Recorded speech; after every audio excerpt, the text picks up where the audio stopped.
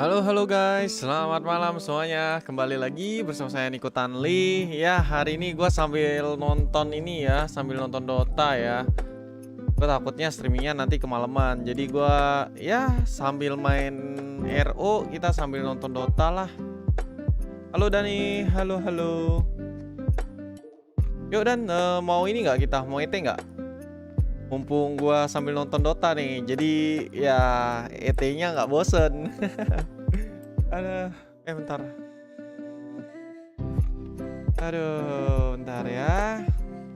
Setting dulu. Gue juga belum daily sih, jadi ya kita bisa daily dulu. Server apa bang? Di deskripsi ada, tinggal lihat di deskripsi aja.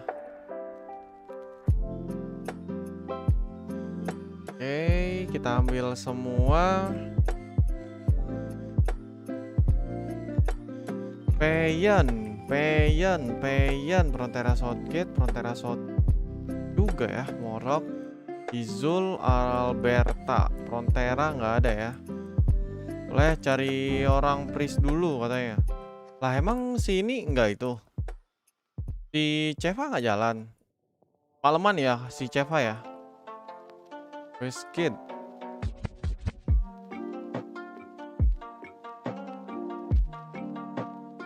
Oh ya, besok ya kita main ininya ya, Devil May Cry-nya ya. Karena yang ngevote juga udah banyak, jadi ya besok aja deh kita main Devil May Cry-nya. Hari ini belum bisa gue maininnya. Jadi mungkin besok Sabtu ya seterusnya kita bakal mainin Devil May Cry. Untuk siang hari ya. Wah, lagi seru nih.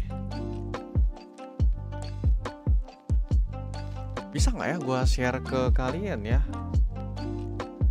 Tapi kecil banget kalau misalkan gue share ke kalian.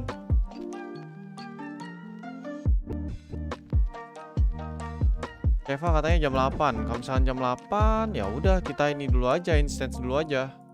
Biar gue bisa jalanin Kingdom juga. Kalau mau sih instance dulu ya, kalau mau.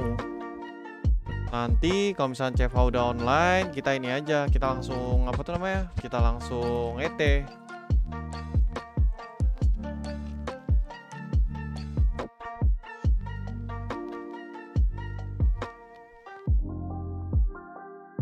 Here, but he has the advantage going.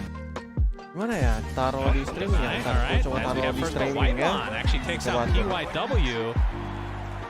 It's an unexpected kill, Cinderin. Yeah. Obviously, Enchantress rotating down here for the three-man gang. Atau hero-nya kita kecilin, terus kita maybe not expecting this rotation, but yeah, I think it's nonton important Dotanya for aja. T1 to help out this bottom lane. You're playing Paling Wraith gitu King sih. tied at the start against Monkey King Aduh, Venge. I think that's going to be, lagi. you know, Venge usually a hero we talk about how much are you going to lose the lane.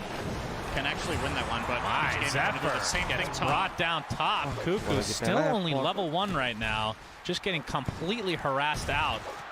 Throwing the tree, getting him very low. I mean, Monkey King just against any melee hero. Capture, bentar. Gua Pretty rough, in addition to having Tiny to have to worry about. And now the Kan swap Windows again, Vici display Gaming are going to send capture ya. the Disruptor bottom now to Venge instead of that Monkey King with the rotation that Monkey made top. And what this means is you now have double range against Wraith King, something he also doesn't like facing very much. Ench can't find a creep with this enchant. All the camps are blocked here. He has to go very far left to the Centaur camp that is currently presenting Oh ya itself. bisa deh. Ntar gue coba add Probably lagi ya. will see Bisa Whitemon nih. do that and maybe see if he can look for a backstab move with that into the Wraith King. Oh, Off the Wraith display King capture Wraith satu Fire Blast. So, lagi. yeah, Whitemon just looked and he was like, oh well, guess there's nothing for me. Comes back to lane. And this is good news for Vici Gaming in that bot lane, I think. Venge should have an okay Dota. time. Yeah, and okay that's is enough for Venge a lot. Yeah, we've seen a lot of games with Venge off lane where it actually does horribly in the laning state and still has huge impact once you get the Agnum Scepter. So if you're able to not have a terrible start, then that's just going to make your game even better. But I mean, what is the reason we haven't been seeing Venge as much? I mean, there was a slight nerf to the Axe, but I feel like it wasn't that big. I still thought Venge was going to be a pretty big pick this tournament. I'm as surprised as you are. Like, I don't know if you're surprised. You just asked the question. Very surprised. Whitemon and company going on top of Old 11. So we talked about the laning stage for this hero as DY looks to be next on the list for T1. Now one more right click will do it. In fact, the Wraith Fire Blast being expended, so 23 Savage with an early double kill for T1. Yeah, they bring down the Tide there to get that extra kill, but as a matter of fact, Venge just died to the dual lane. They were trying to kill Whitemon, but he obviously has Nature's Attendance and a Fairy Fire, and Venge Disruptor did not have enough in the tank, so regretting that go. They don't necessarily have to kill in this lane, you just need Venge to farm, and you can maybe poke and prod a little bit at the Wraith King, but I think going on Ench is a recipe for getting countered. T1 with a very good response there. It's going to find now a Wild Wing Ripper. Very annoying creep to lane against. Yeah, it almost feels like I kind of want to stun that thing. Yeah. The tornado is super, super annoying. As you can see, Ori obviously aware that Zephyr was bot lane, so kind of weary of a potential gank here because, I mean, Shadow Fiend, one of the mid heroes that just has zero escape mechanism, and if you have enough sticky napalm stacks, it just feels like an inevitable death. Ganking SF feels very, very good. He doesn't have... He's very snowbally, right? To start.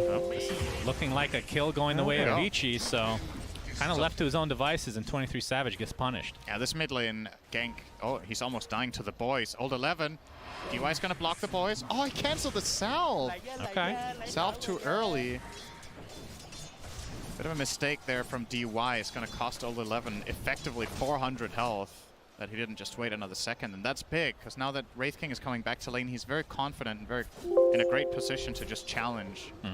Whereas before he would have to be a little bit careful. And now the rotation's coming in from T1. They're going to find DY. Yeah, Whitemon and Zephyr making the rotation bot. This is looking like a potential another kill onto Old 11 at the very least.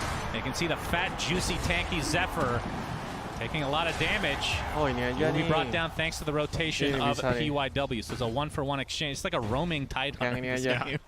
You don't see that every day. The dynamic in this game is very interesting. There's two heroes in this game that have good farm.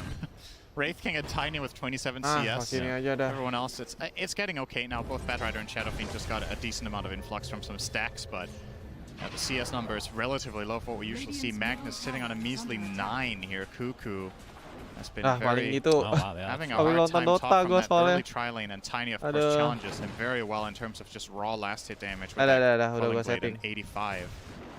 Cuckoo trying to try to cut the wave, will succeed.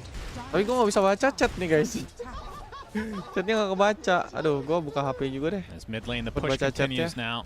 Zephyr still roaming as this Tide Hunter. Whitemon's going to find DY with the tomato creep. He's doing a lot of damage thanks to that Hellbear Smasher ability. Is DY getting chased? Looks like Cuckoo took a tumble in the top lane and getting tipped. Oh boy.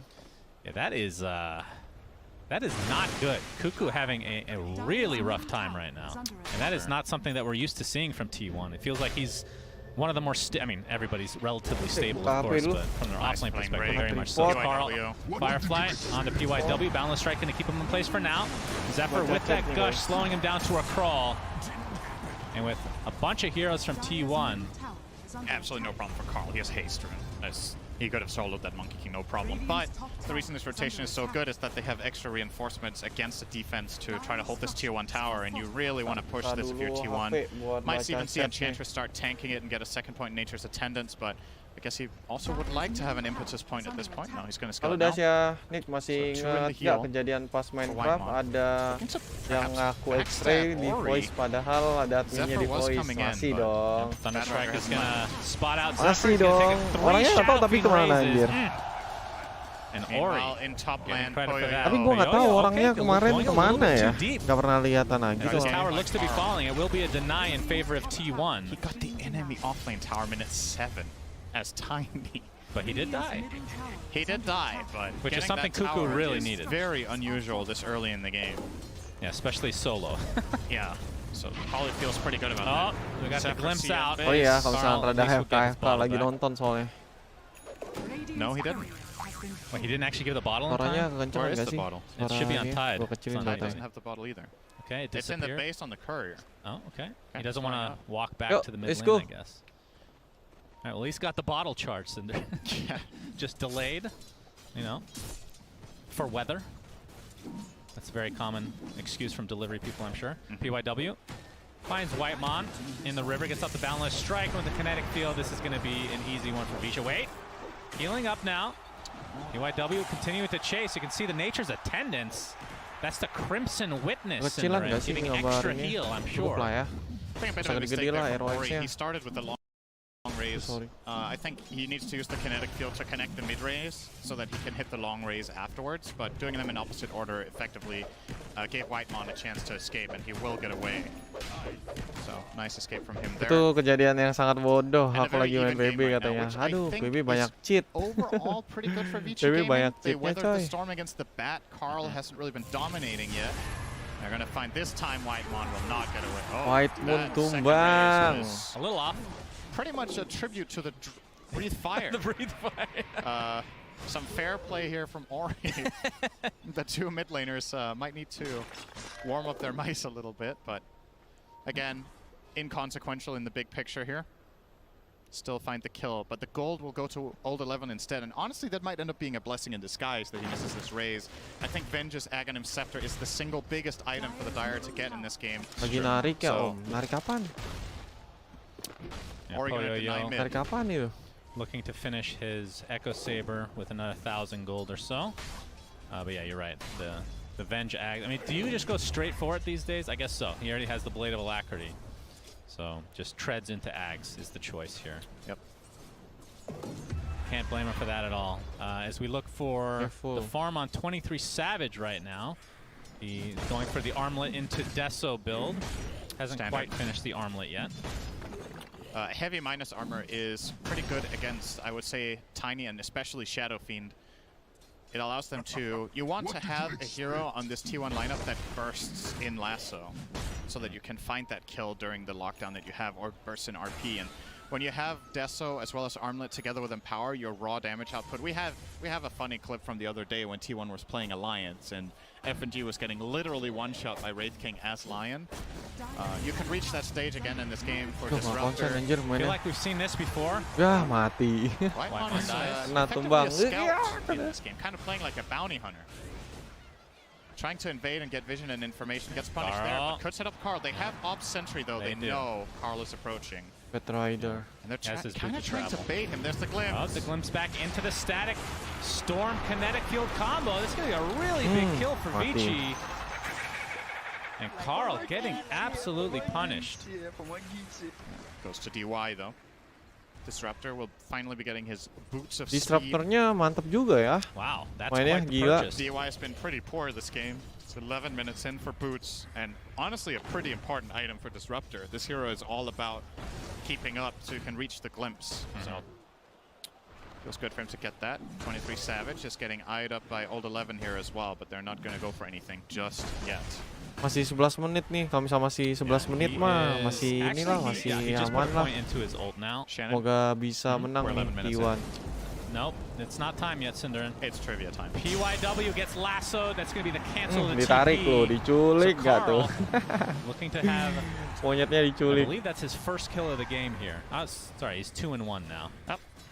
A nice pickup on a support there. Not the biggest kill ever, but obviously going to take what he can get with these travels. Has to expend the lasso, which means for the next minute and a half, can't really find a core with it, but for the most part, Carl right now just wants to push out waves and farm and get toward the BKB, which is a true game changer against the Dire lineup. Still needs to respect the Venge swap, but that's pretty much the only problem he'll have for a bit until the right clicks become too powerful. And we had a glimpse out, 23 Savage. It's not going to be a rune to take because it is top. And Carl gets it. Kanya It is sih the ini. haste rune. Cuckoo's still working on... He actually did not finish the Helm of the Dominator, did he? He's just going straight for the Blink Dagger, despite having the Helm of Iron Will already built there. Is Old 11 going to be caught out? Oh, the swap swept. out. It's going to keep him alive now. Or he actually pops a Requiem of Souls, mostly for zoning purposes, but WhiteSmith takes heavy damage. Will live, though. Ravage comes out. The static storm on top of him is a little bit too late. Anchors match into the skewer. Two dead for Vici, as they are now on the run. Papa, And it looks dua, like Ori is next tiga on the list, tumbang. and they're in 3 dead. Satu Very lagi. good fight for T1. Looks like PYW One more. will be the 4th if they can catch him. Hello. Here's looking for the high five, but Wah loncat ternyata. PYW not looking to reciprocate here. Oh, flame break off of the tree. Iya, tumbang juga. Still 4 dead, orang almost tumbang. got out. Yeah, pick pull Nice. not quite good enough now. He would need like 110% movement speed buff on that one. Yeah, that was just kind of panic mode from Vici Gaming there. I think if they keep their cool a little bit more, they can find a better Requiem than that one, but obviously he was trying to save Old 11 so they could reset out. Just not happening against this Magnus Batrider combination. They just catch up, find picks, and 23 Savage gets a lot of gold out of this as well, finding a tower. He got the kill on Old 11. So now making a significant gap down to the Tiny here. 1,500 gold ahead. Glimpse. Glimpse back, Oh, Whitemon. look who it is. Indeed, cancel TP. Not tanky enough yet. It's only level 5, 14 minutes in. Gave over the tome to Tide, so Zephyr is level 8.5. Well, the Ravage did pay off, to be fair. Absolutely. Carl was taking out a pretty big stack of creeps there. And just working on his BKB. It's funny how the Batrider build has kind of changed over the years. Used to just be about getting Blink first. Yeah. Then there was an Aether Lens build with Ags. There was drums. Now it's just pretty much every game is Boots of Travel into BKB. Yeah. Travel's BKB is just an insane build in this patch. It is, in my opinion, almost always the best build. Sometimes you can deviate from it if there's a lot of BKB counters or if you feel like you can't really connect, but just this hero is completely based around movement inside a fight where you get on top of heroes, and these are the perfect items, right? You want the speed and you want the immunity so you can move freely. So logically it just makes a lot of sense to build the hero like this. And interestingly, it took quite a while before players really caught on to this build. Nice, I don't tadi remember who sih pioneered it momentum in banget this sih. patch, but Dapat 4 orang we tadi. saw a couple of players still go for the Blink 4 staff for a while until eventually now we reached a point where almost every bat will default to this Dapat style bow of gua, play. tapi nggak ada orang ya yang pakai bow. So we have the short smoke bow. from Vici, Fuck. but I'm not sure if they're going to catch anybody. Although 23 Savage is in the general area, but looks like he's going to the bottom jungle Thank in all you. likelihood. So just be more of a warding expedition for Vici. So the triangle is now Oke, kita jalanin Kingdom envisioned dulu deh for them. di sini.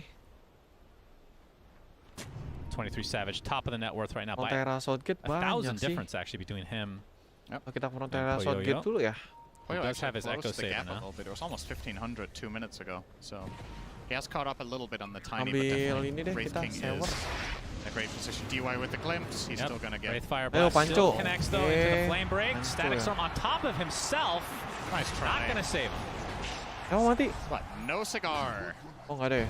And now Oh, mati Deso si officially disruptornya. online. I feel like he just finished his armlet. All right, I know Tornya you're about to is burst in die. anticipation of the trivia, but you have to wait a little bit longer. Whitemon gonna get open bottom. Old 11.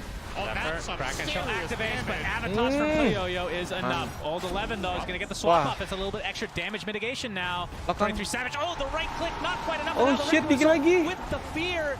Double kill for Dikit Poyo. lagi. This is gonna be the first life. He has For Avatos 23 Savage, ready. Wukong's command is inside Avatos again. 23 Savage armlet toggles, but there's the Yeah. magic missile. Triple kill for Poyo.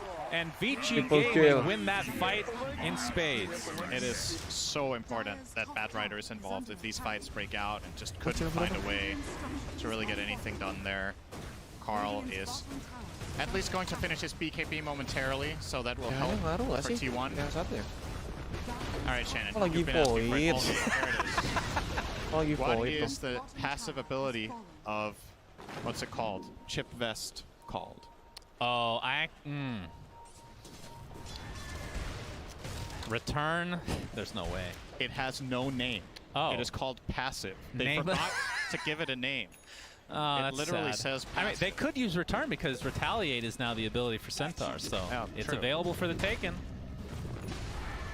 Yeah, this isn't technically trivia is supposed to be it's an interesting anecdote. This is literally just a fact. I found this pretty interesting. It's like the only one of the neutral items that has a passive ability that says passive and then doesn't have a name. God, I don't even know I don't want to know what you do in your free time. The name Shannon, if you itself find is that passive. interesting. Poyo looking for Zephyr. Balance strike dapat sets it up. Shadow Blade lagi. into the Avatos. Wah, All right, mati and lagi the si tree Zephyr. toss Good on damage. top. No siege creep though, so don't think they'll be doing much to this bottom tower, and mid tower as well has Ngelag been pushed gua. out by T1. So effectively, Ngelag. all you got there was a 4 Tide. Not the end of the world for T1.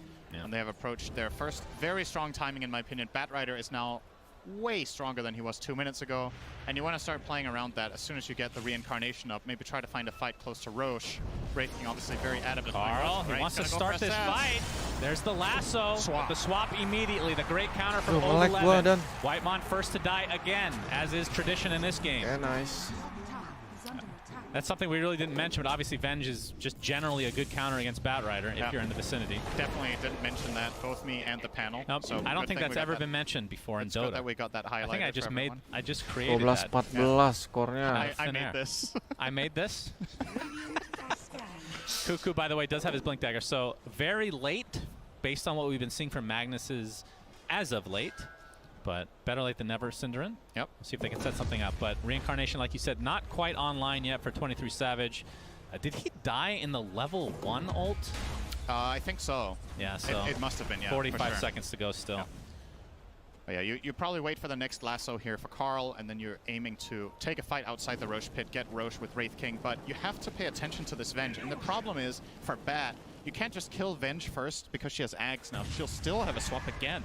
So even if you kill her without lassoing, you're gonna have to kill her twice before you can use lasso. It's kind of a big problem for Carl. Yeah. Wonder if this is the kind of game where you even consider a Lincoln specifically for that reason, just so that you Gila, can ininya go on another hero. duitnya But so far, Carl is 11.000. aiming for the default shard, which is obviously an PK-nya incredible item on this hero. 10,5. Giving you 2 flame break charges as well as sticky napalm. Udah kan? Both of them. Udah kan? Beres kan? Yep, Gua and nggak lihat Old loh. 11 not just done with the Ag Syndron, on his way for an Aether Lens, so we'll have the extra Gue cast nunggu range to momen work si with. Kuku nih. Biasanya And for Kuku people tuh that haven't sering watched banget Venge in a nyulik while, kan. the swap gives damage GG 30% anjir, damage si mitigation for Kuku both mainnya Venge sama and si her Carl. ally for a couple seconds, so it's really good spell. Yeah, 30 plus 10 per level. He's currently level 12, so that's 2 points in the ult, so 40%, and will ultimately be 50. Okay. So very, very strong. This is going to be a high ground push. High ground mid tier 1 tower, of course. A very little high ground. I don't know, I'm just trying to save this. That was the wrong word. You know, sometimes you can play it off. They're trying to push tier 1 Suns fan. It didn't work, but they find Zephyr. Yep, here's swap. Static Storm on top of the Tidehunter. Old 11. Dapat lagi Sets si things up again. Zephyr, gak bisa gerak. That's going to be a death of Whitemon as well, in case you were wondering. So 2 kills. Vici pretty healthy. And again, Old 11 doesn't Wah. really care that he's dying here. Carl gets credit for Bahaya that. next nih. to the Ini flame break bencana. shard. Are you really Ini bad with Venge? bencana. Undead, maybe. I don't know. Carl pops the BKB, getting the Firefly off the Yo-Yo. Carlnya Was that the lasso BKB. used? I think it might have been No. Krakened off. Ran out of mana. Okay, well, Kraken's on his own team, so that was the trivia. You missed it. Good trivia. Oh, Has Tiny ever had a spell that Tidehunter currently has? The answer is no. right. That's That's very good. Maybe Kalau in a nunggu Mas craggy Ceva sampai jam exterior, 9 aku though, nggak ikut soalnya that mau is OG a jam very interesting ability 9.30. from past times. I could have used that as a potential trivia for you, Cinder, but it's Enggak not to lah, be. jangan jam definitely 9 lah, don't jam have 8 anjir. Gila jam 9. very Enggak. iconic spell Jam that 9 nggak everybody bisa loved. juga. I Kemalaman actually kalau did jam like it. 9. Of course you did. Ya paling nunggu seemed sampai to be- jam ini, Actually, sampai I jam kinda like 8. it as well. Kalau misalkan memang I mean, jam they 8 did make it- nggak they ada, brought it ya back udah briefly kita with the jalan aja. shard, but now his shard is just amazingly good right now. Yeah. So, Aku terkejut, aku kira Yeah, Carl. ROG in the apa tuh Firefly ROG? right now, He doesn't have DY, BKB. he whips He's himself, actually in gets off the trouble. glimpse inside the kinetic field. Flamebreak goes up, but Yo-Yo's in the area with the Avatos, and Wah, the dapet easy kill for Vici lagi. again. Pet Created a 2K net Rider, worth lead now. Bang. Boundless Strike. Looks like they'll take that Satyr Tormentor to the grave. Yeah, this is, look, I don't know. I know it's only a 2K net worth lead for Vici, but it feels like a really hard game for T1 in general. I agree. I think it's challenging because they... Ooh. Trying to find the jumping Monkey King as Roche is already at half HP. Remember, they don't have their Bat Rider, which is their mid laner. Wukong's command used just for zoning capability here. And yeah, Vici Gaming will get the first Roche of the game. Interestingly, they give it to the Tiny. I thought they were actually going to give this over to Ori. I find Aegis on Shadow Fiend to often be more valuable than on Tiny. Tiny's first life is so difficult to get through anyway for T1.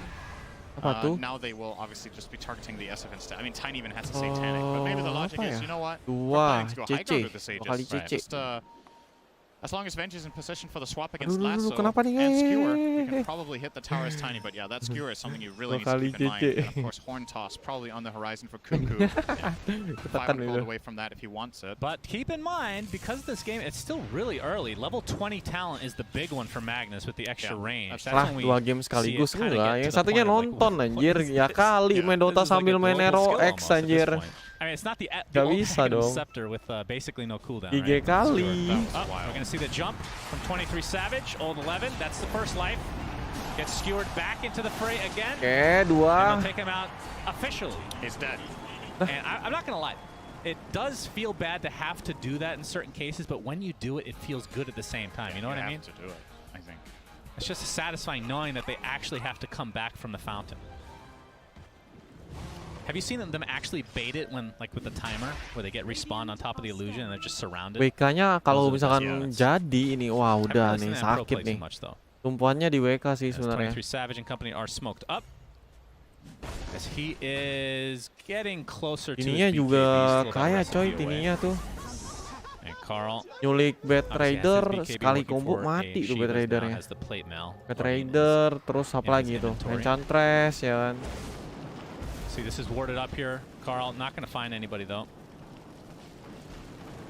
And now counter smoke from Vici, knowing that I think they did spot the original smoke from T1. That is the shard from Disruptor. So Thunderstrike applying extra movement speed and attack speed to the target briefly. And the glimpse back White Mon. Wouldn't be a start of the fight without a White Mon death this game. Enchantress-nya. So 5 versus 4, that's not even including Nasik, the Aegis. lah kok jalannya berdua doang. That range must be the Aether Lens online as Carl has to pop his BKB. Just barely gets out, but at the end of the day, Vici didn't really expend much. No, just the swap. And keep in mind there, that was he BKB'd instantly, right? This was raw physical damage. Itu bahasa ROX atau Dota. Bukan gua itu yang ngobrol, itu casternya. Kan game-game gini kan ada casternya. Kalau misalnya lagi turnamen, itu yang ngobrol casternya. Gua nggak ngobrol apa-apa lo dari tadi. That is very much a problem. I wonder what he's gonna do to try to salvage that. He's obviously eyeing up a Shiva's Guard now, which is one of the best solutions, but it might not cut it. I don't know what you get Masih bisa next. comeback yo, ini bisa comeback nih harusnya. Yeah, maybe. Masih yakin gua masih bisa comeback ini. Talk to me from T1's perspective, because I myself am struggling to see how they can kind of get the grip back on this game. Again, the net worth is not that far off. It's just ini sama SF-nya. Especially with the Vengeful Spirit Ags already being online, and you have so much ini of this sama minus armor coming out from SF-nya Vici Gaming. mantap. Yeah, you have to, again, I think you somehow have to find a fight where either you get on the Venge and force her out so she can't get the swap on the lasso, or you have to kill her twice and go from there. But again, just talking about it makes me feel like, how do you set that up, right? It's really tough for them to accomplish. Taking some good damage, but also dealing some. Ya, Bad Rider Almost took down 3/4 of that tower and 4 attacks with the Venge aura, of course. Still a minute to go paling for that ininya Aegis. aja destruktor sih. And Pioyo can just my God. Destruktornya kadang terus semua. Wah, masuk. Tarik. Nah. Gila, tininya nggak mati-mati, coy. Wah, gila, tininya nggak mati-mati, coy.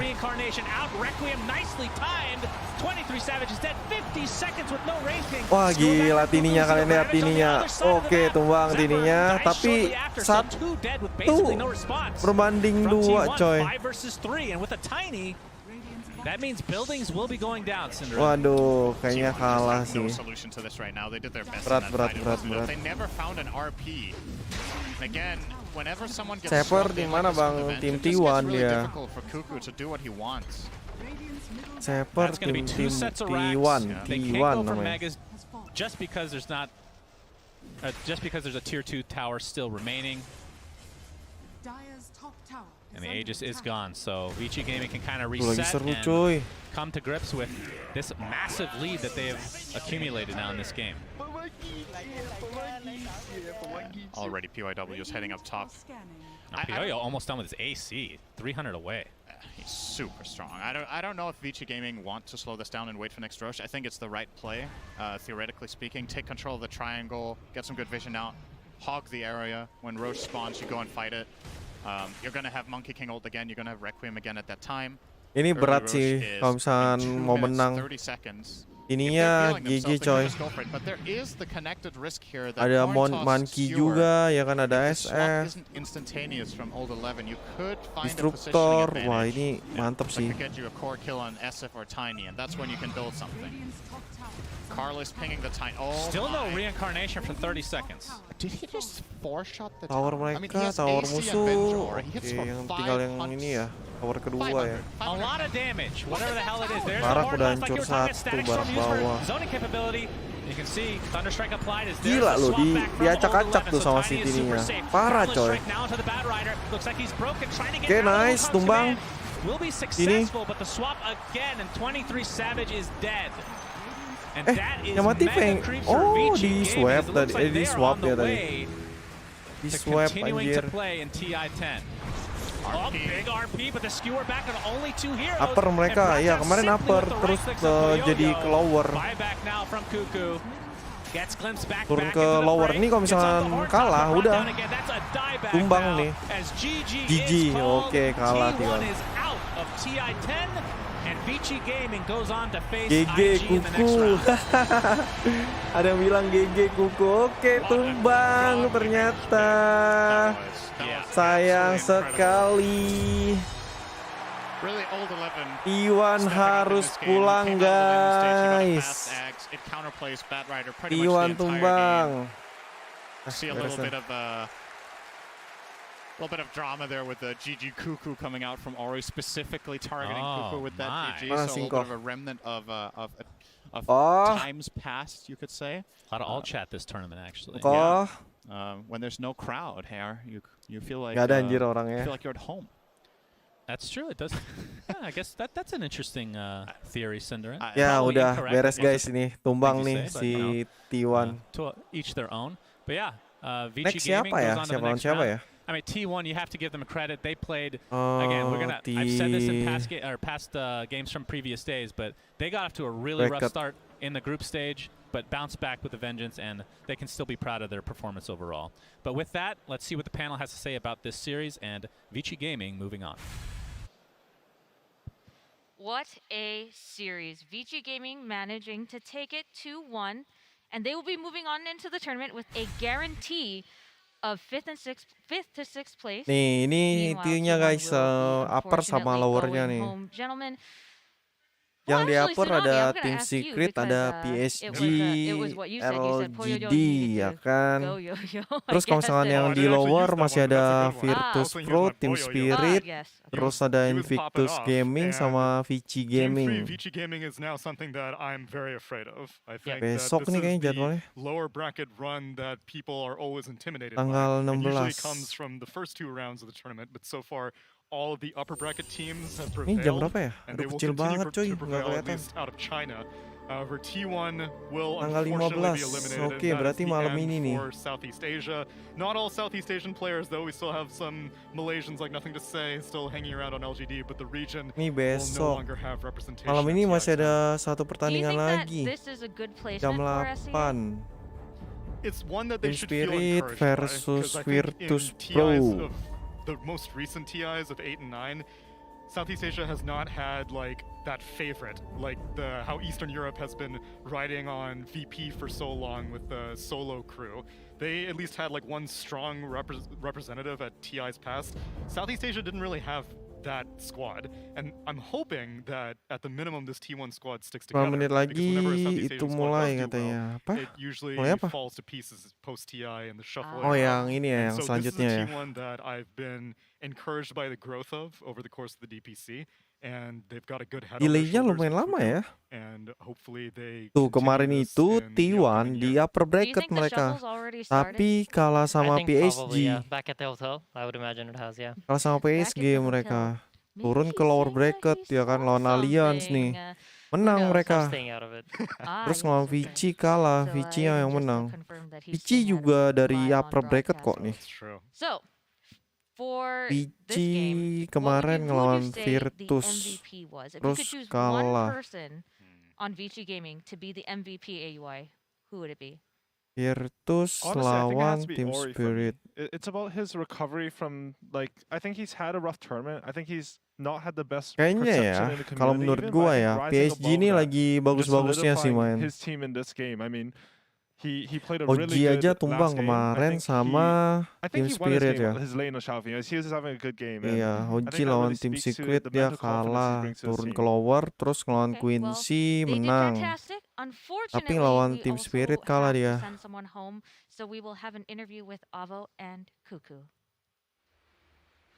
Hello, thank you. OG udah turun sekarang, iya, nggak tahu kenapa permainannya lagi kurang bagus sih OG. You're the TI veteran in the team, but many of your teammates is their first TI. Yeah. What was it like seeing TI through their eyes for the first time? I think they play good, everyone, and we make them comfortable. March and me, it's like keep saying, no need to think about anything. It's like just play the game. Yeah. Even in the drop, something like that. So I think they play good, everyone. And at the end of the day, there's always one winner and one loser. And right now we're kinda lose that game. Yeah. I know you care a lot about the SEA community. Is there anything you'd like to say to them? Shout out to SEA fans and SEA players. I think we need to come back next year again. Yeah. And maybe now we feeling good. It's like our performance is not really bad for this TI run, and we just fell short. I think it's like, yeah, they just better team for now. Yeah. Well, you heard Cuckoo. He's coming back next year, and you're coming back stronger, right? I think so. All right, back to you. He said that they were the better team this time, implying that they will be coming back in full force next year. Now, let's take a look at the winner's side with Frankie and Tsunami's Boyoyo Poyoyo. Sayang sekali. Thank you very much. I'm so tumbang. excited to talk to a player who has carried his team into the top 6 here at the International 10.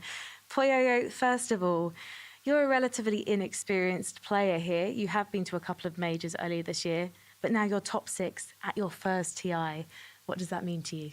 首先恭喜获得胜利，然后你相比来说是比较缺乏经验的选手，之前去过几届 TI， 然后几届 Major 不好意思，然后今年第一届来 TI 就拿了前6，感觉怎么样？赢了肯定是开心的呀，别的也没啥感觉吧。Of course, I'm really happy after I win, but otherwise, I don't feel much. You don't feel much at all, apart from bloodlust for your enemies, it seems like. What have you learned from your teammates? You have Old 11 and Ori on your team. They're very experienced players. Have they taught you anything? 你队伍里面有 Ori 有老 Lost 师 in 都是非常 translation 老道的选 katanya. 手，从他们的身上你有学到什么吗？ Translatein 就学到 Samar. 就刚来的时候吧，刚来的时候其实也是刚从 KG 那边过来 VG， 就老师经常帮我看录像嘛，也教了我挺多东西的。就 OI 就生活上也比较照顾我，我挺感谢他们两个的。So when I first transferred from KG to VG, Old 11 would watch replays with me, and he taught me a lot. And Ori takes care of me in real life. Oh, well, congratulations. I need Ori to take care of me, I think. I need it right now. Thank you so much. We're going to head back to the desk, but congratulations once more to VG Gaming. Thank you very much, Frankie and Poyoyo. What a nice, heartwarming story, right? Like, he said Ori takes care of him, and you just get that team feeling. But, you know, Samar bisa everybody siap-siap at this doang. desk knows that when you're playing Dota, there may not always be that team feeling. And for those of you who may, you know, be experiencing a little bit something different, please enjoy this piece. You will definitely relate to it. Let's check out Overwatch.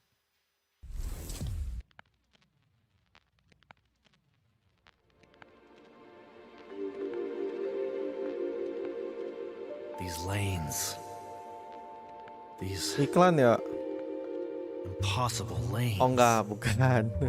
Gue kira I've solved sponsornya over enggak. 322 Overwatch cases on this map.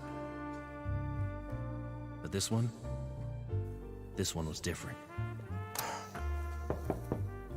Come in. She floated in like she owned the place. Fiery attitude, fiery eyes. Kind of fire fueled by those who'd done her wrong. Lina. But something about this one told me she weren't a stranger to making her own wrongs. So, Miss Lena, you reported every single teammate in your last match. Says here you even reported your own sister. Iya, lagi banyak banget yang pakai Lina di TI 10 ini. Take it easy. Look, I'm gonna take your case, Miss Lena. I've seen my fair share of smurfs and account buyers, but I don't work like those other schmucks. I'm not gonna just sit here and watch some no-context VODs. I'm bringing your teammates in for a full interrogation.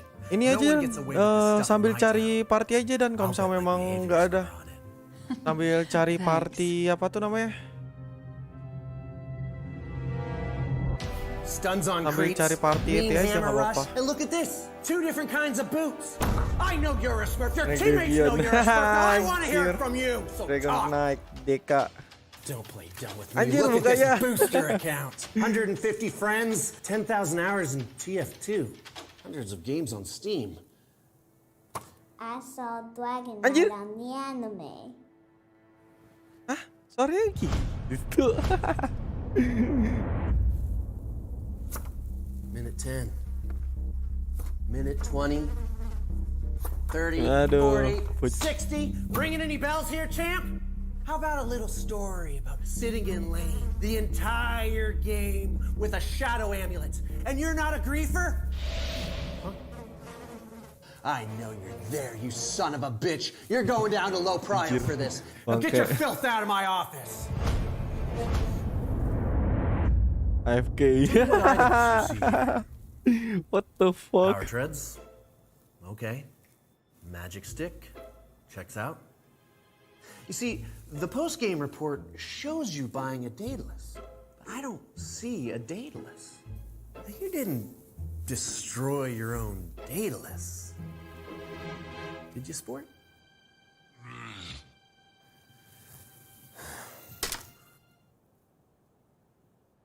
Did you just break that stick?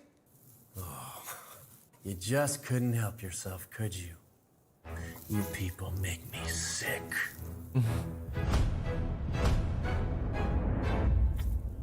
Says here you're being accused of stealing farm. That's a pretty big accusation for a support crystal maiden. This farm's all natural, bro. You got nothing on me. Look, I rotated mid to help my sister like 3 times. Maybe I took a range creep or 2, but that's TP tax. TP tax? Yeah, TP tax. Get your frosty new meta ass out of my office. TP tax. Okay. Apa? Hey, do you guys validate parking? Cause I got.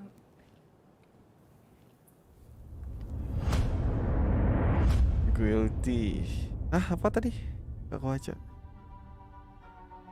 Stealing item. To help my sister like 3 times.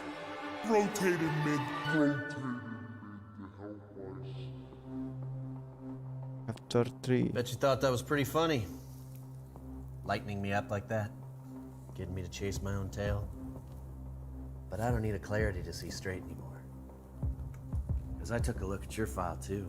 No comment. It says here you were playing a support, Lena. Yes. With a Vanguard? Yes. And a Butterfly? Yes. And you went mid? Yes!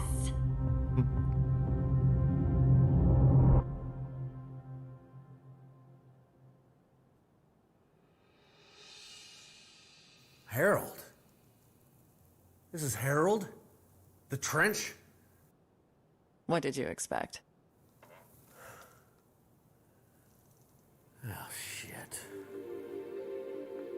In the end, some cases you close don't bring closure for you. But you gotta let it go. That's Harold Town. That's Harold Town. What the? Oh. Ah! Get out of here, you son of a bitch! Siput tadi anjir. Aduh, baunya siput Well, I'm very tadi. happy to have RE Porter on the case here of all our Overwatch cases. We've swapped things up for our final series of the day. I'm here with Lizard, Tigov, and Tsunami. Tsunami, do you do your Overwatch cases? Every day. Do you actually? I log in for them dailies. I do it for the love of the game. I don't need any incentives. I do it for the justice That's all. That's all the reward. How many do you get? I do the 3. I do the 3 a day. Really? Oh, Wait, yeah. And every you know single... you can do 5 a day if you have max behavior score. Well, Lizard. I mean, Yeah, I definitely know that I because do. I get 5 all the time. No, I started doing them right when they just came out. They were fun, but then I realized people are mostly just reporting people that they disagree with. So I gave up after a while. But no, that's the whole point. not guilty. Yeah, Are just as important but as I want guilty. someone guilty. I know you do. That's the point. If I don't get to send someone to Dota jail, then what am I doing this for? Exactly. I still feel like our Dota jail should be, you know, if you play unranked, right, and you're 7-8K, Yeah. we should be playing up against the people who have been reported. So rather than having single draft or whatever as your low prio, you should have to play against people who are like 5K higher than you. So then just getting, you know, don't smurf. Well, so you're don't be saying bad. like if I report someone for smurfing, Yeah, and they get found guilty, Yep. then their punishment should be that other people smurf. No, then they Because play then up they against... report that, and then Oh, you know it's a vicious never-ending cycle. circle.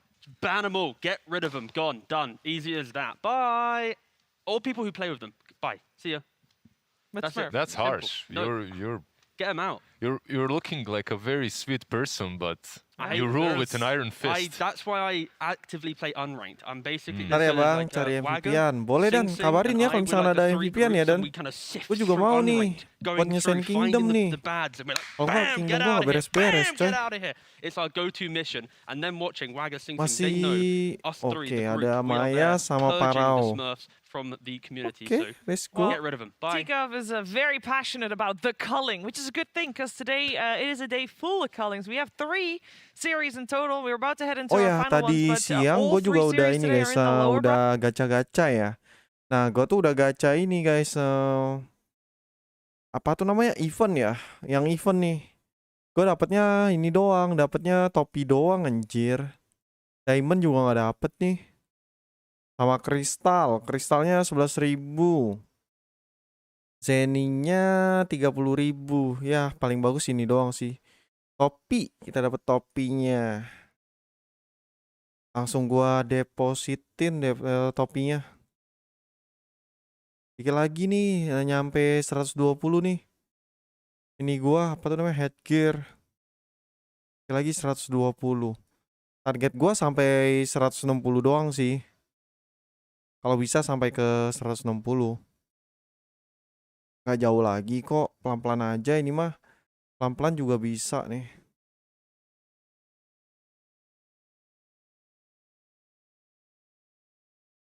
tough at TI. Suwe banget, padahal berharapnya dapat ini, dapat apa tuh namanya, dapat diamond ya kan. Kalau nggak diamond mau, tapi nggak dapet ternyata. People are like, oh, this is my player. You know, he goes to other teams, then I'm gonna start supporting this thing. And so, as a side effect of that, I think we don't have that same galvanized team pride that a lot of other sports and esports both do. But then support your player. You know, just because other players on the team you may not care about as much, they're all a unit. Your player is the one that you support, and the team that they're a part of is one that you should support as well. Yep, and I know that there's tons of people supporting the following 2 teams that will appear on the stage. Our next lower bracket series, Eastern European Brawl VP and Team Spirit. Virtus Pro versus siapa ya tadi, lupa gua. Team Spirit ya? Ya, lawan Team Spirit.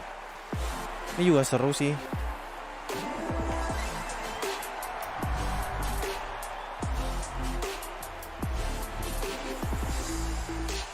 For the second time today, Team Spirit will take the stage. We saw them earlier today having a clean series against the 2-time champions OG.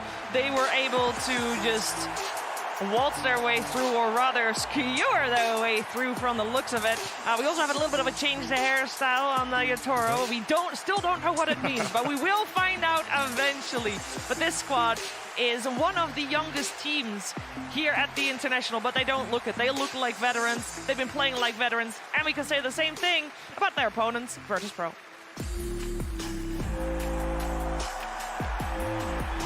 Ada Maya sama Parao nih. Enchant equipment 2 kali, terus instance 2 kali ya. Instance ini difficult. Oke lah, nanti kita jalanin. Virtus Pro. Virtus Pro here also already guaranteed top 6, but they really want to make it further here at the International 10. And in their way is Team Spirit, of course. But Virtus Pro, there were some question marks before the tournament started. Were they, or were they not, going to be able to deal with the pressure of playing on stage? We saw them 2 majors before this where it didn't look as good as people were expecting. But it seems like the lessons they've learned in this year, they put into practice, and there is no sign of those nerves. These guys are all first-timers, and it's the only team with all first-timers that is including their coach. But they have no cares. They are fine. They are golden. They are top 6, and this is the first From time Indo, but since racing 2013, in the since US. TI3, Orangnya udah nggak ada kali there Samar. will be guaranteed Si siapa Eastern si European Alvina? teams in the top Udah nggak 4, ada kali si Tigo. Alvina ya. It's really good for the region and also for Spirit as well. You know, throughout this entire season, VP's had Spirit's number. Spirit has lived in the shadows of VP. It's like, maybe we could be the best. No, bam, VP's there. A little bit of trivia, Tips and guys. trick refine When do gimana you bang? think Aduh, Team Spirit last boro-boro beat gua VP? aja. Organization-based, Ini not mulu. players. And do we beat Gagal a game mulu. or series? I mean series. So in regards to series Ini wins, lagi when was the void last loh. time Team Spirit as an organization beat Virtus Gua Pro? tinggal dulu ya. Gua mau ini dan And Spirit mau was apa tuh formed namanya? in Mau 2015, instance so dulu. that's the earliest you can answer. Ada 2 instance ini difficult. He's using his brain right now. I trust Tsunami. Never. Okay, and for you, dear Lizard?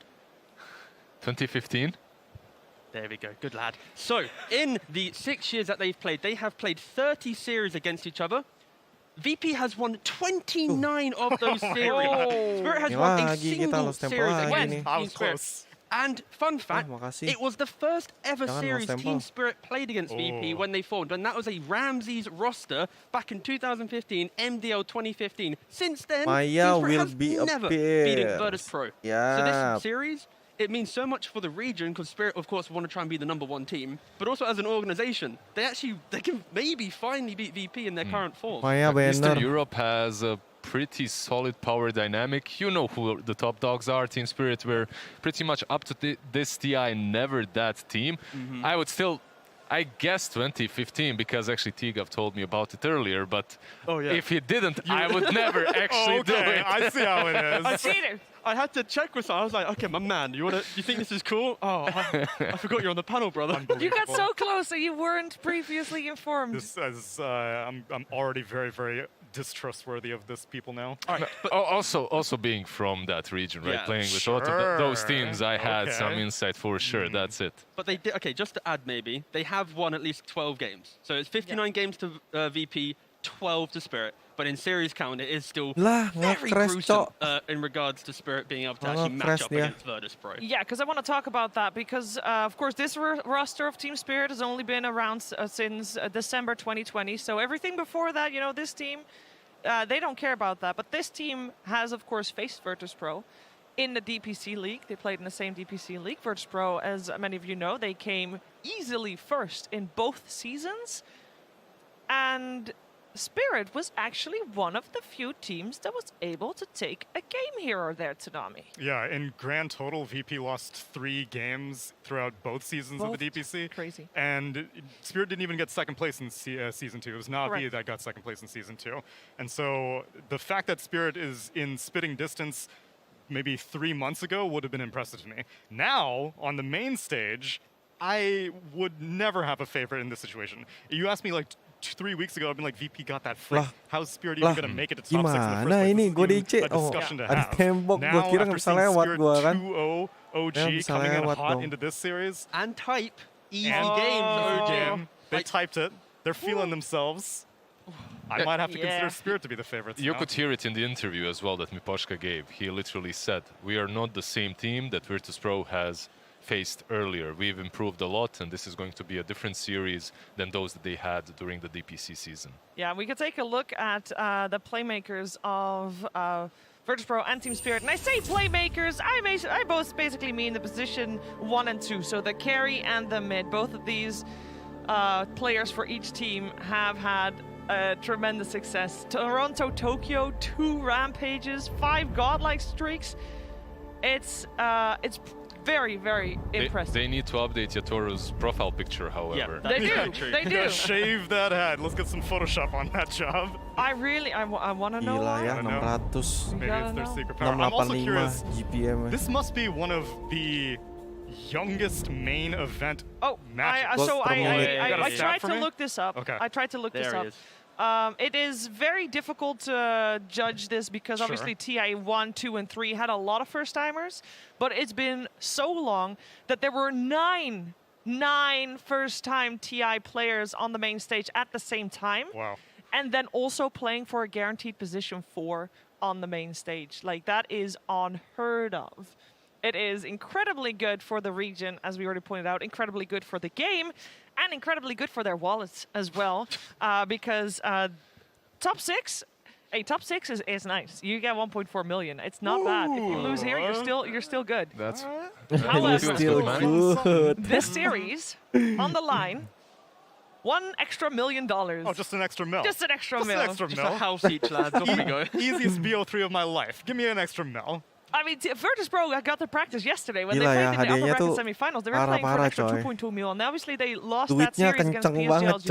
coy. But I hope they learned something from that with the pressure tee. Yeah, that's the key thing is the fact that VP Lu is coming ranking into ini this series aja ya, and kalah completely pertama sweep aja. out Katanya the masih upper dapat bracket miliaran compared to, loh you know, itu. Spirit, they themselves Buset, were doing, buset. you know, kind of the dumpstering the Duitnya emang number on deres OG. banget, So Dota. it is kind of the tale of two different paths to get to here. Normally, the upper bracket teams, it's a bit more of a fight, right? It's more like a 2-1, or at least there's something close. But that was a VP that we've never really been seen thrown out of the game that quick. So it really puts VP to the test in kind of, you know, the additional coach they have, how they're kind of preparing, and they failed at majors before with this type of thing, so they need to really bounce back because you do not count Spirit out in this game. Are you guys just expecting a bloodbath? No Yes. VG gaming, just standing, defending the high ground, defending the triangle, none of that. Although, just full playmaking. I will say that would probably be a similar thing to like we just saw with T1 versus Vici, where it's not a tournament meta, it's just an internal series meta. Oh, for sure. Yeah.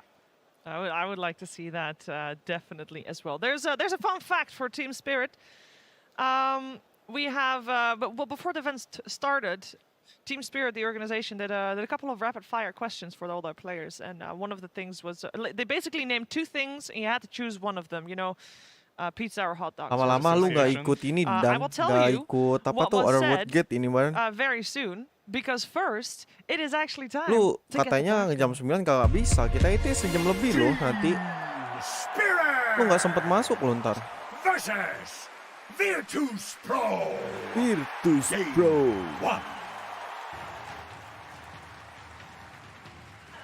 Because that is also us. Hello. All right. So before this tournament started, one of those 2 options that were pointed towards most of the Team Spirit players was upper bracket or lower bracket. Okay. And I mean, most players Ya, answered dari awal upper memang bracket. There's no Rothschild. surprise there. Sure. However, I think star player of this morning's game, Encan 2 kali, oke. definitely Gimana star nih player of MVP-nya? this morning's game, Collapse. He said Kayaknya udah lower tumbang bracket. dong Peroni nih. And I think we saw this morning why I feel like that extra go. pressure. I mean, obviously the hero helps. Of course, the hero gets banned. Look at that Collapse with the Instantly. Mars and the Magnus removed from the pool. But that extra pressure, for some players, Lizard, it just propels them to the next level. Not only for Team Spirit, it looks the same for Virtus Pro, I would have to say. They are just looking so much better under pressure, and Lah they're kemarin bukannya youngsters, KVM which sama is Bang insane Niko, to beda say. Kiarin They're coy. inexperienced, Kan both gua udah of these bilang, teams, kemarin-kemarin and ada nanya kan gua, ini Kiarin millions yang are itu on the bukan. line, Bukan. and it doesn't matter. Beda And this Kiarin. Tidehunter we were opening, it was Coba lihat obvious, it was sama coming, deh. because Sama-sama Mars and Magnus were sniper sih banned out. memang. Magnus had to go after the OG series, so they go Tapi with the standard bukan minus armor ini, meta, bukan but bam, Kiarin yang Virtus Pro, sama. they Udah answered mati ya? with the Medusa Elah, udah after the mati. opening of another side. Yeah, I like this from VP just because of VP is a very aggressive team, and it's like OG and VP are the kind of same vein in how they play. So for Spirit, just beating OG in that kind of counter-aggressive playstyle, then moving into a VP series, you can kind of feel the same theme in their draft, right? So just pick up this kind of bigger hero, be it the Mag, the Mars, or a Tide. Medusa, Elder and you can be able to play a Titan, pretty secure game. And that's why when Beaver VP, sama they pick up a Tidehunter. Medusa, they're not playing the same style that they played yesterday, right? They're not going for these bristlebacks Lina and di these kind ban of run nggak? at you, try Lina and break belum down di the ban map ya? quickly. It's kind of that game security style here, and I think that's what VP need to Ada lean yang on in ambil the Lina low nih. bracket right now is Don't try and be that over-aggressive team. Try and play like how the upper bracket teams are playing, and just give yourself that security. Do you like VP more when they have this bristle, or do you like when they actually have late-game stability? I'm trying to remember what they leaned on heavily during the DPC, because I think that's what's going to help them most if they can get back into where they were kings. So I feel they were more often than not going for more early mid-game style, but that's also probably due to the competition that they had in the Eastern European region was not quite as high quality as they've faced now. So I appreciate the idea of maybe taking a page out of the upper bracket books, but I think that they should stick to their guns, and a Medusa first phase gives me pause for sure. Well, I will tell you that this will be the 5th time that Virtus.pro has picked Medusa at TI, so including group stages, of course. And the previous 4 times were all wins. So they got good memories on this hero. All first phase? I do not know that, because that is something I do not write So down. this is a mind game. It's not only the fact that Medusa has been pretty strong throughout the tournament, in some games at least, it's the fact that you're throwing a problem at them that they didn't expect very early on. Like, you're instantly picking a Medusa. Here you go. Now, are you going to stick with your guns and go with the same game plan that you had earlier? Or do you actually have to reconsider a little bit and get yourself out of your comfort zone just to be able to counter her? That's a real question. I was going to say, it also helps with Toronto Tokyo, right? Like, he's been popping off with these void spirits, and again, like the spirits of TI. You pick up these carries that don't really care, like a Lifestealer or a Medusa. They're going to be able to shrug off this type of mid-lane pressure. And unless, of course, the game goes really bad at the start and they snowball over you. But like, it does give VP that security. And you know, they ban out these more annoying heroes that can just get on top of Medusa and remove them. Also buying Diffusal Blade, right? Slark, the Ursa. If you get on top of that Medusa, you're not really going to have a good time in that first 20-25 minutes before you maybe get that butterfly. And I would actually like for Team Spirit Warpling to di take your ban, advice and pick any terus one of these spirits so far. Lucifer Storm juga. and Void Spirit that they've banned out. I would love to see. Void Never mind. Spirit. I would. That was ada yang good. pakai Yeah, it's still invoker. good. It wasn't really my idea. I thought they might go for something like a Ember. Just play with Medusa and Elder Titan. Skip the backlines. They don't have a support that can catch you. But obviously, Virtus.pro, they do have 2 extra picks now to deal with that. And the key thing for Spirit right now with these heroes, it's the Invoker unlocks their ability to move towards objectives.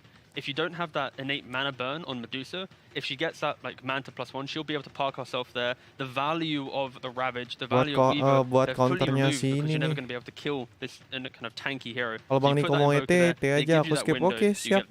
Oke gitu. Vessel, a Solar Crest, a drum. Soalnya kalau misalkan lu nunda-nunda, ini bakal itu lu nggak sempat OG sih. Because, you know, he himself can stand in front of these early Kunkka fights. is, don't you think Tsunami an unsung hero of the last 2 days? Yeah, but that's because we haven't seen Eastern Europe play as much. Eastern Europe loves Kunkka, and so them relying on it is fine. But yeah, I will agree that for as anecdotally successful as I've seen Kunkka be, I don't know what the actual win rate stats are. I'm surprised that he's not emerging more as we see more team fight oriented comps show. And on the Kunkka team fight, I would not be surprised to see a Faceless Void be paired up with this Invoker, depending on how Team Spirit want to play this Weaver. Well, this Weaver so far for Team Spirit has only been played as a position 4, and they do really like the Tide Weaver lane in itself. So I would imagine, unless there's something crazy going on, I think, you know, game 1 of a best of 3, stick to your guns, you play what works. You probably don't want to have a core Weaver. There's Catch with the X marks the spot. There's Lion to follow up. You still could go for something crazy like a lot of minus armor plus electricity plus Weaver, but it's not that necessary for you. And they go with the Bane. I think this is one of the strongest position 5s for Team Spirit. They've been playing Bane on Miposhka, dodging those Laguna Blades. And so Lion's finger of that was dodged. There's actually a clip in which he saves his carry with a Shadow Demon Disruption. With Bane, it's even easier. Yeah, especially because players, of course, like to do like the 1-2-3 build, so you're trying to get Nightmare as high level as possible, have that additional cast range. It means you're going to be able to, from a safe distance, have that save. And right now, it just feels like they're going to pick up this one core on Spirit that's being kind of pushed into the engagement, cushioned by the Titan with the Solar Crest or the Ags on Weaver to kind of save the core. And you got that Bane as well, so very much Spirit. Makanya gue bisa sambil nonton, sambil streaming ya kan. Kalau misalkan lagi nge-lag, lagi jelek-jeleknya, wah boro-boro anjir.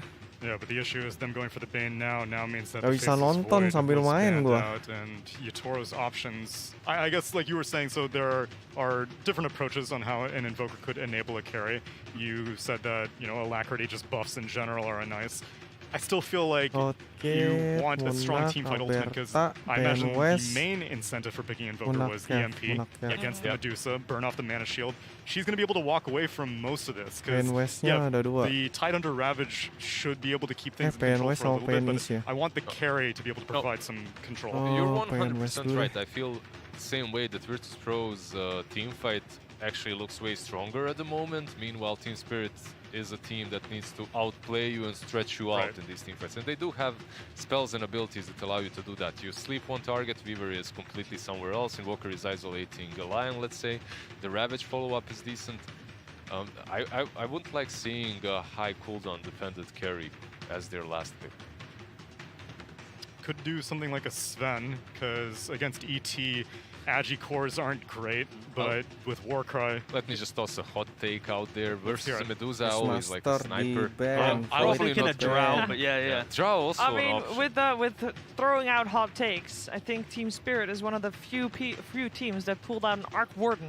Oh, That's there true. you go. Actually, that's a pretty decent idea. So right now, like if you look at Yatoro, he's played 16 different heroes in the 23 games that Spirit have played. Like he has a very wide pool in the carry, which is very helpful in this scenario, right? Like the heroes that we're mentioning, you know, Arc, you can delay the game against a Medusa. You can never really siege as VP. If you go for a Drow, you have really good kite in the fight to try and kill off that Medusa. You don't really care about her items, but you are afraid of. I just like Arc so much now that Shiver has mentioned it. I really like the pick. I would love to see it on the side of Team Spirit. Arc for me is not. He's not a real carry. He's this niche pick that you can pick in 1 out of 100 games and this feel like that one. What Spirit is GPK playing? Because of course, you know, Spirit has last picks of VP right now. They need to pick the generic hero. I believe all of his options are pretty much banned out. Do you really think that he would get his hands on There's Ember, Storm's banned already. Wait, GPK, he's playing Kunkka. Yeah, Kunkka most likely yeah, for of course, GPK. yeah. So I think we're looking for a DM hero, and they will go for an sure. Underlord. But DM did play offlane Kunkka in the DPC. Whew, get myself out of that one. So yeah, carry time for Yatoro. What's he thinking? This is the best part of any draft, because you set your carry up to pick the hero he wants to play, right? So if you lose, you can blame him. You know what's interesting? Monkey King is still in the pool. Like that hero has been touched. Like I said, it's a series meta. It's a series not meta a tournament indeed. meta. You were completely right. I still wouldn't mind the Arc. We're probably not going to see it. They picked it only once so far. Monkey may be an option. Not perfect, but could work for them as well. Yeah, other highly Jarang-jarang ada yang tested pakai tournament Bit heroes Lord. also. Like Terrorblade's completely MIA. I don't know if you would. I don't think you would pick it. No, this you game. wouldn't. No. So right now, the reason why Spirit's taking a bit of time is one, the tournament lies on the line, and they do go for the monkey. Yeah, it's easier, right? This hero is way easier to execute with than it is with an Arc Warden. And it doesn't put you on this weird timing later on in which you're defending high ground versus a Medusa, you're not even pressuring her, and the moment you go towards the low ground and abandon your defense, you get picked off. So Monkey is much easier to play. I guess with the Monkey King as well, like you still can buy that Pro Dota gimana bang yang sekarang mirip Mobile Legends? Enggak, beda jauh banget kalau misalkan disamain-sama Mobile Legends. So it really be on Yatoro. Gak bisa. Dota itu terlalu kompleks. Kalau misalnya Mobile Legends kan ya disesuaikan sama ini ya, sama user interface untuk HP. Kalau misalkan Dota And also ada Medusa, kompleks. because Medusa, you see her as a hero where she wants to stand her ground, A-click, get the split shot everywhere. Of course, Monkey King, you put down the Wukons, you don't really want to stay in that area. So yeah, this is an excitingly close draft, and I think Spirit, they need their good lanes to kind of catapult themselves into the game. All right, Team Spirit need good lanes in this game one. How about you, Lizard? What are you Di most sini gonna itu kalau look at misalnya for main this game support, one? di sini itu fokusnya ke support terus. I think that on the side Jadi of this row, you need dia GPK itu to be fungsinya making those beli moves because mata, no one beli else on his apa tuh team namanya, can. beli So it's all on him. smoke. Ya pokoknya semua yang berhubungan dengan support dia harus benar-benar ini, harus benar-benar di apa? Dibeli.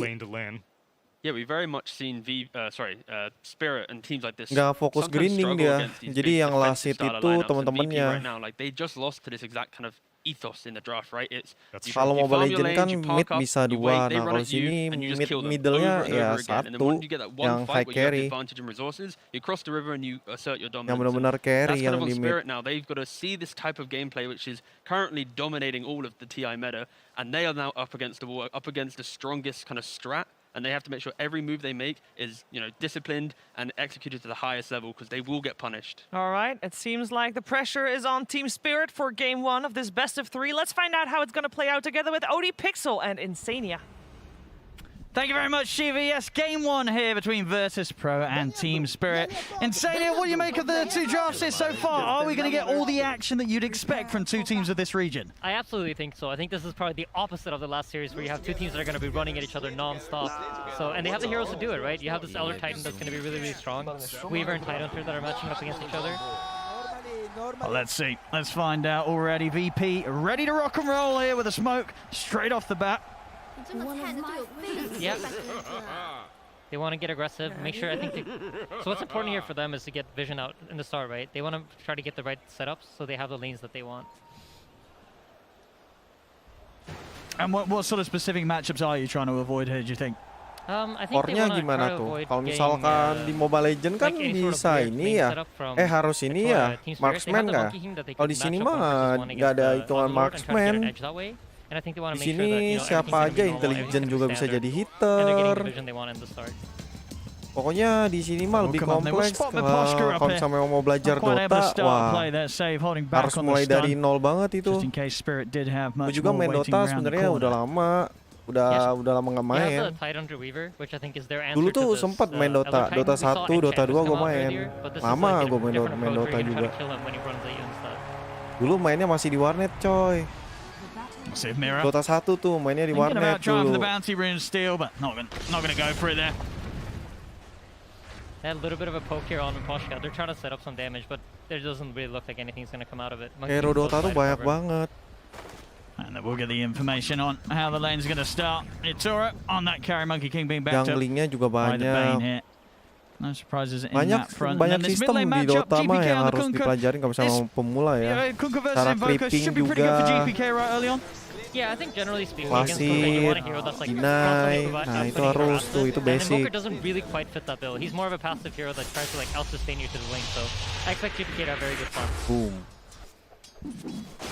I see, so VP indeed deciding to start things with Nightfall, farming on the top lane. With the backup of Kingslayer, constantly running at Spirit to get that space that the Medusa needs.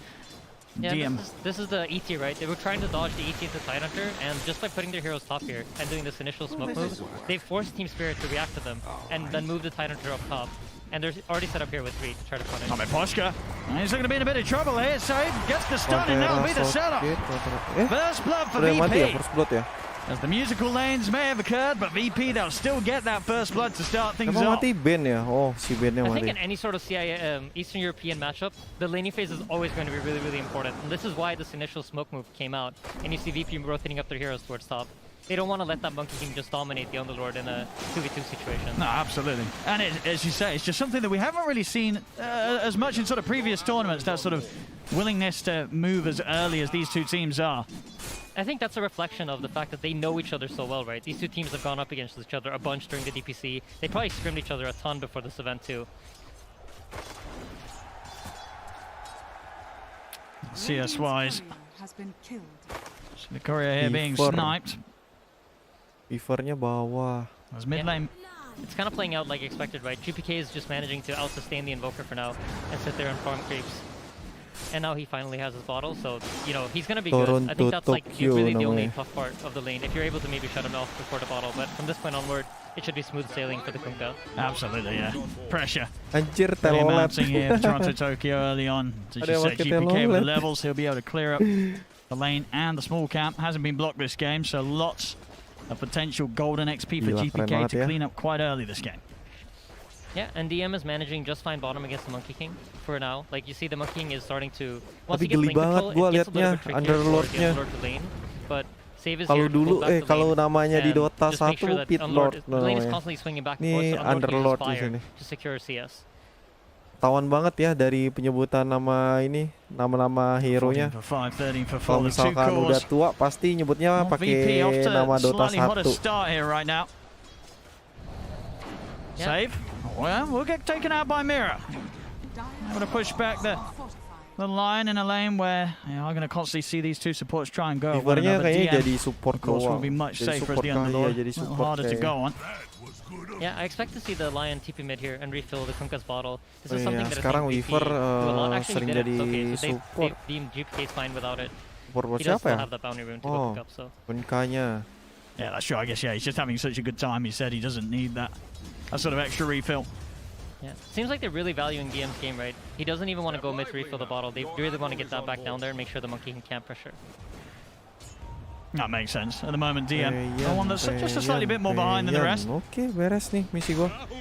Yeah, he's also been put in the toughest matchup, right? You got the Monkey King, you have the minus armor from the Weaver, so it's a tough lane to play in. And you notice they're just constantly shoving the wave out to be able to pull these hard camps and the small camp. But Mira's really on top of it. He's gonna run over to block the small camp, and DM's in perfect position to pull the hard camp.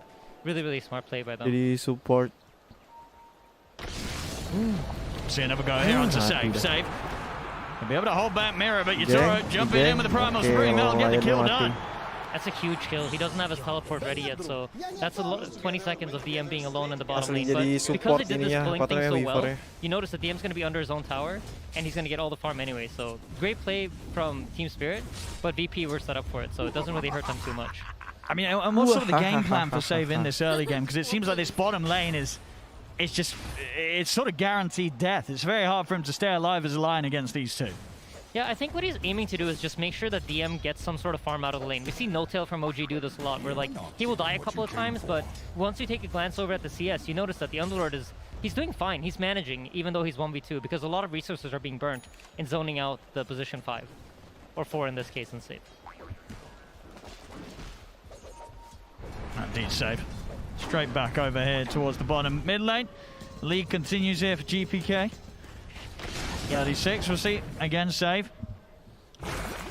That's got the Hex. Let's see if they want to try and bring the Monkey King over. No, they won't. The creep's getting pushed in now underneath the tower. DM with the levels. The Firestorm able to keep that wave pushed in. As top lane. Collapse. I'm going to go down there. Kingslayer getting away with that one. Not even losing his life in return. Mau diculik lagi. Yeah, and in the middle lane, as expected, right? You see the Kunkka is slowly starting to edge out the Invoker. This is a lot due to the fact that Kunkka can both farm out the lane with his Tidebringer and then rotate himself over to the small camp and farm it out while he's waiting for the wave to push back in. Itu yang berdua selain ganti-gantian lasitnya atau dikasih ke damager, Bang. Kalau misalkan di sini kasihnya ke damager sih. Lasitnya kasih ke damager sini. Kalau misalkan support itu nggak, kalau misalkan lagi creeping itu nggak boleh ini, nggak boleh lasit. Jadi kasihnya ke damager. Jadi kan biasanya atas 2, bawah 2, tengah 1 ya kan. Nah, yang di atas berdua sama bawah berdua itu ada 1 support. Jadi supportnya di sini tuh ada 2, di atas 1, di bawah 1. Biasanya sih begitu ya. Sniper will be able to continue to farm safely bottom lane. Not going to be the same story for Yatoro though. This time round, Save and DM will manage to kill him off underneath his own tower. Yeah, and this is huge for them. You pick this Monkey King to zone out the Underlord, right? You want to make sure you shut him down, but they're managing to find a kill. And I think this is a lot due to the fact of how Save played the lane. They've managed to pull XP into the Underlord, and once you get level 5, they have damage to take out the mahal Monkey banget. Beli nggak ya? Ini ada 4 yang kita borong dulu. From VP, Kingslayer. Looking toward this mid lane, but Toronto Tokyo is playing very cautious. A scan comes out as well. He's aware that VP likely looking to try and get some sort of setup onto him mid. Oh yeah, so an interesting thing about the smoke, he timed it with when you would normally go to stack the triangle, right? And since you see a Medusa and a Kunkka, you're probably expecting this ET to go stack the Ancients. So it was a really smart play from ET coming out, but kalau misalnya mau lihat, duitnya nggak dikasih lihat ya, nanti. Tuh kalian lihat deh, ini lasit atau dina ini. Kalian lihat deh, Kunkka ya kan, 57 lasitnya. Terus Medusa 33, terus ini siapa lagi nih? Pokoknya dua orang support itu pasti di bawah dia nih. And you see they get this ward out sama behind them as a Dinanya. consequence. I think VP spotted it out though as they have a ward right next Kan to lihat it deh, that should have seen di tim merah ada dua nih di bawah ya kan. Terus tim ini juga tim hijau ada dua di bawah. Nah ini support nih mereka nih. Mereka support gitu kan ya. Toronto Tokyo leaves no chance for Nightfall Di to sini get away. Weaver Very good sama move there Ben jadi support. From Spirit, knowing that VP had Terus left Nightfall Lion on their sama own. Elder Titan jadi support. I think they really need to make sure that they keep these moves going. And once you have earn charges on the Invoker, it becomes a lot easier. So this first TP is really important for him that it pays off. I think if the game continues going stale, you see VP's cores are just getting more CS for every minute that passes by. And their heroes farm faster, so it's on Team Spirit now to really try to enable the Invoker as they move into the mid game and get some moves going. Pun kayak itu sih makmur sih itu. Beda jauh banget. I'm gonna see a bit of a Tadi yang di tengah siapa ya? Invoker ya? DM wants to play. So he's now Yang di tengah tadi Invoker ya, Invokernya aja. Holding back some of the pressure that's been put in and swapping things around with Nightfall. Coming down to farming the other half of the map. Yeah, and just continued stocks Cuma coming out from 39 doang VP. tuh They dia know what their lasitnya. objective is. They just need to get Kalah items dia, and try kalah to get their jauh dia timing di in the tengah. game. They want that Manta on the Dusa. They want the Kunkka to come online as fast as possible. And then they'll be able to fight back. But up until then, I think Team Spirit's going to look for pressure. Toronto Tokyo, he's managed to come into VP's jungle and set him onto Nightfall this time round. TP backup will be coming in. Nightfall gets low. Datang monyet tuh. They take out the Medusa once again. Gak kuat. Toronto Tokyo will die for this. But Mira and Yusoro Weavernya mati able to juga make sih. it out of here. Mira, he's been found, caught out by the X-Mark. They'll drag him back. Vision's out. They take him down. Maposhka, he's come over. Ya but he datang can't do lagi anything to him, but he's only satu going to end up dong. losing Ya his life as udah. well. We'll start. Empat orang he was tempted to meninggoy. commit for save, but opts to keep his life intact there as he will back off. But a kill attempt this onto Nightfall, but this time around, a very dangerous place to make the move. VP easily able to respond and taking 3 heroes down in return. Yeah, and one of the advantages of having a greedy carry like Medusa is this hero can farm fast, right? So even though you're punishing it, he has the ability to come back into the game. Look at this, they want to go for GPK. Cold snap. The setup, they'll be able to sidestep the torrent. GPK, they'll catch him on the retreat here with the tornado, and GPK goes down. Yeah, this is a massive kill. He was trying to come in and evade and try to take some stacks while he thought the enemy heroes were dead, but Team Spirit really fast on the response there. They know where to move their heroes. During all of this, you see Collapse just sitting in the top lane, and we've talked about Collapse a lot on the panel. This guy kind of likes to play like a carry. He is like one of the big players for Team Spirit that tries to stay uninvolved in the early game, and then once he hits his blink dagger timings, you can expect a lot coming out from him. And do you think that sort of is it early game greediness from him is going to be to pay off this game? How necessary? You know, is it that he joins the rest of the team? Can these other 4 heroes make enough moves to allow him to sort of AFK in that top situation? I think that's their game plan, right? They want to try to set up Collapse to be some sort of win condition for him. And I think so far the way the game's been playing out, it's feeding into that, right? Collapse is not really playing as a disruptor. There's nothing that's stopping him from allowing him to get Ravage off. The Kraken Shell will always purge out these stuns they see from VP's side. The burst damage is fairly limited. They might be able to combine some Elder Titan with Lion at some point, but it's a hard ask. So I think it's a good idea that they got going. Feeling ya. The lines being drawn down at the bottom. Save. He's able to pick up the 6. Mira just trying to keep eyes on him. Also has GPK around him. Mira quite a bit of trouble here unless Toronto Tokyo can do something big. They got the X-Mark into the boat. No detection out though at the moment, and Mira off to the side, but the angle is there. GPK finds them with the Tidebringer.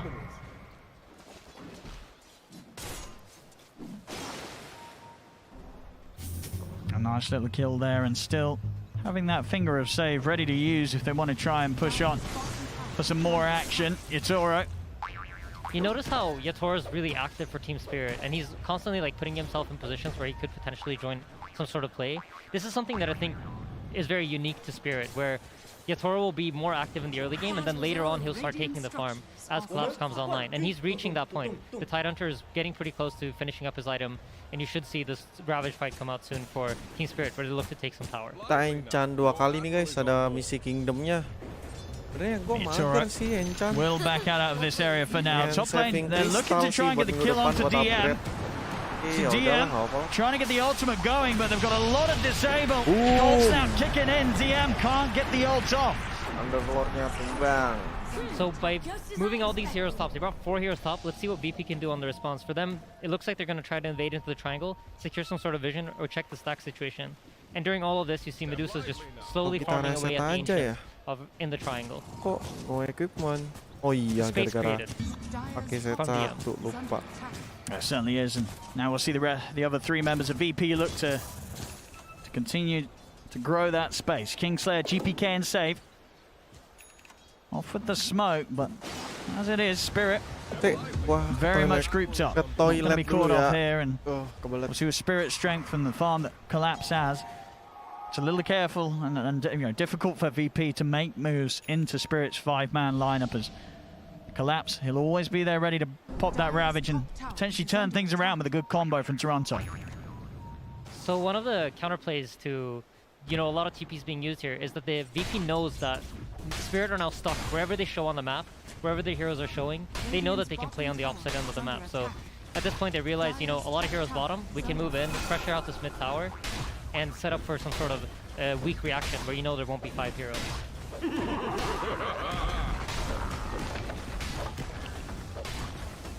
Well, here with the tower trade, as soon as they take this, TP already coming up top. Gonna have to be a little cautious though on the Bane. Still look to try and hold on to this mid. This top lane, Miposhka will be seen. No, not quite able to get the setup. Even with the rest of Spirit coming over, Miposhka, it's going to be hard for him to close in for a Nightmare lead in. As VP, they'll show their faces and back off as soon as they know that they forced a reaction from Spirit, and Spirit backed over to their half of the map. Yeah, and if you take a look at the net worth, you'll notice I think VP are quite happy with this pacing. They're getting the farm on their 2 cores that they want. Medusa already has a Dragonlance Yasha finished up. Their Kunkka is extremely strong.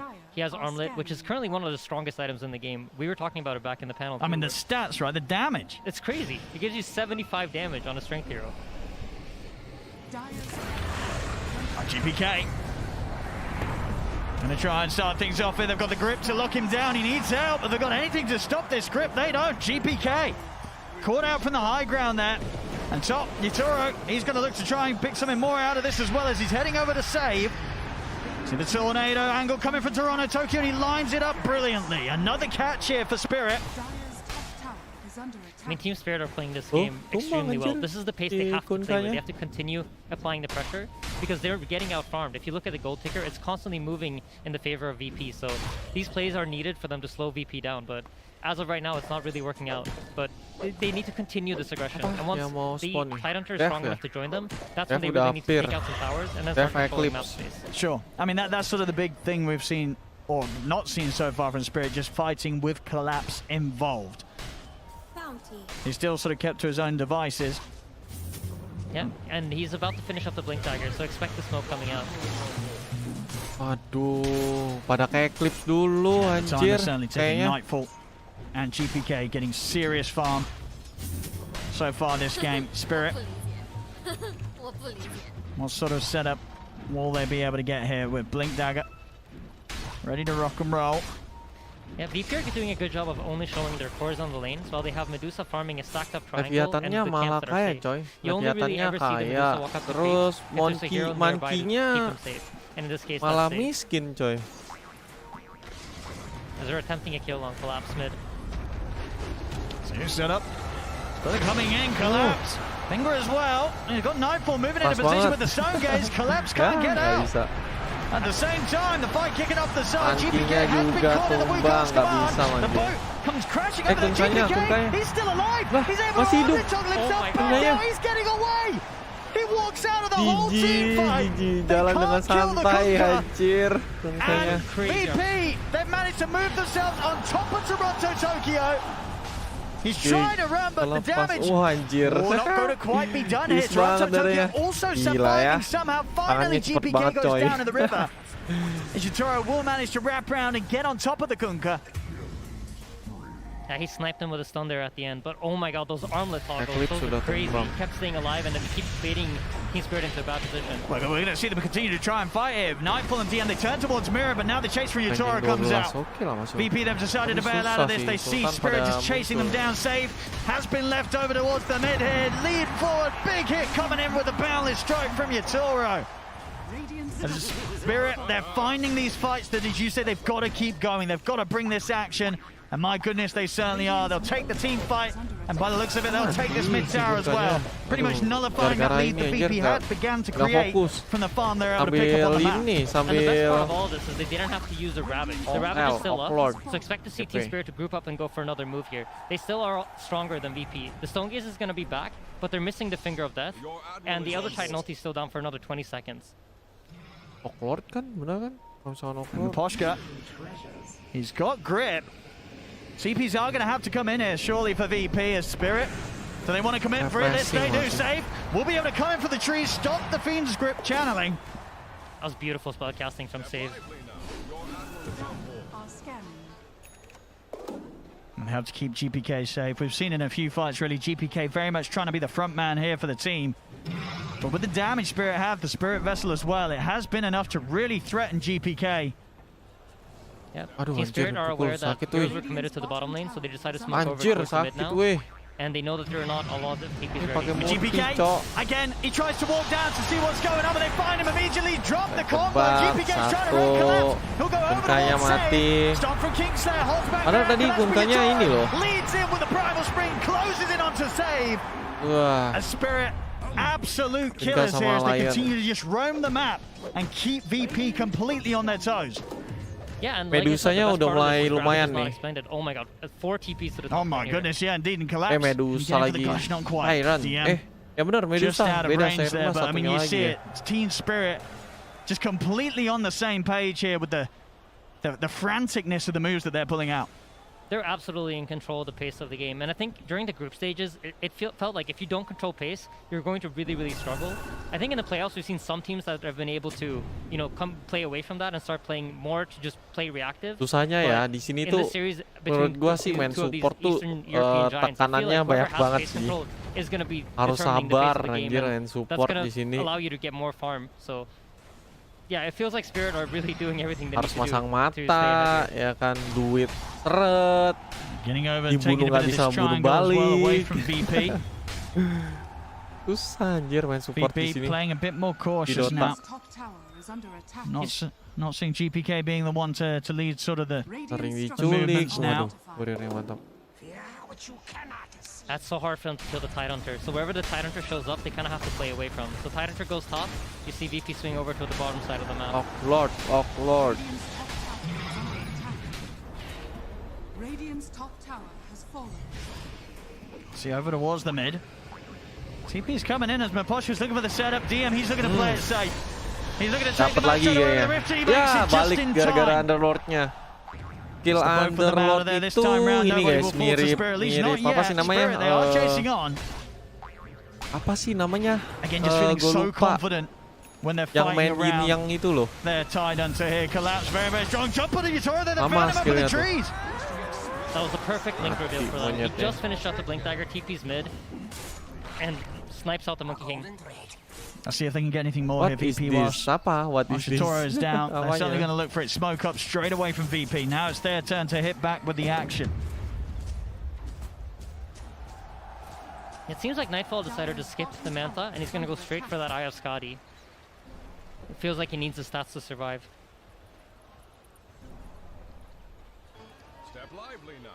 Running out of time a little bit here on the Monkey King respawn. 10 seconds or so. They're going to make a move quick, save. We'll get the opening, straight in. Apa itu? Get the setup. And it's going to be Toronto Tokyo going down. Mirror.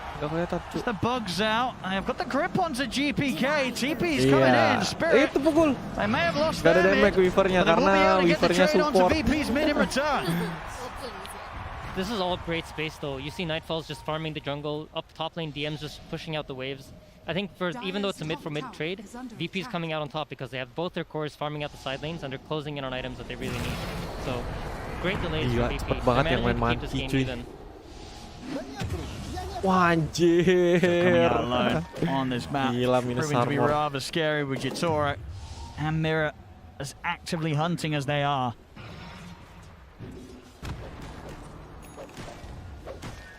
Skadi finished up for Nightfall now. Things have definitely become a lot more difficult for Spirit if they try and fight close to this Medusa. Nightfall ready to stand tall. Ini sengit sih. Udah 22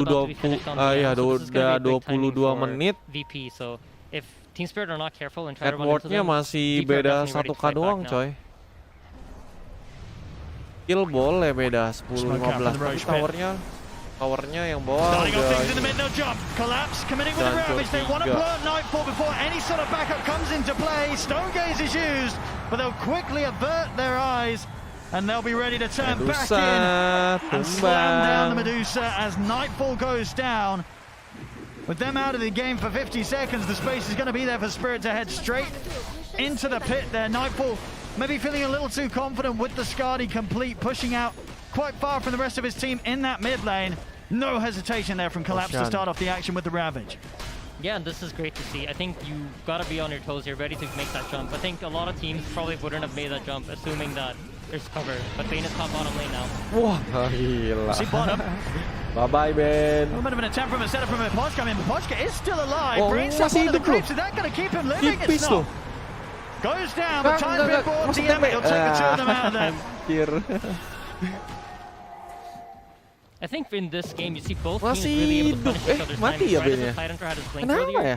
VP took a great fight in the mid Pikir lane. tadi And now, selamat as soon as Ben ya, there's a finish ternyata with mati Skadi, loh. Team Spirit interrupt that timing by using a Ravage to blow her up and just constantly delaying the game. But I think that really does favor VP. So even though a lot of teams are going right to Spirit, I think this is really their time to shine. So once they get the Ravage up, I expect them to go try to take over the enemy side of the map and really force VP into their base, which I feel like they haven't really quite been able to do, even though they're getting a lot of really good kills. VP, smoke up for the low ground save, straight up with the initiation. He's got the opening onto Collapse. Collapse is pretty tanky. Have they got the damage to take him out? Is back up on its way. It is Tornado, not going to hit anything. Dia nggak Misses jadiin them all. support itunya. Collapse still Hunternya. being run down here. I mean, he's falling low, Wah, but he's lep not banget quite gila dead. Hunternya. He's finally going to Nice, go mati. down. They will get the jump down. Tapi keculik belakangnya ya, keculik monyet belakangnya. Belakangnya ada Weaver sama monyet. Waduh. Attempted to escape. DM also able to head off to the side mirror, keeping themselves on top of the Medusa. Just got to be careful of Nightfall with that Skadi. Hitting back hard, so Mirror will back off. So you're noticing in every single team fight, once the Monkey King ult comes down, Medusa's gonna want to respond with Stone Gaze to force both teams to disengage from each other. It's a great tool for VP to just zone everything out, make sure that they can't get chased down, and just get out of that Monkey King ulti and force Gator to chase out of his ult. I mean, such a close back and forth game. Exactly what you would hope to see between these two teams. It's 1k gold in it, 13 to 17, 25 minutes in. Astaga. And my only worry is about the scaling. I just feel like VP's draft just keeps scaling up so nicely into this game. And if they can already kill the Tidehunter, that means that, you know, as the game goes on and the Medusa starts buying items that actually allow her to deal damage, it's only going to get easier for them. Absolutely, no, as you said, Spirit's attitude this game, and has been in many others, was to put that increased priority on getting Collapse's game going early. Has had a couple of solid ravages, but other than that, the fight's not looking easy for him to perform. Yeah, I just think VP's been doing a great job of just disrupting Team Spirit's game plan. Even though Team Spirit's been getting these kills and, you know, they're applying the pressure, which their draft should be doing, there is always an answer back. And I think Save has like really been leading the charge. As soon as he got the blink on Lion, it felt like the momentum of the game kind of shifted. And he saw VP have the ability to fight back. And especially from after. Dire are scanning. Dire's top tower is under attack. Radiant's bottom tower is under attack. Spirit. Still 2 minutes left on Yatoro's Aegis. They want to get something done. But VP, as strong as they are, they're right up by Spirit's tier 2 tower, so quite the walk Spirit's going to have to take if they want to run into them. This is great discipline coming out from VP. Their vision is in the top area of the map, so they're only willing to fight here. So they're just basically setting up their hero's top and they're saying, you know what, even though you're damaging 2 of our towers, we're going to take out your top tower faster, and this is where we are willing to fight you, so you need to come back to us. They understand that these 2 towers that they have in both the mid and the bottom lane aren't that valuable for them as it is to fight under their own vision. So just gonna happily give it up while they keep farming it and reaching their timings on their heroes. Radiant's middle tower is under attack.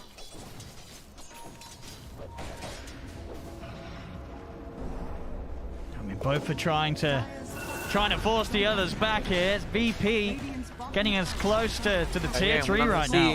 Team Spirit sih kayaknya. What's Spirit gonna do Tapi ini about this masih as Nightfall imbang loh. starts Ini knocking at the masih door? ini banget Spirit. loh. Masih sengit We're gonna banget have to ini. answer Maposhka. We'll turn up. Nice little sleep dodge at the Networknya stop. masih 1K Yeah, even doang gets a voice bedanya. line from GPK. Radiant's bottom tower is under attack. But yeah, the way that Team Spirit has set up Medusanya their kalau wards right now misalnya on the memang map, udah if you take a jadi look, nanti, they wah have one GG ward in sih, almost every berat lane of the nih. map. And this is because they know that once this game Tapi breaks ada up and both teams start Monkey resetting King back, ya. and it's a map Pakai- control game, this is going to give them opportunities for pickoffs. Whereas Nah, VP pakai set up 2 Dibusal wards ya? up in the top jungle, expecting Team Spirit to come to the top side of the map and try to fight them.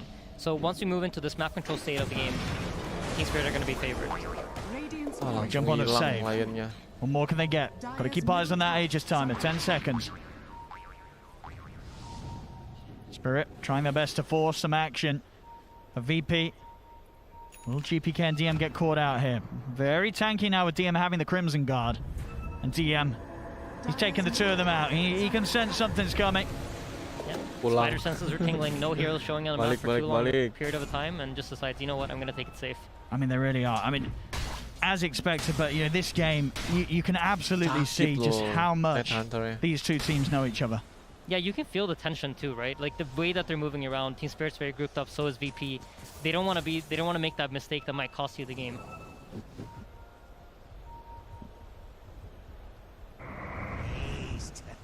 VP noticed that the Invoker's alone as the Monkey King shows top, and I think this might be their cue to try to make a move once Save is caught up to his teammates. Maposhka. Not sure that he's got the grab there from the low ground. So VP, whether they're being spotted, and with the Mastering information of banner. the visions up to the top half of the triangle, they smoke up from the bottom half of the triangle, knowing it's much less likely that Spirit would have eyes there as well. Yeah, they're trying to attempt the wraparound, but the tier 1 middle lane tower is still up, so this might be a difficult grab to have. It's so low though, it only has 50 HP, and this 50 HP just might make the difference. And you see VP back off, recognizing that, you know what, we can't make this move. Now Spirit instead. Trying to fight into VP, but they have a ward up, so this could be a difficult fight for them, if they're not ready. As you notice, just the standoff between both teams, this is respect coming out for the understanding that, you know, if we fight into the enemy team's vision, it's going to be difficult. Miposhka's pinging out these, like, I think they have a ward here on the minimap, and they're really, really careful about not fighting into the enemy team's wards.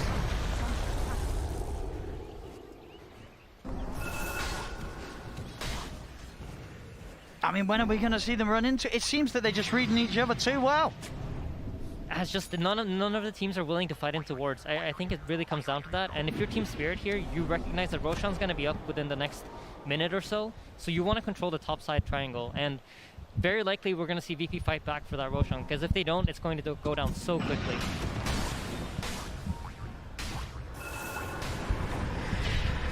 Looking down bottom again, but DM is out before anything happens here. Spirit might get the chance to just take this tier 2 tower.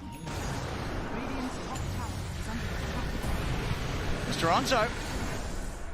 Look for Kingslayer here. We'll commit with the BKB. See how much further they can chase. Oh, that was a great read there. Toronto, you knew that Slayer was going to stand still to avoid the Sunstrike. It ends up coming straight down on him. He reads him like a book. A beautiful play right there. That was excellent. But you can tell how tense they are, right? That BKB usage from the Invoker just indicates, like, you know, they're always scared that someone might be there to back them up as DM is caught mid. I mean, yeah, straight away to the mid. Maposhka's caught him with the grip. Ini kenapa nonton Dota? Hey, And they ya turn that kan quick bisa kill on the Slayer into sambil main something a hero little nonton bigger. Dota DM kok. now out for a minute. Valorant Yeah, and Roshan's just about to mending. respawn, they think, but it seems like he's not. They're feeling a pair. So, no Rosh on the first timer tick. They're just going to continue to sweep the map here, I think. When they have the dominant, they have the numbers advantage, this is the time for them to just make sure that they keep applying the pressure to keep VP in their base. They're finally getting that map set up. T1 udah kalah, udah gak seru and it's reflected katanya. in Monkey King's farm. He's caught up to Nightfall, which is huge for them. They need this Monkey King to be able to stand his ground. Iya, kalah. See if they answer them this Kayaknya time. di pick sih, kalah di pick sih 20 seconds sebenarnya. until DM's Match back in. kedua sama match ketiganya kalah di pick. Spirit. I'll certainly try and finish this tower before anything comes in regarding DM. And it will be theirs. Another objective taken. Closer and closer now towards Collapse being able to pick up his next item. That's the next one done for Yatoro. Skadi on the way. In fact, it's just been delivered. So Skadi up for him. Evasion's going to be online very soon for Nightfall. Yeah, and VP are so lucky that this Roshan hasn't spawned. It's going to be just long enough for Nightfall to finish up his item before it comes up. Gak mati ya sekarang ya. Biasanya mati kena loncat balon nih. Nah, kalau kena cium mati. Both teams just so patient this game. And it really has. It's just kept so close. Normally we see some sort of lead up and then swing around, but it's been a few thousand gold in it for the last 30 minutes or so. I just think both teams are doing exactly what they're supposed to for their drafts to play out, and getting into this late game, I thought that, you know, for sure VP is going to have an edge, but I think with how the game's been panning out, you know, it feels really even. Either side could really do it. I mean, it's just that, you know, this whole game, Yatoro is the Monkey King. He's been keeping right up with Nightfall's Medusa. He is massive. And now into the pit they go. I think Yatoro's really been playing out of his mind for the entirety of this tournament. Gak dapat melon, jalan sendirian. Monkey King here this game. VP now going to want to do something about Spirit getting this Roshan, but the Wukong's command is down. Yatoro daring them to step up into this. GPK will lead things up with the boat, but Yatoro commits with the BKB. They get the kill, VP, but Spirit, they get that Aegis secure. Ravage out onto the floor of them. DM trying to take the boat with the grip. It's only over it. No, it's not DM. He's able to step over and take everybody out of there. What an unbelievable play by DM. Aduh, nggak lihat gua perangnya tadi, What an attempt by VP. Like, when you think about it, how crazy you gotta be to pop that stone gaze, run into the Monkey King ult. They did get the Roshan kills. They got the kill. Gold, so yeah, they got something out of it. They're straight back out. Yeah. They know that the Aegis is on Yatoro. But the Ravage is down, and so is the Monkey King ult and the Fiend's Grip. So this could potentially be an opening for VP to try to do something. They've still got the finger, so they've certainly got the burst if they can get that jump from Save. He's been pretty good at it so far, very willing to just throw his body in to find that initiation. And look at this, they send Nightfall top to show on the top wave, trying to give Team Spirit the false sense of security here in the bottom area. And then Save goes in, drops the ward, not going to find the initiation this time. Oh, pakainya tameng ini dia. Oh, what a stun. Oh, he's got the two of them here. Save. Forced out to the side here, but the bugs are upon him. He'll turn. But Save, he's just dying to the bug of Mirror. Yeah, if you get the initiation on the two supports, it's just very hard for them to fight back. Both ET caught, Soul Save, and you notice Team Spirit, Virtus Pro recognize that, and they immediately back off. Angeling dulu nih. Let's see what they've got here now. That's GPK. He's going to charge him with the boat straight down onto the beam. But Poshka, he's gone. See what they can get from the jump from Collapse. Collapse, he's trying to get in on top of Nightfall, but Nightfall's focusing that on Tokyo. The BKB comes out from Toronto, trying to run GPK, looking to try and get the catch on him, but he's too fast. DM, he's been left behind by the rest of his team. This time, DM out to start off the action. See the buyback from Poshka as he's already heading immediately over to see if he can get some sort of grab onto the two of them. Now watching for the high ground, but the stun comes out for Yatoro. The Balance Strike straight in on top of them. Sunstrike's going to miss. GPK's got to reset for now, pulling a little low. Yatoro looking to get on top of Nightfall, but the stun gaze is out. Yatoro jumps back up to the trees. The finger straight in onto Poshka. There's a dieback on the Bane. But this was two buybacks from VP committed to make this play. Yeah, they needed to. I think if Nightfall goes down there, they're in a very, very hard position to play the game. But now they have a dieback situation going on the Bane. So that's 60 seconds where they can try to set up the lane and get map control back and try to finish up their round of items. Because you see 3,000 gold on the Medusa isn't really helping her do anything. But as soon as that 3,000 gold turns into a BKB, that's a pretty big advantage you have. Because she's really getting controlled by this Invoker. We'll see a recap of this fight again. I mean, what sort of stood out to you the most about this move here? I mean, it's a great initiation they find on the Bane. As soon as the Bane is taken out, you notice VP feel very comfortable standing the ground. And there's no Ravage, so you can see Nightfall's just very easily able to chase. But as soon as a Bane buyback comes out, their position here is kind of broken from VP. You see DM on one side of the screen, and you have Nightfall and Kunkka on the other. And this is just a little bit of miscommunication, I think, coming in towards the end of that fight. We've seen a few times now where DM's ability to disengage has been huge. And without him there at the start of things, a very, very hard fight for VP to back out from when things don't start to go their way. As now, Spirit able to push up a bit of a lead here, up 4K. Yatoro still standing there, pretty much dead even this whole game with Nightfall. Both of these carries just on the completely same level. under Yep. attack. Medusa finishes up the BKB. Now this gives her 9 seconds of where the Invoker can no longer Deafening Blast her, because that's been her biggest problem in the team fights. Just constantly getting Deafening Blasted, not allowed to output any damage. So I expect this next team fight that comes out, eyes on Medusa, because she's finally going to be able to be allowed to deal damage.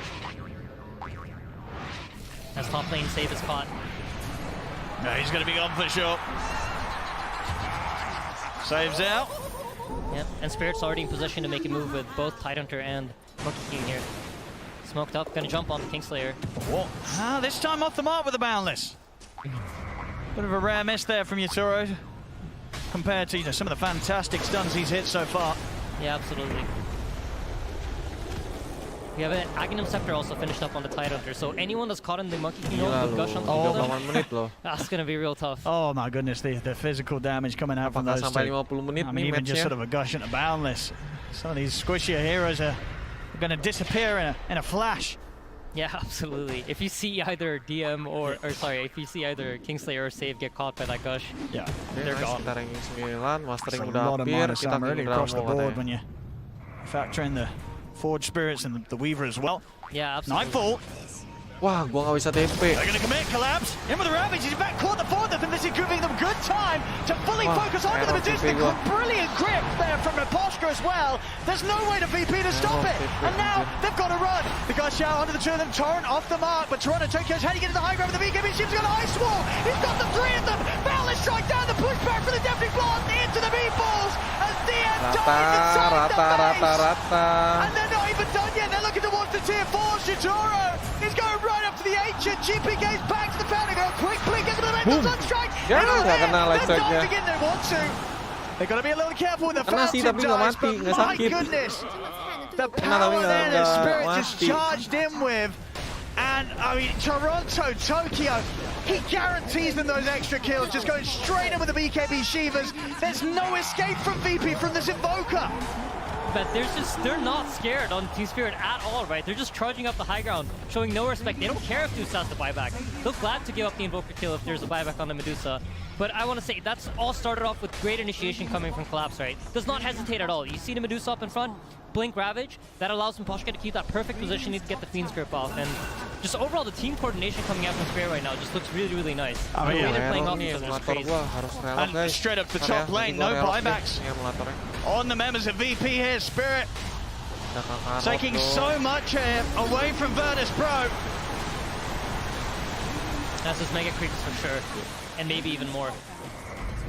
I see Spirit, do they want to stick around for further fights, or will they chill out for a bit? Looks like they'll back off. Yep. Very happy, of course, they are with what they've achieved here. No need to push it. As this game has just gone completely in their direction right now. 93% on the win probability, 16k lead. Mega's out. I mean, VP, they do have the Dusa and the Kunko. You know, these are cores that aren't too bad at pushing back the Megas. But no doubt about it, a tough position for VP to play from. Yeah, the Mega Creeps, the real advantage that it's giving VP right now is, Team Spirit right now is just that it's going to keep VP in their base and allow Team Spirit to kind of decide what do we want to do with this. The Mega Creeps themselves aren't going to actually apply that much pressure outside of just making sure the VP can't freely move out on the map and make any moves that they want. So Spirit, they're just going to wait for Roche. It could spawn in about 30 seconds. So from now on, just expect Spirit to try to farm out, play together, play grouped up. You don't want to give anything away for free. Maybe even potentially try to set up on these lanes as they see VP heroes pushing out of their base.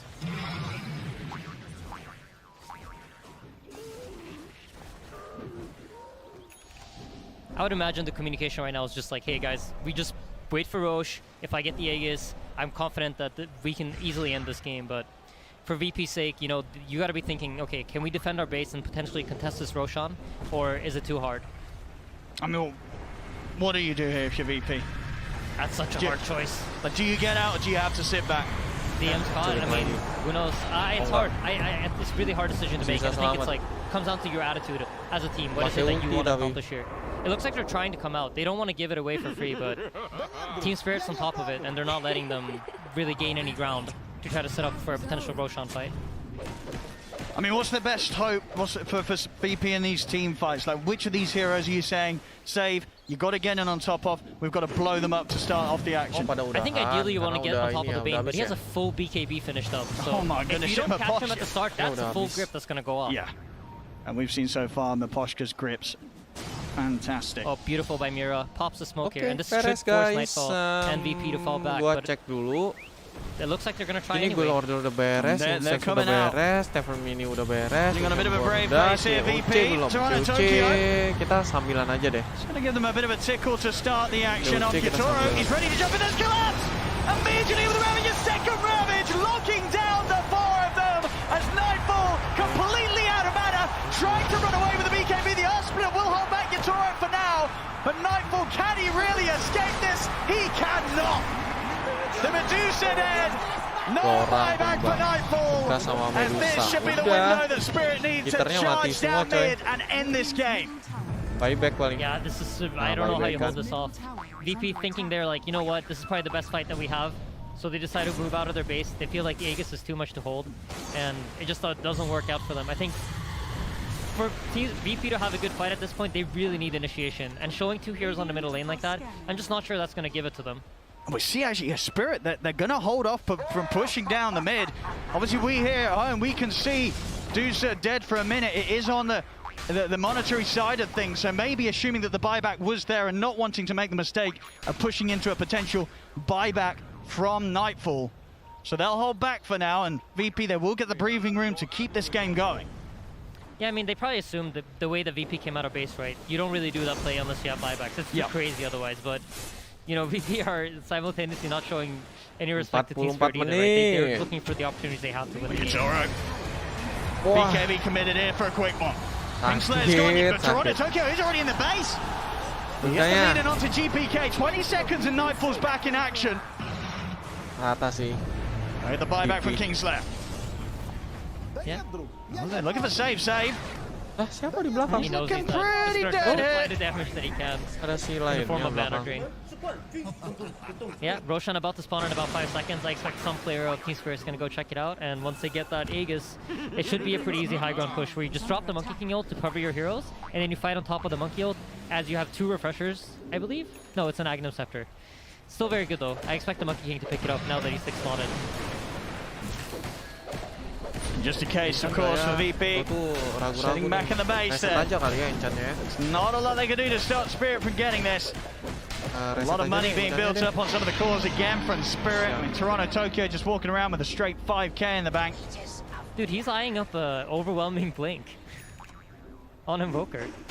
I mean, we've seen, you know, the way he jumps in. You combine that sort of jump with the Shiva's Guard, the Ice Wall. When the BKBs are down, you're not moving anywhere. Yeah, absolutely. And there's no instant disable, right? When he pops his BKB, he's safe. Malah There's only that MVP-nya stone 3 phase that will slowly take him kali. into a Aduh, stone, ini but bencana, the way ini he's been playing bencana. it, he's gonna have all the time in the world to reset back. Alah, after he lapor flips aja in. lah. So really nice power control coming out of this Invoker, which is great against what VP has to defend with. So. Oh, he's been having a fantastic game, Toronto. We have a Dagon on COC GPK. kita cicil aja karena COC-nya They're belum gue recognizing that we jalanin. need to kill something on Ada berapa nih? Ada numpuk 5 ya, jadi ya kita jalanin aja lah COC-nya sambil Nightfall nonton. hails the Divine Rapier progress, looking 2600. Right now, he's going to need a fair bit more time. I COC tinggal don't know if that's going to be klik-klik given aja. to him as the smoke ups here from Spirit. They're eyeing him up the rear to get collapsed. Straight over the first Ravage, pops the refresher into the second. Sakit, medusanya rata. GPK's been caught by the grip from Pochka with the lockdown. GPK's out of the game for 2 minutes. TM, he's trying to take it back to safety here with the rift, but the Ancient's exposed. GPK dead. Yatoro and the team looking to close things Masih up. ditahan dong, masih ditahan dong. He's trying to draw their attention away from the Ancient. Can he do so successfully? Yatoro's committing. They want to just close it. They're looking for the game. They're looking for the objective. They'll get it. GG is called. As Spirit will get the game 1 victory here against VP. That was a beautiful game. I think the part of the game where you saw both teams standing off, not really being willing to run into each other's vision, that was probably my favorite. You saw a lot of high-level decision-making where both teams recognized that, you know what, we're stronger for fighting on our own vision. And VP even giving up 2 towers just because that's how unwilling they were running into the enemy team's vision. So a really, really cool strategic game and a lot of action. I really enjoyed watching this. This was great. No, absolutely. I think fantastic sort of read from Spirit. I feel like a lot of other teams in that mid-game position would have maybe continued to push it a little too much, you know, maybe worrying about the threat of the Medusa here from Nightfall. But they knew, I mean, Yatoro 16-2 and 11. Ya, match 1 jadi dipegang sama tim Spirit. Just a breakout first TI for him. Well, there we go, ladies and gentlemen. As the series begins, it will be Spirit starting off with the first game victory, up 1-0 against VP. Thank you very much, Odie Pixel and Insania. Yeah, what a Udah gak crazy seru ya, start nggak ada to this T1 ya. first game T1-nya of udah the kalah best anjir. of 3. Mau We were gimana? expecting these two Udah teams kalah. going head-to-head and basically having a brawl Tapi from sengit start to sih. finish. And I'm Nggak very glad that that was on 2-0 point sih, as well. 2-1. I want to start with breaking this game down by talking about the fact that we said after the draft, Team Spirit is the one that has to bring the aggression. They are the ones that, based on Ada drafts quiz ya? alone, should be the ones setting that Ada tempo. quiz deh. Lizard, that is exactly what they did. With what style did they do it as well? I was impressed. Toronto, Tokyo, and Yatoro on their 2 heroes on Invoker and Monkey King were able to dismantle the enemy team throughout this game. It did look a little bit scary at the beginning. You are playing versus a Medusa. You don't know what's up, what's coming for you, even with the MP. But the coordination that these high mobility heroes allowed them to have in team fights and just separate GPK on one side, Medusa on the other, and just pick them off one by one. I loved it. Oh, it was the beautiful balance, right? You know, minute 16, you see VP with the armlet toggles. Big fan of armlet, by the way. There, wait, there. Big fan of armlet, by the way. Anyway, so it's really close where you're having this one fight where VP goes aggressive, lagi and then from that point, it's in this kind of perfect Ada yang balance main of who has the Valorant. cooldowns. If they don't, they're then smoking in, trying to make the plays. And I think the biggest undoing for VP in this game was, I think it was around like 23 minutes when Medusa died mid lane. You give the Aegis to Spirit, and that gave him that confidence of, we know how to play this game now. Oh, we yeah. know how to run at them. We don't have to really respect Tuh, timings. ini We can just be ketimpa in ya. their face and just kind of ping pong around the map, kite them out. And I don't think I saw Medusa at any point stand still and A-click properly in these fights. Like, it was, yeah, very, very good from Spirit. Yeah, she wasn't allowed to stand still and fight. Tsunami. No, but VP didn't take it sitting down. Vidar half the lagi time she was laku keras disarmed katanya. because Ntar of kita coba deafening cek ya. blast. Vidar And itu then yang once biru she ya. finally got the BKB, Ini you saw Loki. VP trying to take Vidar, advantage Vidar of itu the yang hijau gaps kalau nggak salah. between Tidehunter Ravages, or they would even Kalau fight nggak salah, into Vidar yang Yatoro's hijau Aegis sih. half the time because they were like, it's okay, I think we have the capabilities necessary to win a fight, but I have never seen so many return trips Frey. in a Dark Rift Vidar before. itu mana That ya? dude was just going from the airport back and Oh, forth. He Vidar doesn't ini go yang around ini. the city. He Oh, just ini has buat- one destination in mind, and it was the buat fountain for apa like tuh namanya? 80% of his Dark Rift. I Odin. must say, some of those were very on point. though. Yeah, I the do timing was great. like seeing Underlord buat be armor Odin, utilized coy. in the proper fashion, even if it Lagi only, ada yang only borong stop is the Sultan. fountain. The proper fashion, I think, is using it offensively and defensively. That's Tapi nggak bakal gue jual You deh. wish he kind of maybe done some in, but again, I think Right. it boils down to Buat Spirit, and I think tuker. their ability to just decide when they want to go Roshan, it is like, it's what's gotten to this kind of position of top 6, right? Yeah, Yes. whenever this is top They're 4. already guaranteed top 6. They Yeah. already got 1.4 million. We're fighting for top 4 right now. That's an extra 1 million. Vidar That's a lot of Sol. money. But it's just, yeah, like their ability just to go to Roshan with confidence. Like, even if spells are up on the enemy team, they're like, okay, cool, sure, fight us here, please. We want you to come to us. And they just go there, they mark their territory, and it has carried them through multiple games now. It has carried them. I mean, we saw that the stats. I mean, we know it. It was already crazy that they got the Monkey King as the last pick because this hero that has was been so dominant the entire tournament, Lizard. Yeah, that's And they just got it. I was looking through the carries, and you mentioned Arc Warden, and it seemed great. I loved the Arc Warden pick, but Monkey King has been the most contested hero of the tournament for the majority of it, for a reason. At least the most contested carry as well. And once they got it, it felt like GPK, he just had way too much work. Like, you're playing this Kunkka with an offlane Underlord. Yeah, you can buy an Atos, but it's not that instant cash that you need on your Gila, side. And because of that, 16-2, this 11 team coy. that consisted of Matinya Monkey cuma King, 2 of kali. Fever, and of Invoker just Skillnya constantly being in Ghost 16. Walk, moving at 500 movement speed around you. You couldn't catch them. GPM-nya And why wasn't 695. Medusa able to hit anyone? Because the moment they find a Tapi ada place, yang a position that's good for them to 800 fight, tadi kan? Monkey King Paling jumps on tinggi top of her 800. and uses Wukong's command. Then you have to disengage. Yep. I also want to highlight GPK's Kunkka because he is a very good Kunkka player. Let me put that first and foremost. He is a really good Kunkka player. One of his signature heroes definitely started out. But that is something that Team Spirit was also respecting in the sense that he was often the hero that was targeted first. Yep. Pasifnya banyak sih, tapi normally whenever I feel like there are multiple invis heroes, in this case the Weaver and the Invoker, then I'm like, oh great, you know, I have so much Sentry Ward efficiency then. One Sentry Ward covers both these things. But the problem is, for GPK, he was trying to initiate fights as Kunkka, because the Tidehunter, like, he was just apalagi the tadi watermelon Siva that we ya, know him to Siva. be. You can't initiate on him. You have to go for the backlines. They're a million of miles back and invisible half the time. GPK was really the only thing that Spirit had to be concerned about. Yeah, and then you jump in, and you know, at some point there the boats help, and then GPK lives. But at some point that just didn't happen anymore. I loved this Team Spirit versus Virtus.pro. We talked about the history between these two teams earlier, T. And we know that Virtus.pro has been the winner of this series more times than not. 29-1, Shiva. 29-1. 29-1. No, it's 30-1 now. Or no, sorry, 29-2 now. No, that's no. Well, It's series. Oh, series. I thought you said the game count. No.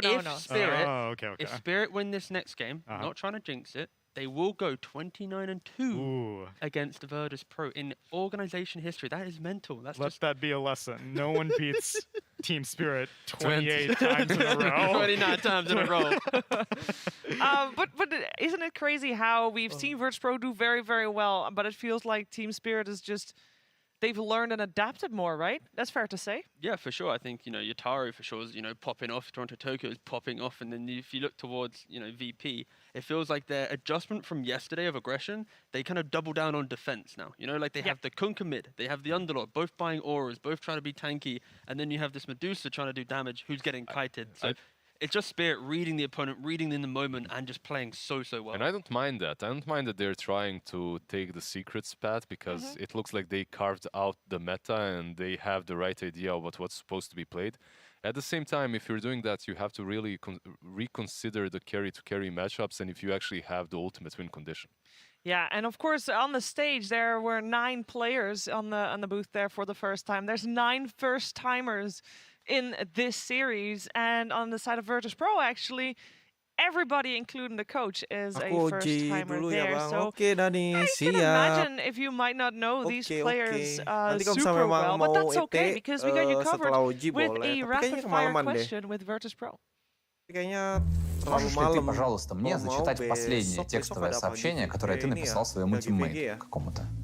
Я скинул там мем про, короче, Virtus.pro свою первую стратегию на CI-10, и КПК Nightfall съели весь провиант на International для того, чтобы другие команды голодали, ну и там дальше. Я скинул это какой-то. Это секретная информация. Секретная информация. Про игру что-то? Ну, про тренировки? Да. Кто наиболее вероятный человек в вашей команде, который начнет кричать во время матча? Там есть аватарка одного Рамзеса, и на ней был слово Диман. Диман? Да. Там, условно, он немного непристойные вещи там орал после одной выигранной карты ниже сетки мажора. Поэтому пускай будет он. Кто наиболее вероятно начнет первым кричать во время матча? Егор. Он сказал, кстати, что ты. Последний фильм, который ты посмотрел? Дюна. Мы ходили всей командой в кинотеатр. Нравилось? Нет. Вообще никому не за что? Только Даня вроде за что. Последняя вещь, которую ты купил себе? $5, чтобы купить с комментаторами вот там фраз. Чью купил? Алсера. Спасибо. Шучу, не Алсера. Кто худший руммейт? Вот кто, с кем тяжелее всего жить приходится? Так, это довольно сложный вопрос. Сейчас все очень молодцы. И никаких нет? Нет, все идеальны. Все идеальны? Без шуток. Кто будет выражаться не самым лучшим образом в своем тиммейте? Очевидно, только купец. Справедливо. Самый тяжелый, наверное, Егор будет. Егор. Почему? Такой, типа, требовательный во многих моментах. Кстати, интересно, до тебя все отвечали, что все офигенные руммейты. Ты нарушил эту традицию, да. Смотрите это видео, ребят. Well, don't worry. They weren't able to watch this video. They got other things on their minds because they are ready to step back into their booths for playing game number 2 of this best of 3 series here for elimination. or for moving on. That sounds way better. The best of 3 series for 4th or top 4 at this International 10. And we know Virtus.pro can deal with being a game down and recover. So I'm not too worried, but I am curious to hear from you guys, like on the Dota side of things, Tsunami, what would you like to see them change? I think they're coming into this cold. I think Spirit, what's most impressive to me is that in that last game, it didn't even feel like their draft was still anti-OG mode. It felt like they were like, okay, we're going to beat OG, and then we are already preparing for Virtus.pro ahead of time. And so they have warmed up, both literally and figuratively, whereas I think VP, this game 1, needed to get a little bit of that, oh my god, we just got knocked down to lower bracket, get those shakes out. So more than anything specific, I want them to emotionally bring themselves together in this game number 2. Yeah, that's probably the best for Spirit, right? Playing versus a regional team after after having to play the same day. How much research you got to do? Exactly, you don't really have to do the research. You did 3 months worth of research. You have these guys on your friend list. You can scroll through what they've just played, prepare for it, ban out a couple of those. Meanwhile, at the same time, I think it's maybe mentally difficult for Virtus.pro to adapt to the fact, oh my god, these guys just won versus OG. They just won hard versus them. They eliminated OG. Does that get to you? I think that gets to you a little bit. You can see that they're banning out Collapse's hero. They banned out that Magnus that OG just left in. Free. Yeah, no, exactly. I think if you maybe look towards heroes for a little bit, I mentioned it previously, but I would love to see a difference in hero archetype from mid to offlane. You know, DM, GPK, I want one to be more of a playmaker and one to be the tanky guy. I think, you know, fundamentally in all drafts, you need to have that one kind of lad that you push out into the front, that tanky unit that you have to get through. But having 2 in the same lineup with a carry that also is getting kited, that is a bit of a difficulty. So I'd love to see either probably GPK shift away from that and get into more of a backline jumping style of hero to kind of punish the amount of kite that a team can really draft. You know, yesterday we were on the panel for PSG LGD versus Virtus.pro, and you said, I really hope we're not going to see any spirits in the mid lane. But basically what you're saying now That's is, true. I want to see spirits on the mid lane. Yeah. Okay, well, the thing is, right? Just because you don't like it doesn't mean it's good, all right? And I think right now, VP, they could go out of this tournament, Shiva. So I have to at least lean towards something that could help them, you know, get to a game 3. I think everyone wants to see a game 3. So this one time I will forget that I dislike watching spirits because they are rather good. And I might, you know, hope to see it appear. If they don't get banned, though, right? Yeah, they did get banned. Yeah. 2 out of 3, I believe, that are played on mid at least have been banned out in that last game. And Kunkka, for me, is really solid versus them. I like Kunkka versus them. I liked Kunkka versus Invoker as well. It was just that there was no follow-up. If I was to find a culprit of that last game, not a player, but a hero... Blame something. I'm not going to blame time. Who is it? Who is it? I just feel that they could have had something more active on the offlane. I feel that jeez. Doesn't like the Uber driver. That's okay. harsh. Yeah, the Uber driver is... there's a reason why the hero hasn't been picked. Wait, whoa. It has been picked by Virtus.pro. They've not lost overall, a single game with it. Overall, it hasn't been picked a lot, and you left Monkey King in the pool. The main thing I think Lizard's trying to say here is the Underlord before, the success we found was against Terrorblades, against push lineups, against very clean concepts where Underlord has value. In this kind of blind pick phase where it was picked Underlord into the Abyss, in which Spirit, they don't really have this innate pushing lineup with some summons or some, you know, auras. Thank you very much. No worries, man. Aku jual apa tadi ya? You get me. I mean, we're saying the same thing. Thank you tadi? for get out of I here. can come up with some culprits also. Kayaknya No gua ada first salah place jual Medusa. tadi. Don't want it. All right, I am ready for a game 2 between these 2 teams. Let's get into the nitty-gritty. Let's get into the draft of game 2. Team Spirit versus Virtus.pro. Game 2. Game 1 delivered, guys. Game 1, we were told it's going to be an Eastern European brawl. They're going to bring the fire. It's going to be back and forth, and it was super exciting. It was also game 1 of a best of 3 elimination, and I always think that game 2, the team that has the most pressure on them, the team that has potential of getting eliminated in this game, normally plays a little bit more safe, a little bit more reserved. Sure. Spirit cannot get a comfortable wins position, right? I think that's the main thing we're trying to say here. Like, if Spirit want to be able to close this out 2-0 and finally beat Virtus.pro as an organization since, you know, 2015, they're going to need to treat this game as if it's, you know, back to game 1. And I think that's a lot of teams struggle, especially in competition. you're able to beat these teams in best of ones, right? Or even like best of twos, but the ability to continue converting your concepts and your confidence, knowing that, wait, we're one game away. That's when these better teams, more experienced teams will beat you. But again, both these teams, experience-wise, they're the young guns, you know? Can they be defeated? They just won versus OG. Yeah. They shaved their head. They easy game in all chat. They did, and they didn't just 2-0 OG, right? Because before that, they already 2-0'd Fnatic. Like they're reaping havoc in this lower bracket after getting knocked down by IG. So I think they want a rematch. They might get that chance if they continue on this track. And of course, it's important for them to, you know, beat Virtus.pro, their fellow Eastern Europeans team. But I also want to point out again that whichever one of these two teams wins has got like some of that glory or potential coming out from former Na'Vi.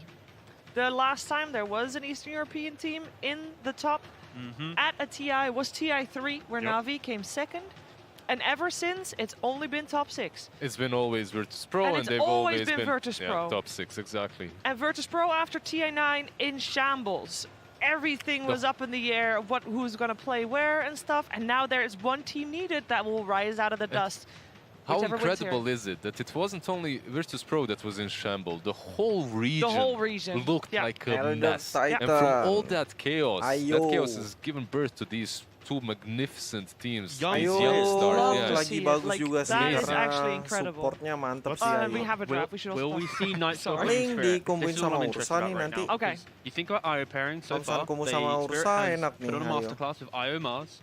And they've also run IO Nightstalker before. But the Terus idea sama of strong apa lagi ya? offlane enables the IO for forward aggression is what I love to see. Not like kind of these farming heroes. I want to see into the enemy jungle, take away some of this farm, take away this kind of map control, and make VP have to react. You like Nightstalker, I like Slardar if you're looking for a pairing like that. I don't really know if it's as much of Collapse's dynamic. I think whenever they ran that IO Mars... Nightstalker is definitely more on in his avenue. Right. I would agree with Tiga as well there. The IO Mars, so their carry pairings, I feel like the IO would leave Collapse a lot earlier than most of these off-lane IO pairings. Like an IO Slardar, I feel, stick around for much longer. This one with Collapse, he's just like, I don't need you anymore. I'm going to take it from here. So something like a Toro, Luna, or whatever really works with an IO could be good here for Team Spirit. They don't have to draft it instantly. Maybe they will. They go with the Tidehunter. Why not? Boy.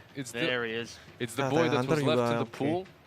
He is Tapi nggak kayak tadi. Kalau tadi kan Tidehunter-nya dijadiin ini, dijadiin so maybe they won't even be laning together. Tank ya. Ini enggak sih. You'd assume in this scenario that it's going to be Tide being paired with maybe some ranged 4 position or support where I then plays elsewhere. But also, the Spirit, they've been very, not creative, but they've been very annoying with their IO pairing. So maybe this is just like the super unkillable Tide in the off lane. He's just going to be farming, skipping towers, really just taking over that jungle. And it's like a new form of Tidehunter. I wouldn't be surprised if they were to bring that out. A hero that Secret would pick versus the other Titan would be Lily Enchantress.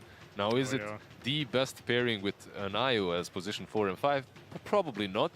But versus other Titan is decent. Miposhka has played that hero throughout his career.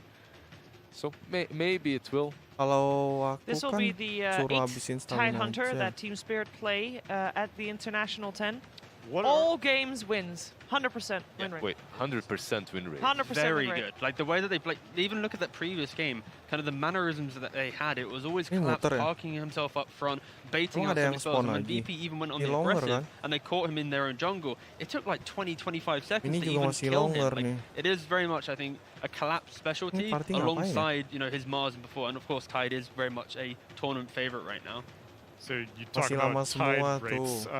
What's their IO pairing? We talked about the Luna. I think they've done Monkey King as well in the past, which again somehow slips by first and so far second phase bans. They banned the Luna themselves, actually. So that's a little bit... You can understand it. You're picking a Tidehunter. When it comes to the pairings that are good versus him on that safe lane, Luna comes to your mind. Another hero that you might want to ban out, but it's not truly Virtus.pro's style, is a Doom. Like, that's a hero that you usually ban out if you're worried that your Tidehunter will be countered. I will say that the IO for Team Spirit has been played by both Mira and Miposhka. They switch it up a little bit. They've played it a lot in combination with Mars when Mira plays it, of course. And actually, it's only played in combination with Mars when Mira plays it. And the time that Miposhka played it, that was twice. Once it was with an Ursa, and once it was with a Sven. Yeah, so it was the carry pairings that I'm particularly interested in. I'm glad that they don't play Gyro, because that fell off the face of the cliff in the group stage. That's had a, like... That's pretty bad. 13% win rate? Yeah, it was abysmal. But the key reason why you don't see, I think, carries thriving with the IO pairing right now is because, like, look at VP's heroes, for example, right? This casual Bane into IO, you have an IO, so you're not going to have this innate save other than maybe relocate, but your rest of your team should be able to stun him up. So this value of grip, when you're trying to push this one core into the middle of the fight, this casual 5 Bane, he's going to throw a grip on that hero, lock him down, and as long as you cancel the relocate, naturally you're not having additional saves, right, in your lineup. Because like IO plus SD is not really a thing, right? IO, Oracle, not a thing. So it is very much Virtus Pro's way of dealing with IO is going to be, if you come into our territory with ET defending these high grounds, we're going to sleep you, we're going to grip that big core you're trying to fight, and you're going to kill them Storm right here? Probably. No, it's an Ursa. Yeah. Okay, a different hero that can deal with the Tidehunter. Why I asked is it the Storm? It's because all the spirits are still left in the pool. Yep. And during the group stages, Storm looked like the strongest spirit. Right now, I think Ember might have taken the throne. Oh, yeah. Still, though, having the Storm Spirit versus IO always feels nice, and it is a GPK special. T, do you mind looking up a stat for me real quick? Hit me. Can you give me GPK's competitive win rate on Storm Spirit? Look, don't go, but exclude EG No, I want all time. No, we're including that. Numbers. We need to include the EG stint. That was the best stint for All right, Storm Spirit. I take my special back. Go. It was definitely very special during that tournament. Special, right? In not the greatest way, but after that, it looked good. 35 games and a meaty Wah, tumben banget ada yang ambil Shaman. Shaman Ursa, saya diambil tuh. It was really low. But you compare that to Ayunya Ember, combo sama siapa ya? Invoker 72%, his TA 68%. Like very much Storm is. Ayunya There was belum just ada something temen about that hitternya tournament itu. that totally didn't work for him on Storm. I think that tournament on its own ruined that guy's stats on Storm forever. You see his team spirit, they pick up the Shaman, so most likely Io is going to be playing in that safe lane with the carry, and then it's going to be a Tide Shaman parent. I wouldn't be surprised if they pick up the generic Toronto Tokyo hero here to give that best IO pairing available at the very end, unless they already have something in mind. And you're already setting yourself up for any of the spirits on the side of Virtus Pro. If you remember Singapore Major, if you remember after that the Annie Major, if there's a spirit, you pick up that Shadow Shaman to hex him, shackle him, and to control him. This is the hero that probably brings the most control after Lion in the game. And previously, we were mentioning the idea of like IO plus carry and how it's not been that great in regards to, say, the Gyrocopter kind of fell off a little bit. I love the idea of picking a mid laner that you can play with, right? So he'll play the side lane, enable the carry. As soon as that laning phase collapses, he's going to jump into the Leshrac kind of situation, play behind the Tide and the Shaman, and it's going to be this kind of annoying four playing with a hard carry. Like, I wouldn't be surprised if Spirit just fully all in on some like late game hero. Headhunternya nggak jadi support sih. Headhunternya jadi tanky sih. Very active. This is actually going to be the first Leshrac that Team Spirit will play at the International 10. Hero kayak sniper nggak pakai lagi ya bang. Hero kayak sniper jarang sekarang pakai. That is not a spirit. I don't know. I'm wondering if this is lumayan ada Viper loh. So I'm wondering if this is gonna be picked mainly because menarik they want to nih break ada for Viper. because otherwise I see minimal incentives. Sama kayak yeah, ini siapa tuh Kuronami apa ya? Phantom Assassin. Phantom Assassin juga ini jarang ada yang pakai kan. Maybe I'll be able to tank a bit more than most offlaners. Phantom Assassin. Might have been concerned about something like a Spectre, but I don't think so. Dulu banyak yang pakai Phantom Assassin, tapi sekarang udah jarang pakai. Again, you know, Virtus Pro, they will have the ultimate last pick in this draft. But I feel like this is just the casual mid-Viper that's going to be able to lane into the Leshrac, has equal amount of wave clear. You're not going to care about the Leshrac at all. You buy that early bots, and wherever this kind of four-man Death Ball of Spirit want to move to hit an objective, that Viper will move on in, park himself there, stop that Tide from being tanky, and the whole concept of Spirit's lineup is Tide up front. And of course, Kraken Shell, he is broken by the Nether Toxin of Viper, so you aren't tanky at all. So it's very much a casual Viper to remove that tanking. Now Spirit going to need that character to fill that void. I like that idea a lot, especially if you consider that Tidehunter might have a little bit of a difficult lane if you don't play it correctly, as you are playing into an Ursa. Gue penasaran sama ini nih. But I'm not the greatest fan of GPK playing hitternya siapa ya di Team Spirit? On a Viper. Agreed. I think like you're tying his hands a little bit. At the same time, if that's what they think this team needs, all in for it. Do you want to know his win rate on Viper? Sure. I should have asked that once I had the result. Okay, fine. Great setup. We'll wait for it. This is Phil, Tsunami, Phil. Right, it's shades of how I felt with T1 picking DK for Carl. It seems that when it's in elimination time, Lux sama Mipo juga jarang lihat bang katanya. Tapi kemarin ada kok. Yeah, you go for the safe. You go for the safe play, and that is, as we've said many times before on this panel, sometimes in a game. You have to not play to not lose, but you have to play to win. And Viper feels like a hero to play to not lose. And yang keren itu kemarin ada pakai ini, ada yang pakai Visage. Wah itu GG sih. With Viper is the fact that the enak banget itemization on the hero nontonnya has coy. shifted a lot. You're not really this kind of magic damage style Seru hero. banget. You are going for Dragon Lance, BKB, Skadi. You're becoming a core in your own right. And when you have heroes like Ursa who get naturally kited, this Viper will be able to kind of prop himself up into the fight, sort out kind of where people are to enable Ursa with his blink or whatever to find the hero he wants to kill. And unfortunately, my internet has died, so therefore I cannot give you. Just give me a number. What do you think it's above 50 or below 50? Above 50%. Oh yeah, of course. The GPK is a beast on Viper. The kid's signature. If you're playing Viper, that's a really cool stat. if you're playing Viper, if you're a Viper player and you have below 50% win rate, I feel bad for you. I mean, if you're an anything player and you have a below 50% win rate on your anything, I think that's a bad luck. Yeah, but Viper is it's a special hero. Hero plays itself. I am below 50%. Ayo, apa nih di But you're a Tide Hunter specialist, not a Viper specialist. All right. What's the pairing for this IO with the carry? Are they just content giving the Leshrac as the only thing that IO needs to worry about sticking to? They did that on Gyro. Combo sama si Ayo. Oh yeah, same here. Even though I think it's a wasted ban because I Item would assassin boleh sih if I sebenarnya was ini. VP and Spirit picked Yes, it. absolutely. I think it saves Spirit a little bit. Yep.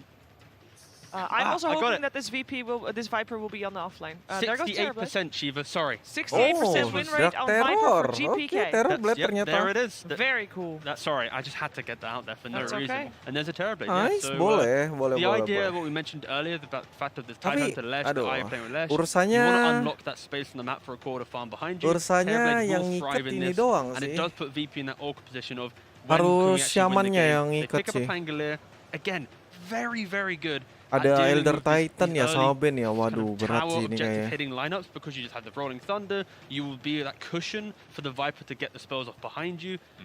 And it allows you to at least deal with Berat Terrorblade nih to some degree, kayaknya. but this is a pretty good Virtus Terrorblade Pro game. kayaknya pretty good lebih Terrorblade oke game, but sih Virtus dari Pro ininya ya, dari apa tuh namanya, have dari that segi upper hand in the hero. early to mid game, and if Tapi they nggak are tahu sih, able tergantung to gameplay capitalize on juga, that balik lagi ke collapse all over gameplay. Team Spirit, I believe they can pressure the TB hard enough to take that safe lane tower, that mid lane, and keep pressure on the triangle. It will be difficult though. You guys keep using that name as a verb. You gotta stop saying collapse. You keep confusing me.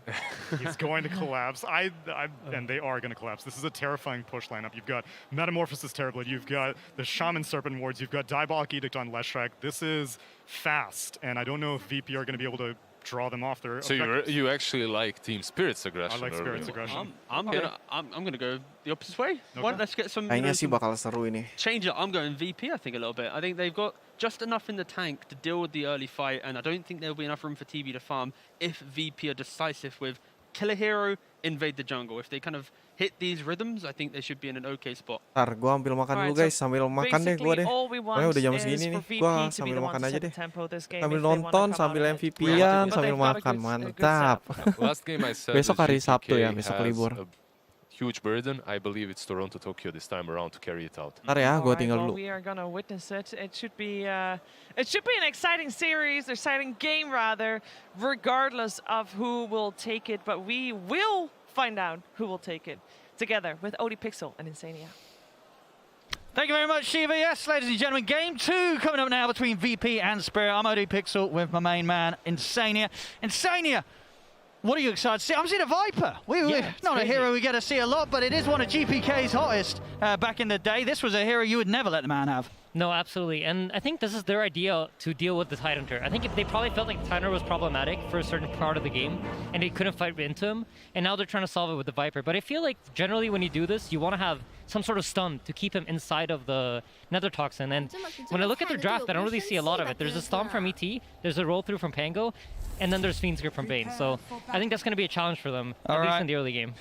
And sort of overall, looking at the carries, you feel Terrorblade, good game for it? I mean, it's a great game for TB. The only fear for him really is that Elder Titan.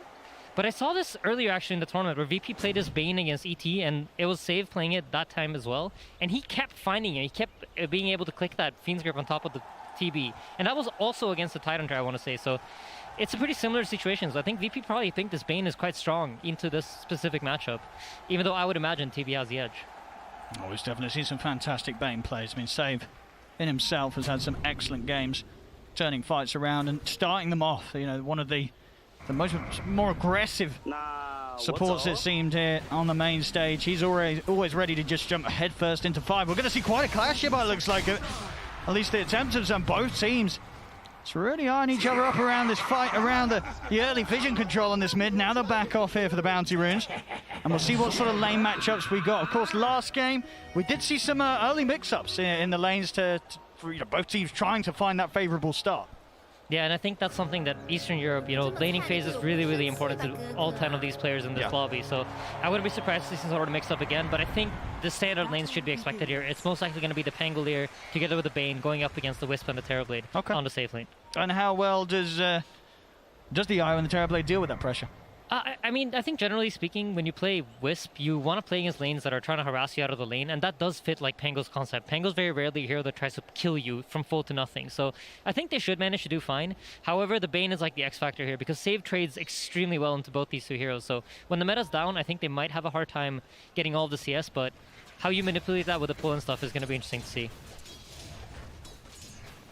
We'll see how much Yutora can find out early on in the lane. Looking at the other lanes, the mid lane matchup, Viper, Lesh, early levels, how does this look?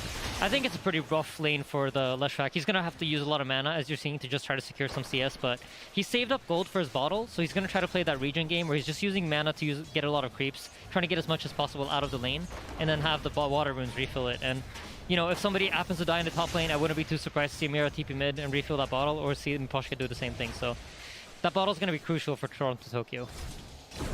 I mean, are we going to get someone dying first? What in that top lane is that where you sort of see the most brawling in this early laning stage? I mean, here in the top lane, you have Elder Titan and Ursa. This is more of like a kill setup. So I think once they hit level 3, that's a pretty big power spike for the Elder Titan. I'm sure Fogg has talked a ton about this hero. Oh, he loves it. But level 3, that's really when you start trucking in damage. And then Ursa's online too, right? You have both the slow, you have the Fury Swipe. So a lot of tools to get kills up here once the levels come online.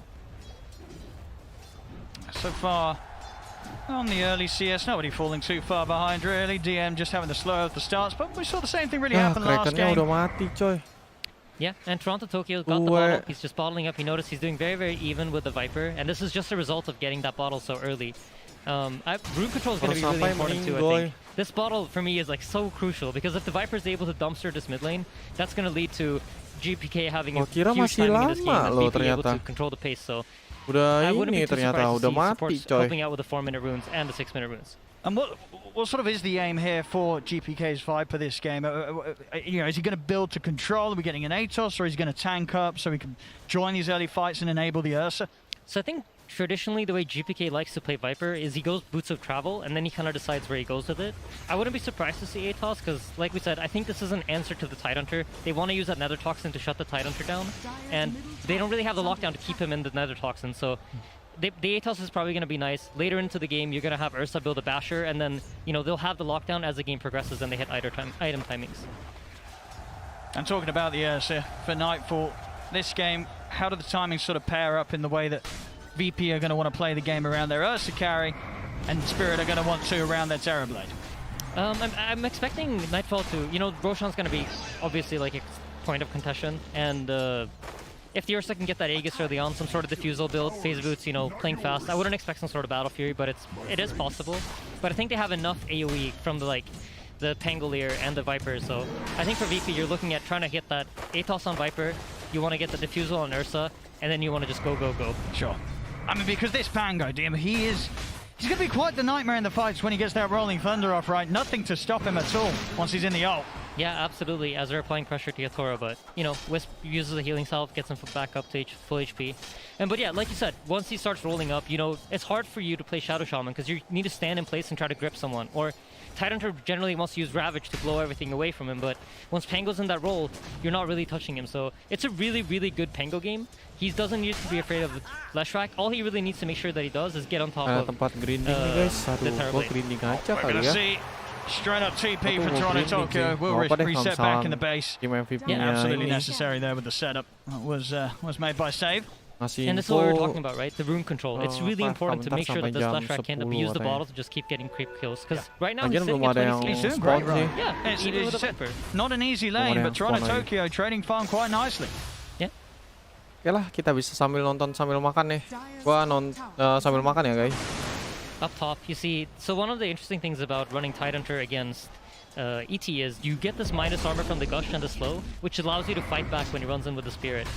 And you can look at Mira's skill build as well. He has 2 points leveled up in his Ether Shock. They're looking to just fight the Elder Titan when he runs in, so it's a tough lane for ET, but the nice thing about it is that you take a lot of attention, and that allows Nightfall to get a lot of creeps. So even though you don't have a great lane as ET nowadays, you almost always will take enough attention to let your carry get a lot of farm. Well, it's certainly been the case here. Only a few CS right now between the farm and Nightfall, and of course Yatoro there on the opposite side of things down bottom. So it certainly seems that, you know, having the presence of the IO has been enough for Yatoro to be able to survive through most of the aggression. We're going to see a bit of an attempt onto Yatoro down here, but quickly with the tether, Maposhka giving him the ability to turn things around. Save will pop the Fairy Fire. Are they going to have quite enough to take down the Bane? They won't. Save's able to get out of reach of the Terrorblade. DM a little short there on the swashbuckle. That's going to cost him his life. Opts to sort of stay close rather than go for the full distance on the swashbuckle, and Yatoro, of course, with a point and out reflection, he's immediately able to punish that. Yeah, great play from VP. I mean, sorry, from Team Spirit there. And a bottle just came out on the courier for Pangolier, but smart enough, drops it off onto Save. So Save now has an empty bottle that'll get refilled from Pango. So all in all, they still get both heroes back to full HP. They were so low that they would probably have to go back to base otherwise. So welcome to the stream. It doesn't hurt too bad, but of course you never want to give sambil first blow makan away ya. to Terrorblade. Jadi gua tinggal. One thing that's so definitely stands out to me this game when you look at both drafts is, you know, VP, whilst they've got the killers and the fighters, they don't really have the tower push right. They're going to have to get a lot of blood spill to actually get the room to push down objectives. Whereas meanwhile on Spirit, they will lose collapse top, but when Spirit group up, towers will just crumble to this Leshrac and Terrorblade, right? Yeah, absolutely. And generally speaking, when you play really long cooldown drafts, you will see teams want to have tower damage, as Yatoro is going to get caught here by the Haste Viper. See if he's got any way out. There's a lot of damage for GPK. There's no way for Yatoro to run away from this, but Poshka as well will also die. Tries to get the courier on the way out, but he won't have enough damage. Yeah, and this is just the importance of rune control, right? Because the Leshrac got zoned out of the lane early on, he's no longer able to contest these runes, and he's forced to play in the jungle.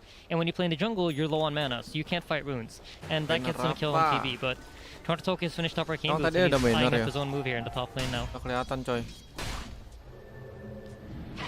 TP up from Poshka as well. The quick refill here on the bottom, and see what they can do about this tower. See if VP are going to put any effort into trying to hold this off.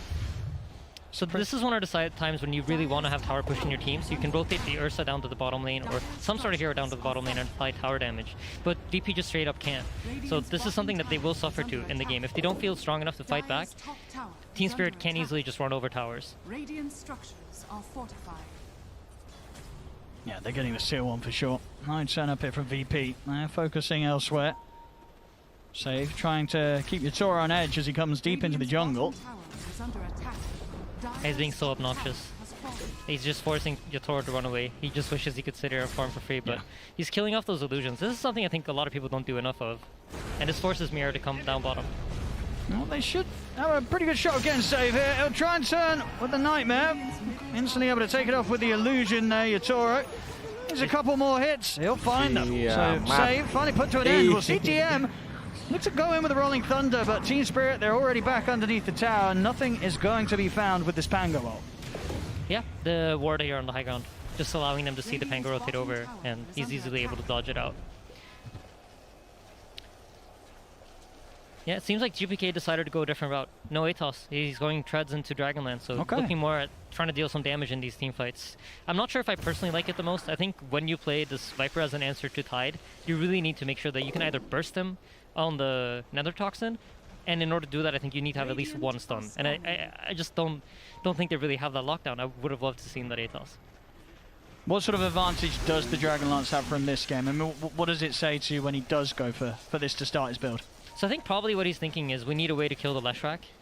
We've seen the Chinese teams run Lina a lot against Lesh as an answer because you have that long range and you buy an early BKB and you just sit that from behind and just keep hitting him.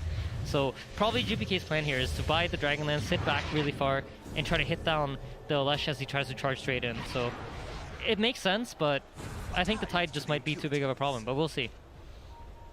I mean, Collapse last game did have quite the impact. And we'll manage to catch him on his own. He is rather tanky. They should get the job done here as long as Collapse does live. He does still end up eventually going down. Yeah, and Team Spirit immediately on the response, right? Toronto Tokyo runs up the mid lane, pressures that tower. As soon as VP makes a move, he's been in the right place to apply tower damage, and this is really good by them because they keep forcing the VP heroes around. Another quick grab onto save. Yeah, the 3-man of Team Spirit are doing a great job. The 2 supports together with Toronto Tokyo just running around applying pressure, and if he gets a rune here, that should lead into a play. Luckily, GPK gets it, so Invis rune.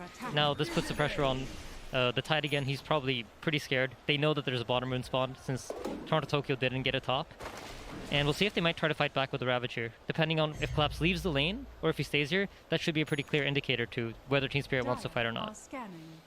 And how strong of a timing is it going to be this game for Nightfall with the Diffusal? Is it as simple as Diffusal's picked up, he can join the fights, or is he going to have to play on and farm for the BKB before he really gets stuck in with the team?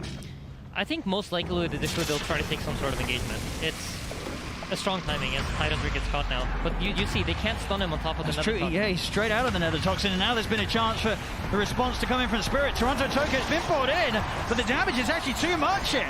As Spirit, they try and take this fight, but that's going to be 1, that's going to be 2 going down. As maybe just overestimating their capability to get kills with the damage of the Leshrac. We see Lesh just getting destroyed on the front of the action. I think they need the Ravage to go off, right? Once the Ravage goes off, you're going to see the Leshrac drop the stun, and then GPK can't pump damage into him. If they are able to have GPK stand back and deal damage, then, you know, any hero other than Tide is just going to melt to him. So for that reason, you know, Dragonlance does actually make a lot of sense to me now when I see it play out. So up until this Blink Dagger on Tide, if he decides to go for it, it should be a pretty smart item choice actually by GPK. And we're definitely seeing this game in comparison to the first one. VP, they seem a little more active in terms of just making sure that the Collapse, he's just not getting the space that he did in game 1, right? This is going to be a much slower beginning for a Tide that had such a long time to ramp his game up in the first match of the series. Yeah, absolutely. And I really do think like Collapse comes in at a really clutch timing for their team. Up until the time that he gets his blink, you rarely see Team Spirit kind of group up. And in game 1, you had Yatoro playing a more active hero as he's caught here at the top lane. He is. Huge. He has got us under if he gets out, but there's nothing to stop the grip here. Mira was trying to find save. Nightfall, he's already out through the tree line. He's going to be fine. They'll turn for save. Should get the Bane. But of course, the bigger loss being theirs. Yatoro taking down VP at the same time. DM applying pressure on the mid. Toronto Tokyo not able to find the lead in. Yeah, just I think this is something VP does really well here. They learned, you know, the last game we had kind of roles reversed, where it was Team Spirit applying the pressure to VP, and now VP's in the commanding position of, you know, we need to make the moves. We need to be the ones taking space. And we mentioned the heroes don't really have tower damage. DM's right on top of the mid tower. As soon as a play happens somewhere else on the map, he's in the tower space, making sure that he forces reactions and just gets that chip damage that is really important for them. Top set up from Mira. He's got the grab, the opening. TPs are coming in to try and back up Nightfall. Can they burst Nightfall in time? Nightfall, he's got no ult for 20 seconds and no chance to survive. Great setup by Mira.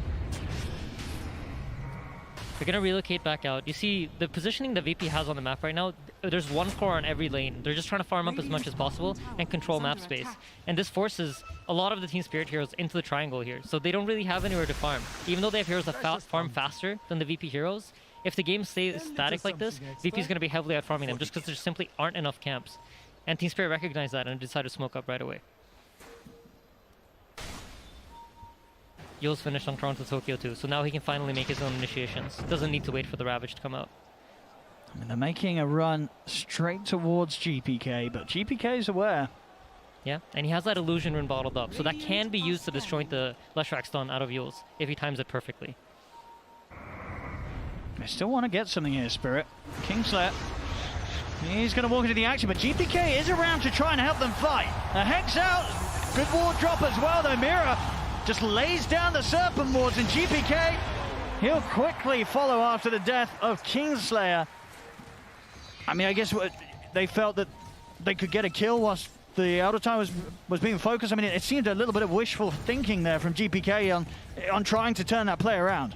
I mean, Mira's been playing a really sneaky game if you think about it. You expect the Wisp and Leshrac to play together, and normally when Wisp and Lesh show on one side of the map, you expect the team to be on the opposite because they're relocate threat, right? You want to put your stuns on the other side of the map so you can relocate over and get pickoffs. But Mira's next leveling it. He knows that VP is going to assume that, so he's running with the Wisp and the Leshrac. And I don't think GPK expected him to be on that side of the map, simply put. Oh, absolutely. Not at all, it seems. DM is ready to go. In with the blink. Good setup and a good angle here, catching them close to the stairs. The Sleeper's well allowing for a further bounce back and a third into the splitter. Perfect showing there from DM, jumping in with his blink pickup. And this time it was Spirit that weren't prepared for the moves of VP. Mirror as well, also to go down. DM leads the way, and they couldn't have set it up any better there. Nightfall picking up every single one of those kills. Yeah, and now they're definitely going to be eyeing up Roche. There is a Ravage ready for Team Spirit, so they might try to set up the defense in time. I think they're going to have time to TP their heroes if they run straight away, but that's going to go down like quick. They're moving. Yeah, it's going down really quick. This is the timing VP playing for. See Nightfall even eyeing up getting the blink first before the BKB after the defusal. Got a huge cash burst after that. Those last 3 kills, of course, and now here we go. Aegis ready to roll. Level 12 as well. VP, we could definitely see them step things up and get even more aggressive now with this timing that they hit. Yeah, Pangolier roll up in 20 seconds. This is going to be their cue to try to set up a fight. I think probably going to eye up the middle lane tower. Some sort of smoke wraparound is most likely what's going to happen next. As you see, this is something I think is really interesting, because normally we don't really think of Bane as a hero that farms, right? But VP have done this multiple times where they set him up to farm in a side lane. Stun slightly off the mark. But yeah, they will farm up this Bane. They recognize how strong of an item this Aghanim Scepter is for the Bane. And I was talking to AOI about it as well. Like, we don't really think there's any Aghs that changes the hero as fundamentally as the Bane Aghs does. It's just impossible to stop that Fiend's Grip when he has the 2 illusions up. That makes it very hard to play into. Consider the stuns they do have at the ready. I mean, maybe if they get a good Ravage. Sleep in the top lane. Just burning the Leshrac's mana. Mid lane. I mean, they found Collapse again. Collapse trying to get a bit of peace here. Will be able to force over the terrain to try and get up to the triangle. Mirror locking back Nightfall with the Hex. Collapse. He's looking to turn with the Gush. They're bringing in the backup. Miposhka's brought Toronto Tokyo in with the ult. It's already out for Nightfall. Turns over towards Collapse. That's the Tidal to going down. Miposhka torn apart by the claws of the bear. Nightfall, he's not done yet either. Over to Viper. Now towards Yatoro in the stop. Allowing BB to set up around. The grip's in. They've caught Yatoro. They may have lost Nightfall the once, but Yatoro, he's dropping low. Stick, Sunder, back up to a decent amount of HP, but Nightfall's back up. Second life from ready to roll. The Hex momentarily holding back the bear, but Kingslayer and the rest of VP just smashed down the Terrorblade. A beautiful play from VP there. During all of this, the reason that relocate comes in so late is because the Leshrac slept. They can't relocate in the slept Leshrac, so just beautiful map coordination there from VP and communication. You know, Save runs up top, sleeps the Leshrac, they take a fight in the middle lane. Just the understanding of the macro game from VP to play this aggressive is beautiful to watch. Yeah, excellent usage here at the first Aegis. We'll see it once more how the fight starts. Again, the real big difference between this game and the last one seems, VP much more aggressive and so much attention on Collapse, making sure that Collapse is tied. It's just left completely behind this game. Yeah, and this was a beautiful usage of the Yules. When I saw this, I was like, oh my god, the Viper might actually go down, but he's able to stand his ground and deal just enough damage for Nightfall to clean up the fight. And he's taking so much attention on GPK that, Nightfall just runs around freely and does whatever he wants. We see it towards the end. Nice little attempt, but again, sort of just the Bane play from Save, forcing Yatora to stick around and fight that little bit longer than he could deal with. Yeah, just a great team fight coming out from VP, and they're continuing to apply pressure here in the bottom lane though. Team Spirit have smoked up with Mira and Yatora, and they're looking for some sort of pickoff, but it doesn't really look like it's going to happen. Nightfall sniffs it out. The next big timing coming up is probably the Ursa BKB. That's when you'll see VP probably try to group up and keep applying the pressure. But a very similar story to last game, right? If VP ever takes their foot off the gas, then the scaling of Team Spirit is going to be amazing. And once they start finishing up these items that allow them to survive, like the BKB on the Leshrac and the Eye of Skadi on Yatoro, it gets a lot harder. Bottom lane, DM is in the back of Nightfall as Team Spirit did try and set up here onto the Ursa. See if DM's able to roll his way back out to safety as he is on his own. DM, look at the swashbuckle off, stun still hits, and in fact, they're taking them out of there. They don't want to stick around. They know that the rest of VP's making their way over. Look top though. Can they catch GPK? He's got the BKB and a TP at the ready. He'll pop it. Not taking any chances here, GPK. He knows that they're all coming over. And VP, they make it away. Yeah, Save's in trouble. Mira's going to catch him here. There's just so much going on the map. There's like a very intelligent macro game being played. Nightfall stuff. I mean, Mira, he's dead. Nightfall able to clean him up. Again, just picking apart Spirit. Sort of in the same fashion that Spirit were going for them last game. They've really just stepped up the tempo. Now they sort of looked at the first game, said, all right, this is how you want to play. We can do that too. Yeah, I think their big difference, like in the T1 Vici series, you saw two teams that they would rather the other team come to them. But in this series, it's kind of like the other way around. Whoever decides to make the first move seems to have an advantage. I mean, it just seems so hard for Collapse to have a game. Still very much trying to play the catch-up, but he is far behind on the farm. Forced off buy is just very smart, right? Just gets you straight out of that another toxin. I just don't really feel like this Viper as an answer to Tidehunter seems to be working. There's just too many ways to get him out of the another toxin. I mean, and does that sort of concern you in the sort of the regards to the game going on? Like at the moment, obviously VP, they have a lead, but do you feel that this Viper could become a bit redundant in the later stages if Team Spirit's able to hold on? I mean, I feel like it explains why he decided to go for this item route at least, and not the route of Atos, because if, let's say he went the Atos, right, Tidehunter would just buy a Force Staff and force himself out of it. So GPK clearly knows something that you and I don't. Yeah. And so it's an intelligent item purchase to go for this like Dragonlance BKB build and aim to try to shut down the Leshrac instead of the Tide. They have the Ursa, right? He's going to eventually hopefully buy an Aghanims, and then he can just ignore the Ravage. He gets Ravage, pops his ulti, and he's completely fine. Yeah, Nightfall certainly on track to hitting great timings this game. See, they've got their eyes down bottom, ready to set up onto Toronto. DM, he's got the lead in, up with the ult, the bounce back into the Fiend's grip. You see an attempt to take him out there, Miposhka, but he can't get him out in time. Top lane, GPK also starting up some further action for VP. As Mira getting a little too close to the Viper. Should die, tries to hide in the trees, but GPK has got his eyes on them. Mira will fall. Yeah, and middle lane class has been caught out too. There's just so much going on at once from VP. I mean, again, it's just falling apart really for Spirit.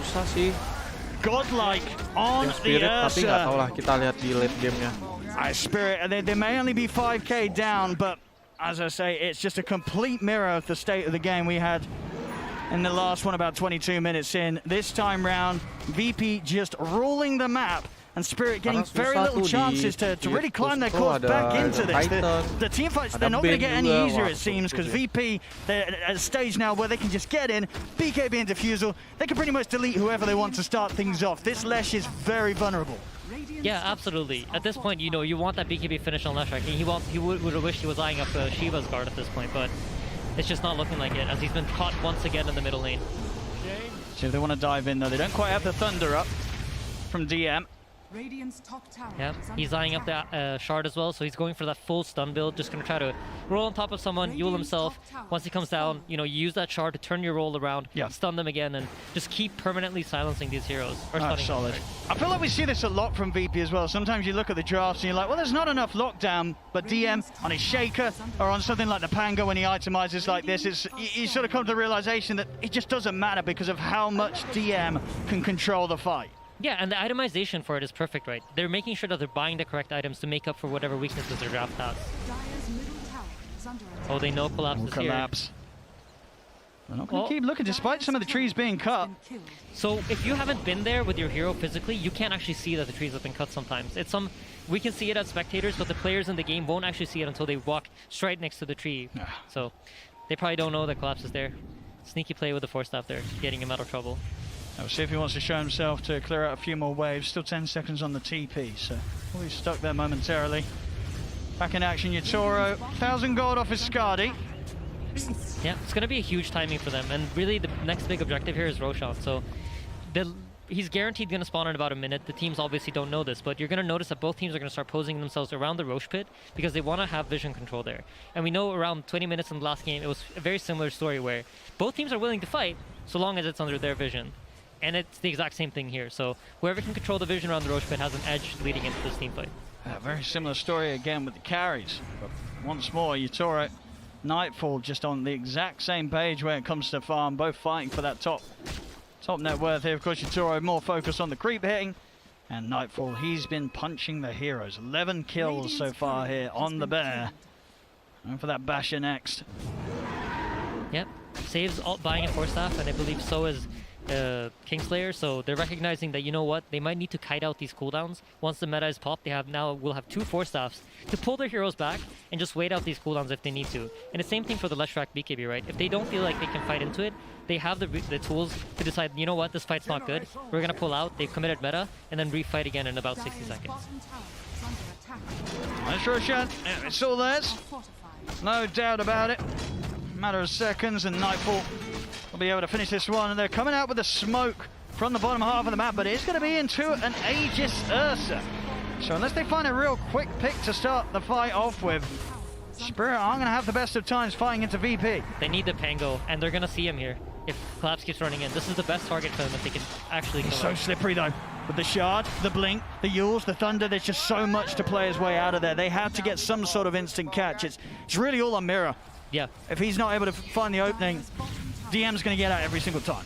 And just speaking about that opening, you see Mira is only 250 gold off of a Blink Dagger, and that will allow him to make that first jump, which is going to be really important for both teams here.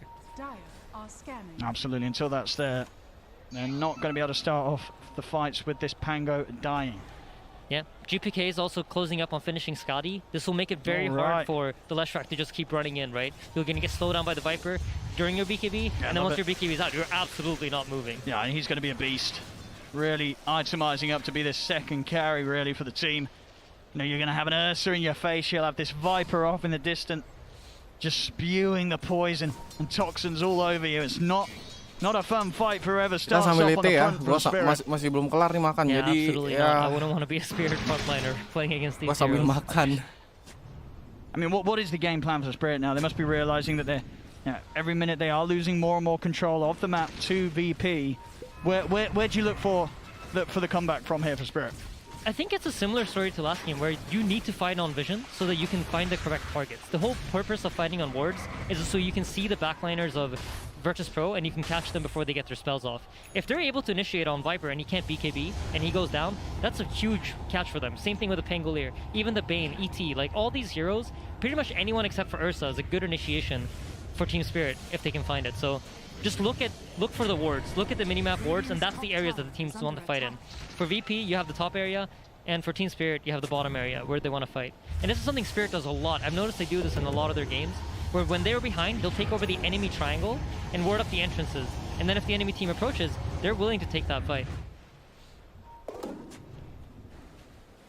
Radiant's middle tower is under attack. Still a good few minutes on the Aegis VP.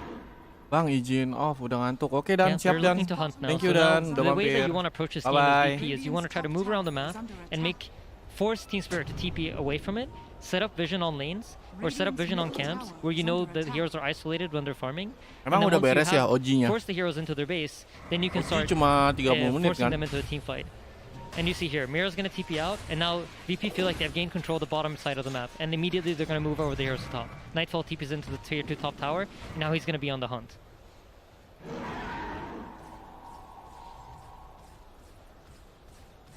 He sees the TB on the Ancients. Scandal coming out from Team Spirit. So this is some very high level plays coming out. Both teams are reading the map very, very well, and they're scouting each other out.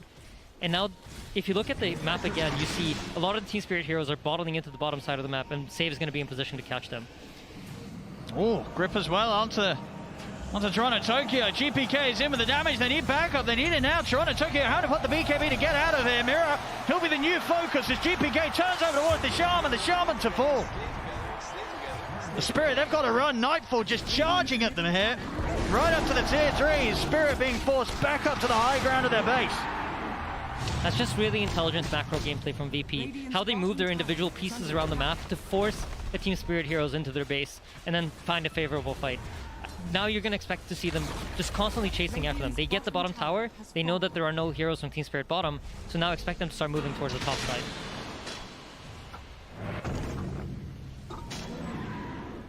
Radiant's middle tower is under attack. See what they can catch in next. See Spirit constantly numbing Poshka +1. Normally Toronto Tokyo just trying to play their best out on the other side of the map, pushing those waves out.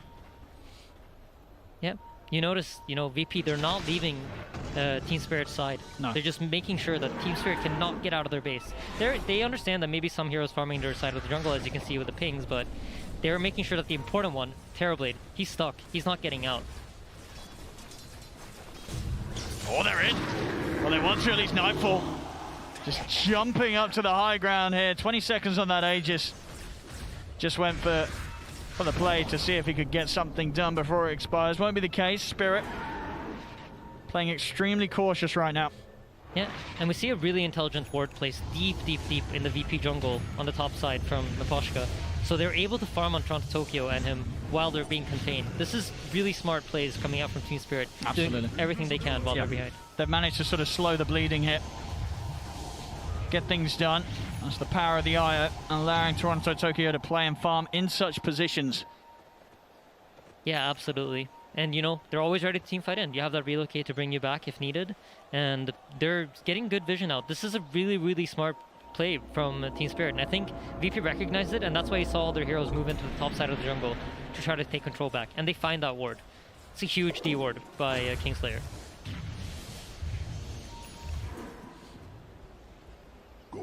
Game state's kind of slowed down, and it's just both teams, they're waiting for that right fight. They know that they can't be impatient and just run into the enemy team in a bad fashion where they will throw the fight away. Just making sure that, they're fighting in areas where the enemy team will not have wards. Let's see to the mid here. Both teams opposite side of the lane, waiting for one another to show. Nightfall will step up. Finding under the tier 2. It's probably going to be too much of an ordeal here though for Spirit. Okay, beres makan. There are pings about smoke wraparounds, and here we go. VP smoke. Ini kita lagi ET guys, jadi lagi tarik sama. So now here's the question: which angle is Team Spirit not covering, and are they going to find it? Collapse is watching with the high ground. Toronto Tokyo is actually going to blink in straight away into the river. Gets the stun on the other side. Collapses in with the ravages. Caught the 3 of them. It's going to be Kingslayer going down. Immediate buyback. They'll tell you Yusori BKB for the Feast that will get cancelled for now. Mira taken out here. As they'll try and go for more GPKs onto Collapse. Forcing the tide away. TP out. Safe. He's able to get in. Nightmare. Puts a stop to the TP. Collapse. Trying to hide in the trees. Oh, he's actually going to be able to make it out with a blink. They're going to still try and chase their VP. They have seen him in the trees here with the Spirit out. Kingslayer will spot him out. GPK takes him down. Bottom, Toronto Tokyo also taken out by Nightfall. Great read on the map. Recognizing that he's there. So now Metamorphosis has been used, Ravage has been used, Virtus Pro's draft basically doesn't have any cooldowns, right? So once DM is back alive, they're most likely going to look to continue the hunt and make sure that you don't allow Team Spirit to farm. Because as long as Team Spirit are farming with these illusions and stuff, you notice the gold lead isn't really increasing, it's just staying at 8,000 gold. It's a battle of who can take over map control. And that's what these fights are really all about. It's not about the kills, it's about who gets map control in the end. It was a solid start with a Ravage, but Yusori, he just couldn't get the damage out to start things off. Yeah, they really need the Terrorblade to be outputting damage, and the Leshrac had blinked in and just immediately been forced to reset out, so there was really no good follow-up on the Ravage, but they get that fight with Terrorblade on top of the Ursa, or Leshrac on top of him, it's going to look very different. But what an amazing blink out from Collapse, right? Unfortunately, he gets found out in the end, but still a really cool play.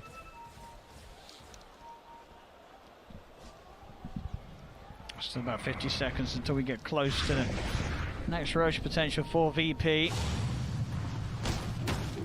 Aposhka against the pressure. We'll pick up a jab. Try and regain a bit of this map control against VP's pretty much complete hold. Making it very difficult indeed for Spirit to step out. We've seen it's really Maposhka +1 being able to play the opposite side of the map right now whilst the vision is as low as it is. They can't really get the rest of the team out. Yeah, and again you see, once Roshan's starting to spawn, VP move their heroes towards the Roche pit, try to control out that triangle, and they set up their vision here, knowing that, you know what? If you want to fight us as Team Spirit, you're fighting under our words, you're fighting under our conditions.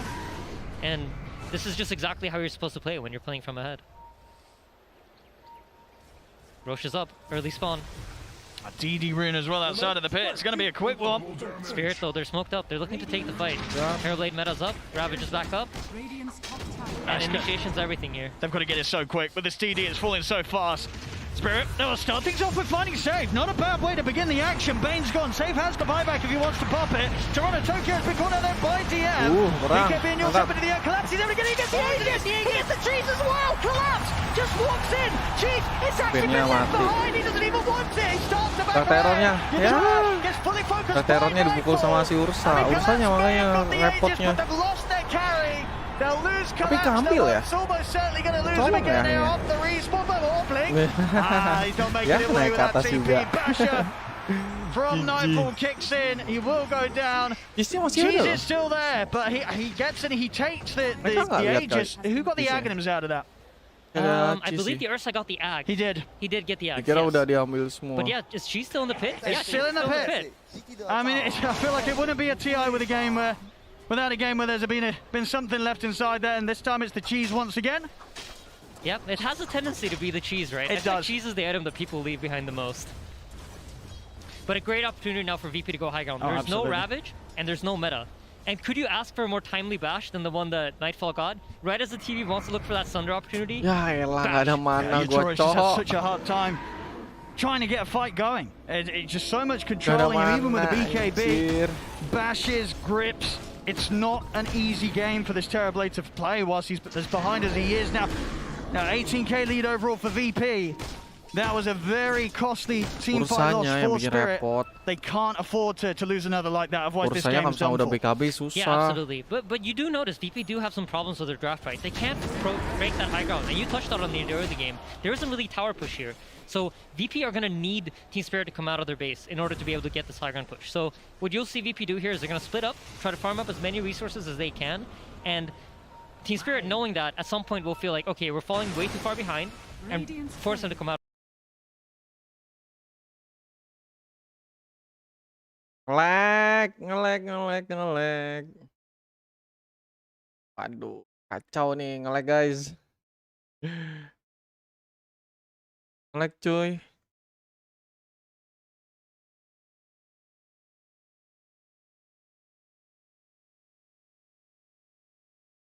Out of the base, but not having Aegis basically bought them 10 minutes. They gave up a run down by DM. Take it out with the tether TP. Good job he did go for the tether before TPing out. But now has left Toronto Tokyo on his own. This is huge. I saw something really interesting. If you guys click the inventory of Kingslayer, he has 4 healing salves that he sent out. They're recognizing that, you know what, if we want to go high ground, it's going to be a slow push, and we're going to need resources to deal with a poke. So sends out 4 salves for his teammates. Great. I mean, he's been digging them up as well. Well, that's true. This man keeping the shovel out. He's been keeping the shovel. That probably is how he got the salves. Makes a lot of sense, Owen. Thanks. He's digging them up nicely. There's another one. 5 salves. He's finding all the heals. But as you say, definitely going to be able to put use to them if VP want to keep knocking at the door of Spirit. As slow and, you know, as it will be, it will take time. Maybe, you know, GPK is able to pick up the shard eventually. Give them a little bit extra to take those buildings down. Yeah, absolutely. But you see, VP, they're not too concerned, right? They understand that right now Team Spirit are not gaining any resources. We finally have what we wanted. For the last 37 minutes, this is what they've been fighting for. They've been trying to force Team Spirit back into their base to allow them to just farm all the resources on the map and get as ahead as they can. Tuh, bukan build TB. Oh gila, sakit banget cuy. Tembakannya udah kayak misil coy. Massive. Nearly level 25. has the full satanic done. Agshard, he is ready to end this. Yeah, I think the second Spirit steps out, they're gonna pounce. But I wouldn't be surprised to see them happy just farming out until Roshan comes otherwise. VP's gonna set their map up here with, like, I think Save is gonna play close to whatever hero's playing aggressive on lanes. And then if he can find a grip on a target, that's when VP's gonna really try to collapse. No pun intended. It is a lot about the tide. Yeah, he's eyeing up a refresher. He's about halfway there, but I mean, he's just had such a hard game. You know, 1-7-1, they have completely shut Collapse down this game. Yeah, he's been involved in 2 kills in 38 minutes. It's not a fun game to be the Tidehunter. Yeah, especially when you say, you know, for Spirit, a lot of their game plan does revolve around Collapse being the main playmaker. Masuk ke match ketiga really nih think kayaknya, he's guys. like their mid-game piece. And if you think about the story of this game, they didn't have a mid-game. Their mid-game was just running away from VP and trying not to give away kills. Oh, look at that. Okay, yeah, okay, it's up to the 89. I was going to say, yeah, that 66 was earlier. So, yeah, up to 89% of the win probability. And also, Miposhka. Miposhka's out. Toronto Tokyo will take out Kingslayer. They get the Serpent Wards down as well. Mirror with the grab onto save. As both of VP supports gone. Can they get more out of the Shitoro? He's in with the Metamorphosis and the BKB. Jump on collapse at the Ravage 9-4. Knocks down. Stop from the Toronto Tokyo 9-4. Taking lagi. Nice. Saya mati. The answer. A big kill here for Spirit. What more can they find? Up the Sentinelnya masih hidup loh. Wah, sakit tuh itu. Wah, TP. Wah, mati dah. Anjing, dikeroyok loh. Udah teror ya, mati. GG. And lose their carry at the end of it, but not a bad hit and punch into VP there as a fair bit of damage is done.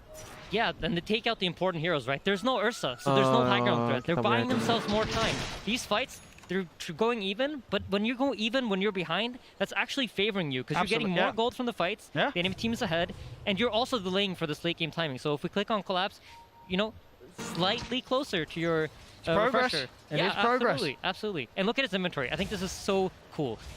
While he's dead, he's placed the Philosopher's Stone in his inventory. It's just all those small things add up, right? It's really, really cool to see this coming out from pro players. So while you're dead, put in the Philosopher's Stone, get that extra bit of gold. I mean, because we already saw in that fight, despite as far down as they are, the potential when that Ravage does come into play and Yatoro is able to stand back and get the hits in.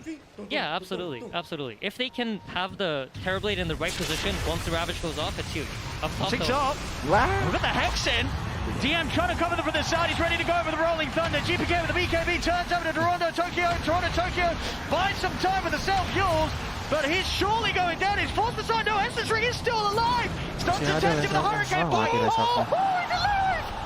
He's alive! Masih hidup They get him out. Toronto Tokyo will survive for now. Temennya mati. Mirror goes down, but the Lesh will live to see another day here thanks to Miposhka. What a crazy save, man.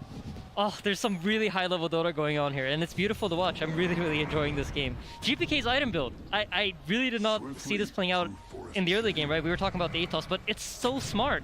He has the AC, he has the Avskadi, he can tank them up. He is, yeah, 6-2-11, he's having a great time on the Viper here. We'll see this replay again.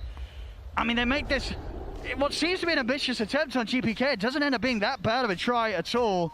And just look how low Toronto Tokyo gets. Miposhka able to switch targets here and just get him out at the final possible moments, it seems. Oh my god. Literally the last, less than a second on the relocate back out. Miposhka. What a play. What a move. There's so many crazy high-level plays going on, man. Every spellcaster, from the Hex on the Viper, you know, the Pango sitting behind the Viper in case he gets caught. It's just both teams are playing so well. It's a very enjoyable game to watch. And now we have tier 4 items coming out. Oh, Timeless Relic. That's a tasty one. Is he keeping the Essence Ring? That Essence Ring might be a bit of a good luck charm. It did save him that last fight. He might want to hold on to it. I think it might have been a misclick. Surely it must have been a misclick. Yeah, he's got it back out. He does. I think he probably a little bit too quick. I know this has happened to me sometimes. Sure. Try to drag it in, send it back too fast. I mean, he's a team player. You know, he picks up a nice item. He wants to make sure that everybody else gets a chance to grab it. But indeed, Timeless Relic back out on Toronto Tokyo, and that, yeah, quite the item, of course, for the Leshrac. Yeah, absolutely. They also got a telescope. They haven't decided who to put it on yet, but great item. Adds attack range to your Terrorblade, gives you cast range on all your heroes. For a hero like Shadow Shaman, I wouldn't be too surprised to see him trade off the Psychic Headband for the telescope, but it seems like, you know, that's not the focus right now. They're not thinking about neutral items. They just gave away Roshan. They did. They're able to pick it all up here. And that's what that is, the fourth one this game, right? Refresher Shard, Axe Blessing, both coming out of that one. Yeah. See, Ursa well managed to get the enrage off, but now the meta's up. Yasura wants to try and fight this. The BKB shortly coming to an end for Toronto Tokyo, though. He's got to start running Maposhka. He's ready to take him out again. We'll bail him out as they manage to back off there from VP, trying to run him down. Of course, off that return to the pit as well, they do now have the 2 cheeses on VP. DM's got his Kingslayer as well. That could be huge for Kingslayer. When you're playing Elder Titan this late into the game, your biggest problem is getting on top of the Terrorblade for long enough for your natural order to deal the damage that he can, right? If they can combine, as it looks, I hear a sleep. That's just on illusions. Yeah, if they can get that natural order on top of the Terrorblade and then have the Ursa hit during that period of time, that's like if Cheese gives them 2 seconds, that's enough. That's all they will need for the natural order to deal its damage. Yeah. And that last, the pick up the Axe Blessing, going to save as well, as you were talking about, very strong Axe. So this is going to be an excellent addition to VP's team fight here, especially with the way that Save has already been able to make those big ults happen. And, you know, Yatoro's life getting harder. He's got to keep himself completely away from this Bane, otherwise Save will look to lock him down. Yep. Trying to jump, but alright, GPK, oh, he's gone in as well. Slides himself back down to the low ground with the Hurricane Pike, mirrors out. DM diving under the tier 4s with the Rolling Thunder. There's the grip. Save. Has the control. Yatoro needs help. He needs it now. He's not going to get it. The splitter comes down. Kingslayer takes down Yatoro. No buyback on the Terrorblade. He hasn't got the dollar. It's huge opening. It's beautiful. You see how fearless they are. Immediately they see Mira out of position. Go. Entire team commits to it. Collapse used. Trying to draw their attention away from the base. He does have a buyback, so they're just trying to buy time for the Terrorblade to spawn, but I don't know, I don't think it's going to be enough. Oh, just so much money on GPK. GPK just rolling around 7,500 in the back. So much money, they're going to look to try and end. I think they recognize that, you know, the way the Tyrantro is playing, that's just not normal. If you have buyback on TV, that's not the kind of play you're going to make. And VP can read that off of the movement, and they recognize there's no buy. What can they do without their Terrorblade? 30 seconds. The towers taken out here. Top 4. Nightfall is in onto Toronto Tokyo. Goes set to Toronto Tokyo. But now Nightfall is low. They'll turn over towards Mirror, but again, just dropping these wards down. Everything they can possibly do to take VP's attention off the base. 15 seconds.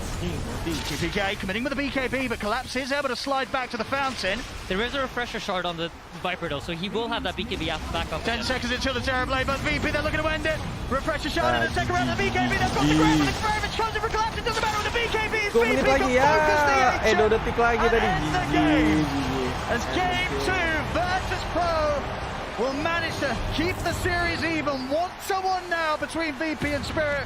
We're getting a game 3, Aiden. This was just a masterclass from VP, how to play from ahead. What do you do when you have the right heroes that can kill the enemy team? And it was perfect. Can't wait to rewatch this replay and learn from them. Yeah, absolutely. The way they controlled things right up until the end. Great to see as well on the main stage. We're excited at the start of the game. You know, GPK back on his Viper and top form indeed. 6-2-14. Nightfall as well.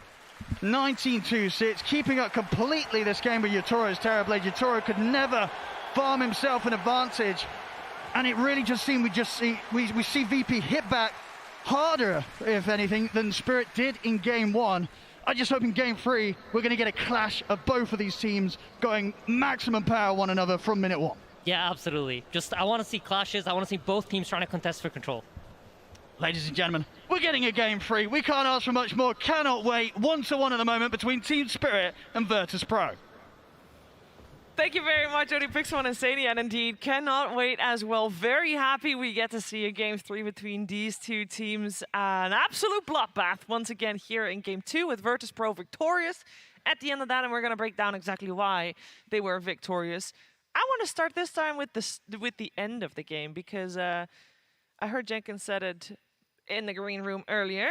There was 30k gold difference in favor of Virtus Pro, T, but it still was pretty difficult for Virtus.pro to even breach high ground. I mean, eventually they did it, of course, but... Yeah, the main thing for Team Spirit in this game is the fact that they had these annoying heroes to play into high ground. And of course, VP, they didn't have that clean way to hit the buildings, right? Like you see the Viper eventually going for a shard, etc. But like the key thing for Spirit is they had this Terror Blade, they had the eye to make moves, and obviously the annoyance of killing them is really hard for VP. So I think VP, they respected their opponent because Spirit, even when they're down 20 or so K, they're finding these kills, they're finding these ways to annoy the game. But I think this was very much VP. Their backs against the walls, they're going to show them the respect. They're not going to just rush to the tier 3s and throw away this game. They're going to keep trying and trying, get the Aegis, get a couple kills, and then look for it. But again, just really, really good game. It's something that Insania said at the end. He's going to rewatch this replay to learn how to utilize that advantage properly. Because famously, Team Liquid, Insania is playing on, has had some issues at closing out games with a huge lead. And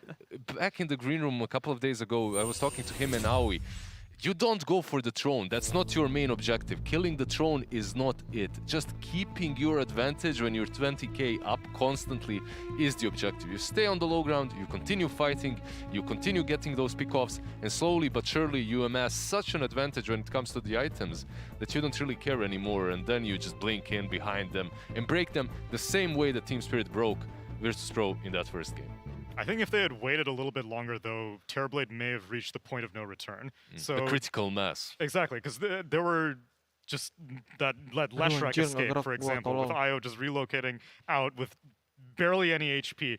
These were not definitive wins, even with the net worth advantage. And I think that if you do try to milk the jungle for as much as it's worth and try to hone the enemy out of their area, it can come back to bite you. And so as encouraging as this VP win was, I think they were still like, if we mess this up, we are out of TI, so let's make sure we don't mess this up. Now, both teams are going to be on that same footing. So sure, I want to see a clash, but I want to feel the tension in these booths. You didn't feel that in this one? No, I felt it only from VP. I think Spirit were playing with nothing to lose. They're like, well, whatever, we're one game up. Life's good. Let's just go try to take a fight out in the jungle. I mean, whatever, we're going to lose this game anyway. But this is also one of those games where, like, if you look at Team Spirit's itemization, they're not able to really get, the Lotus Orbs and these enabling core style items to prop that Terrorblade in the front, right? How many times do we see this Bane hit this, like, big old grip, and you're like, how is, and it's not, they don't have that because Collapse on his Tidehunter, he's playing into the Viper. He goes really creative, he goes for the 4-star first, he then goes for a blink for some initiation, but he never gets to having that Lotus Orb, which you normally see in that kind of offlane Tidal Race or core roll. So it does put that Terrorblade out by himself in the field, like, go mate, you go do some damage, but you just can't do that. So it was very much, Spirit had to itemize for themselves in this game, unlike other games where you're always kind of buying Glimmers, Force, and Lotuses. This was very much like each man for themselves, and that's where kind of Virtus.pro punished that. But also they had the hero matchups to really force it home. Yeah, I want to talk a little bit about a mid matchup because we were, I wouldn't say unhappy with the Viper pick, but of course we know GPK, flashy hero, Viper, or flashy player, Viper, not such a flashy hero, Lizard. But it worked out amazingly well. Extremely well. In a couple of team fights, everyone else just falls around him. Meanwhile, that lonesome Viper is wailing into them, and he manages to take down Terrorblade a couple of times. So overall, I think he had a really good performance. I think this time around, their whole lineup and the whole draft works together cohesively as one unit, and that's where Viper shines the most, when you can move around with your team. I think that was also a problem, and why I said that Toronto-Tokyo has a burden, a very big one that he needs to carry in this game, a heavy one, because he's the one that needs to be frontlining, because that Collapse will have a hard time. And I feel that maybe Team Spirit, maybe they fell into this pro trap from the get-go, from the drafting stage. Ban out to Collapse's heroes, and then completely destroy and counter the third one that he picks. And they did, with Viper on mid lane, and the third on safe lane. Yeah, I know Team Spirit lost this game, but I want to highlight Toro still, regardless, because this was the 9th game they played on the main stage. This was also his 9th hero that he played on the main stage. He has not played a duplicate hero at TA10 main stage.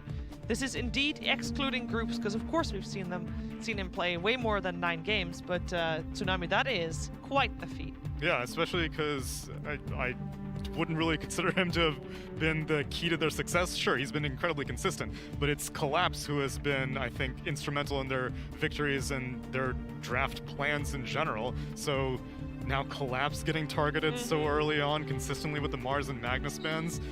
I want Yatoro to hone in on which one of these he finds the favorite. I don't stop taking the world tour. That Morphling, the first game that he played was on the main stage, and that is the Morphling he got the Rampage with, right? That's the DD one. Yeah.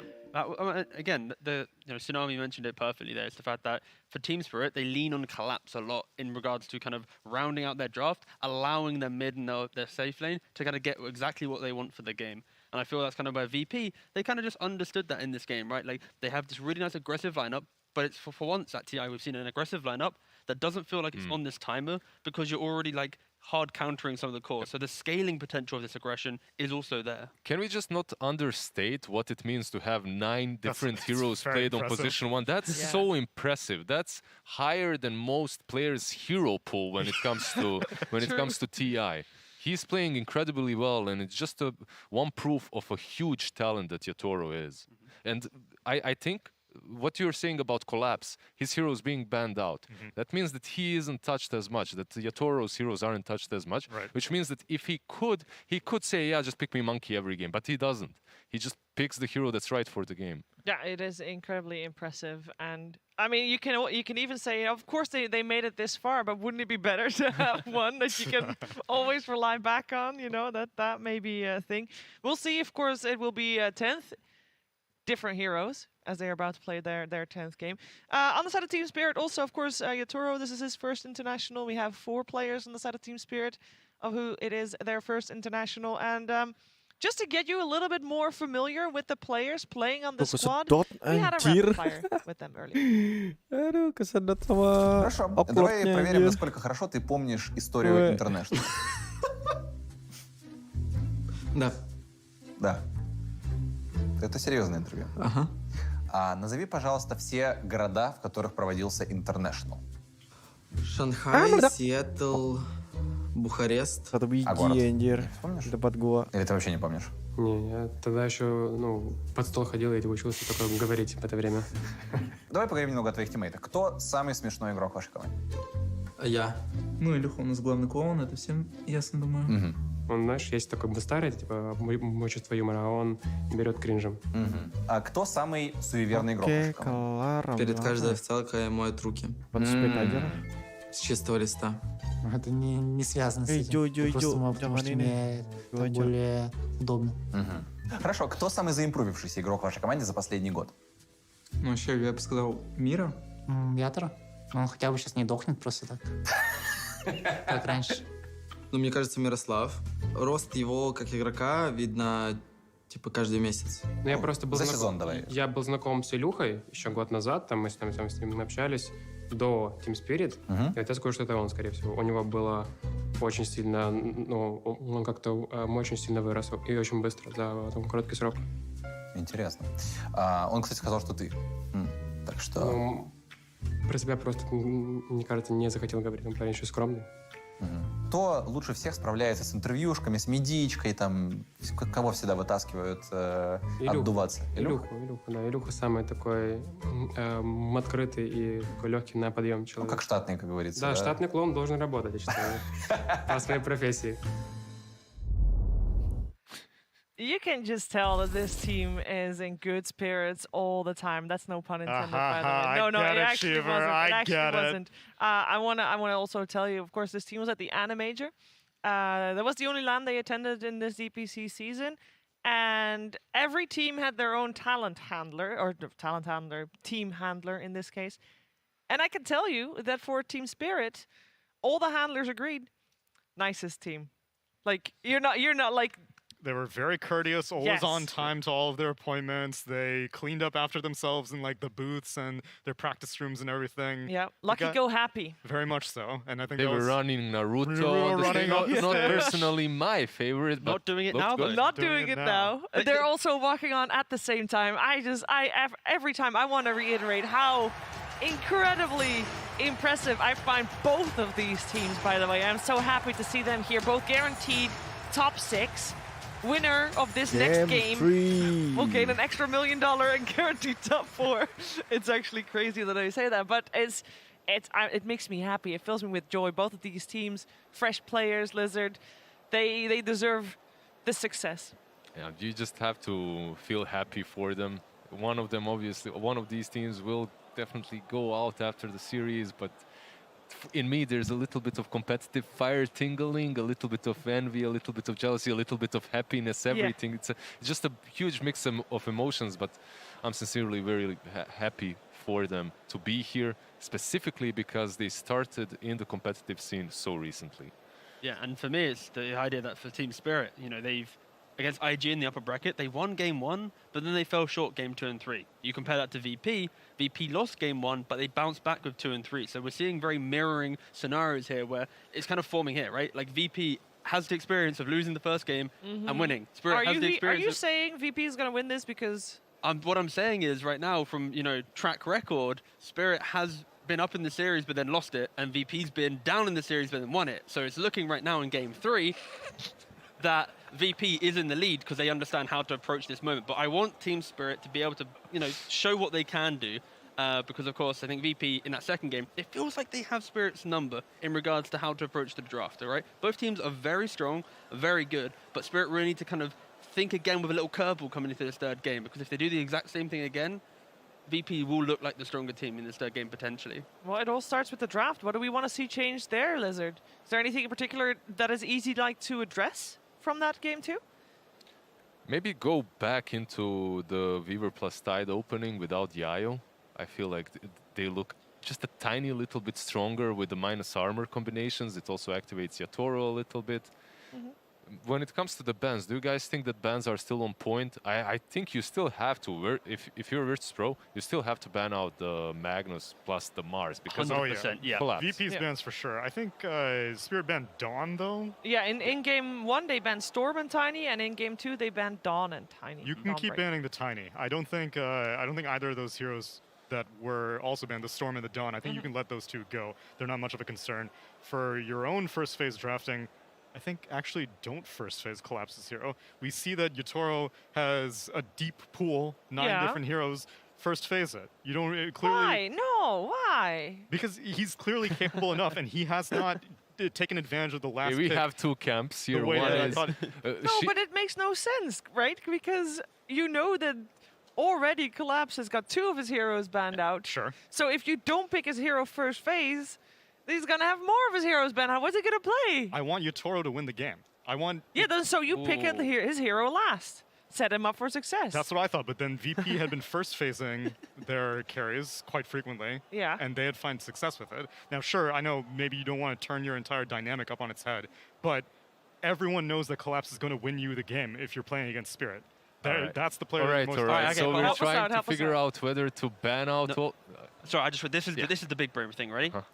We talked to Mars and Mag are banned. How about VP? They have the counter Mars strat prepared, the Mag strat. There's no countering that they guy. send it through, you know? How about that, huh? They ban out Io, they ban out a Mag, they give away the Mars. No, you still ban out Mag, but maybe you let the Mars through and you just pick up a Vengeful Spirit. Jokes aside, though, that is something that they could do in a game 3, and some experienced teams might try and do that, right? The idea that they give the opponent one of their best heroes because they have smiling big time, by the way, This is the best theory crafting that Why not? that I've been a part of so far. I can. You have to just give it a go. My glasses are all fucked up. I know, right? It's really hard to see. All right, Lizard, so what do you want to see change then? I think the opening is fine. I agree with Tsunami when it comes to the Dawnbreaker, maybe letting that hero go through, go back to some different ban for the first stage. But I still think that Collapse's hero needs to be first phased. He has a deep pool, though. I think he doesn't have as deep and as impactful. We can argue back and forth. Yep. Yeah. And maybe the teams did that too. Let's find out what they're gonna do in this game 3 draft. Oh, here we go. Team Spirit versus Virtus Pro. Game 3. Game 3. I hope that this game 3 is going to be straight fire, and the draft will already hopefully teach us something about that. We are also joined by an extra member of our broadcast. Jenkins, how you doing over there? Hello. Hello. I've been here the whole time. Yes. Yes, you have. We know. Silently. We know. Welcome. Judging. Great fill. Thank you. That wasn't filling. That was a legit discussion. What are you talking about? That seemed very legitimate. I like the part where Lizard took his glasses off. That was my favorite part. All right, what do you want to see? Do you want to see Collapse's hero first phased? Or do you want to see Yatoro's hero first phase on the side of Team Spirit? I feel like they just need more stuns. Okay. The game was hard last time. There wasn't much of an opportunity to come back. They were just kind of running away. And I think a lot of the time that falls on Collapse to be that guy. And so when he's on a hero like Tidehunter and the game is falling far behind, it can look a lot like that. If they can get some Lion, Sand King, that sort of stuff, low cooldown stuns, I should say. Because the long cooldown stuns are really abusable when you are playing against a run-at-you lineup, especially. Look at that, they're forcing Virtus.pro now to think about banning out the Magnus or banning out the Tiny. Because they let the Tiny go through. And this is the mind game. This is the adjustment that our panel failed to obviously notice. So they ban the Mag, therefore Spirit will be potentially first picking this Tiny. But like the concept of it is, right, it's like Spirit forces VP's hand, they get their own thing, but now VP, this is not a moment in the draft, like, oh crazy, they're going to first pick a Tiny. We're not prepared for this. They should be ready. The problem is Tiny has been already dissected, and I feel teams have learned how to play against it. Right, Jenkins? We've seen some Wyverns, some Omni Knights. Yeah, I think Tiny's been dissected. You know, a hero that I think hasn't been dissected is Monkey King, which is available. Also okay, or they'll just pick Tiny. Let's go Tiny, yeah. In the first game of this series, we saw Monkey King ignored until the very last pick. It was last pick. The last pick in the game was Monkey King. It also was their first Monkey King game at TI, at least. Of course, they've played it before, but maybe it was a little... play everything. Exactly. Maybe it was a little bit surprised, like the TI prep, when you focused on TI, just looking at the games they're currently playing, when it's not there, you know, when it's absent, suddenly it appears, So right? There's a bunch of players that I talk to that don't even consider Tiny to be completely broken. Okay, we can deal with it, and then you try and draft something against it, and it doesn't work. Okay, we can't deal with it. Percentage-based damage. Right. I think the Necro has actually been the most impressive answer to me, because I thought that Necro would be near irrelevant at this TI. You have Interwyvern that does something similar as well, and the ultimate is nice. We saw Underlord also. We saw some Death Prophet, but it didn't find as much success. It was like a pop And quiz. Phoenix is a good answer. Yeah, I mean, I feel like these other answers like Necro, Death Prophet, these are like generally considered to be not that great of heroes. You just don't see them if they're not against Tiny. Whereas something like Phoenix is fine aside from Tiny. You know, you'll see this pick with the Mars, like some hero that can set up for the egg. So I do like this a lot, like having a support that makes the hero finally killable. Spirit here, like in history of DPC, they normally just snap pick a Morana when they see the Phoenix, right? The classic, you leap in, you kill the egg. Maybe they're a little bit hesitant here because they want to lock in that collapse area. If you look at their drafts, right, it normally is collapse in the first phase, allowing for a later pick for the cause. So I wouldn't be surprised if they just go for a casual offlane, but maybe because of the Tiny already showing. Some crazy Legion Commander 5. Oh, okay. Snap 5 is the other option. That's perfectly fine. Insta kill the egg. Some follow up for Tiny. Snap Tiny's pretty good. You know, you cookie Tiny in. If this was OG, which it isn't, well, Legion impossible. 5, Legion 5 versus Phoenix and Banes sounds very tasty. But yeah, Snapfire is also very good. The thing with Snapfire that I really enjoy so far at TI is the value of ultimate at objectives that you don't really want to defend, but you can defend through just yeeting out that Mortimer's Kisses, right? Like the creep wave comes in, bam, that's gone. Couple heroes now half HP. You don't really have the resources to then hit the tower. So a single Snapfire, if in the correct position, can really punish any kind of 3 or 4 man moves on objective if, of course, you connect on the Mortimer's Kisses correctly. Kind of a cool pick with Tiny, too, because you put the minus armor on towers, and Tiny's like already a great hero for taking down towers. Probably the fastest hero in Dota currently for killing towers. For killing anything. Yeah, that's true, actually. Yeah. It's disgusting, yes. Yeah, it's pretty nasty. You mentioned that you wanted them to pick a Collapse hero. Is there any reason why you... So Collapse played Tiny, I think once, at least during the group stage. Primarily, it's been a Toronto-Tokyo hero. Would you prefer an offlane Tiny, or would you prefer a mid Tiny? I think they lost that game. This is, I think, just throw it into the carry. Like, you could see some type of mid scenario, but I think we've just seen how carry Tiny, if with the correct enablers, is so strong. But, so now with the Snapfire, this is kind of just, in our minds, just going to be the carry, the tiny, you get your normal items, you get the shard, the BKB, the silver edge, you throw up, you throw up, yes. You get the Aegis and you just rock up into the enemy face and just take their objectives, right? Like it's a very simple style of Dota. So the tiny that you're talking about, Tsunami, probably was somewhere in the group stages, am I correct? Yeah, I think it was, the hero wasn't necessarily as discovered back then as he is right now. And most teams understand that if you don't put this hero on position 1, if you don't put Tiny as that silver edge carry, it just doesn't feel right. It's not as potent. Quickly mention Snapfire because yes, it's good against the ultimate of the Phoenix, but Team Spirit, even though they've had great success throughout TI10, just in general, this will be their 7th game. They've got 6 games so far with it. It's 2-4. And that seems a little rough. And it doesn't have a good win rate in this tournament either. It's a 38% win rate, despite being picked so much. It had a pretty solid win rate at the beginning of this tournament because it was being played in a combination with Tidehunter. And that lane is pretty potent. You have a lot of minus armor, then you can combo that with some TA on mid lane, Venge and whatnot. But on its own, Snapfire doesn't seem as the most broken position for it. And Tide already banned as well, so what other offlaners would you like to see a Snapfire with? I think the Night Stalker that we had mentioned earlier would be good. They could go all in on minus armor, pick up a Slardar. But the egg, the sun, it burns. That's right. There's still Earthshaker. That's kind of the go-to. It's like a weird one because literally like just before this tournament, the Earthshaker offlane was completely unheard of, and then all of a sudden it's like it's the offlaner. But then some teams completely ignore it as well. They're like, no, that's not legit. But that would be the one because you can like cookie the Earthshaker in. You've some stun set up for the Snapfire abilities, the Snapfire ultimate. Have we mentioned Tusk yet? The collapse offlane Tusk? Not yet. Put that in with a Snapfire, just go all out skirmish. I'd like to see some One Punch Man. That you go dope. One Punch Man. Like, of course, Phoenix probably not the best because you can egg, but then you have the Snapfire already. But I could see that being an option. If VP fully lean into 5 offlane bans, collapse might go, all right, lads, let's just have a bit of fun. Let's go for it. Curveball, they are banning out 5 offlane heroes. We've seen earlier this tournament the Tiny for collapse. Yeah. I know it didn't win, but it's still on the table. This is what I was hoping for even before the thing started. At least now that you are blowing some flex potential on Spirit rather than saying this is going to be a collapses hero. Now it's, I mean, all 3 cores of Spirit have played Tiny before. So now if they go hard in the paint on banning out offlaners on VP, you have to be He's giggling. He's like, oh my god, they're banning out all my heroes and I so already when this got happens, as a player, you feel so proud. So you feel so good. Oh. It's one of the best things to have all your heroes banned out against you. I feel like they're just forcing him to pick Earthshaker now. Like, I don't see what else you can pick as an offlane right now. They broke it. It's the Shadow Demon last. And then they go, okay, they go for a Luna. Okay.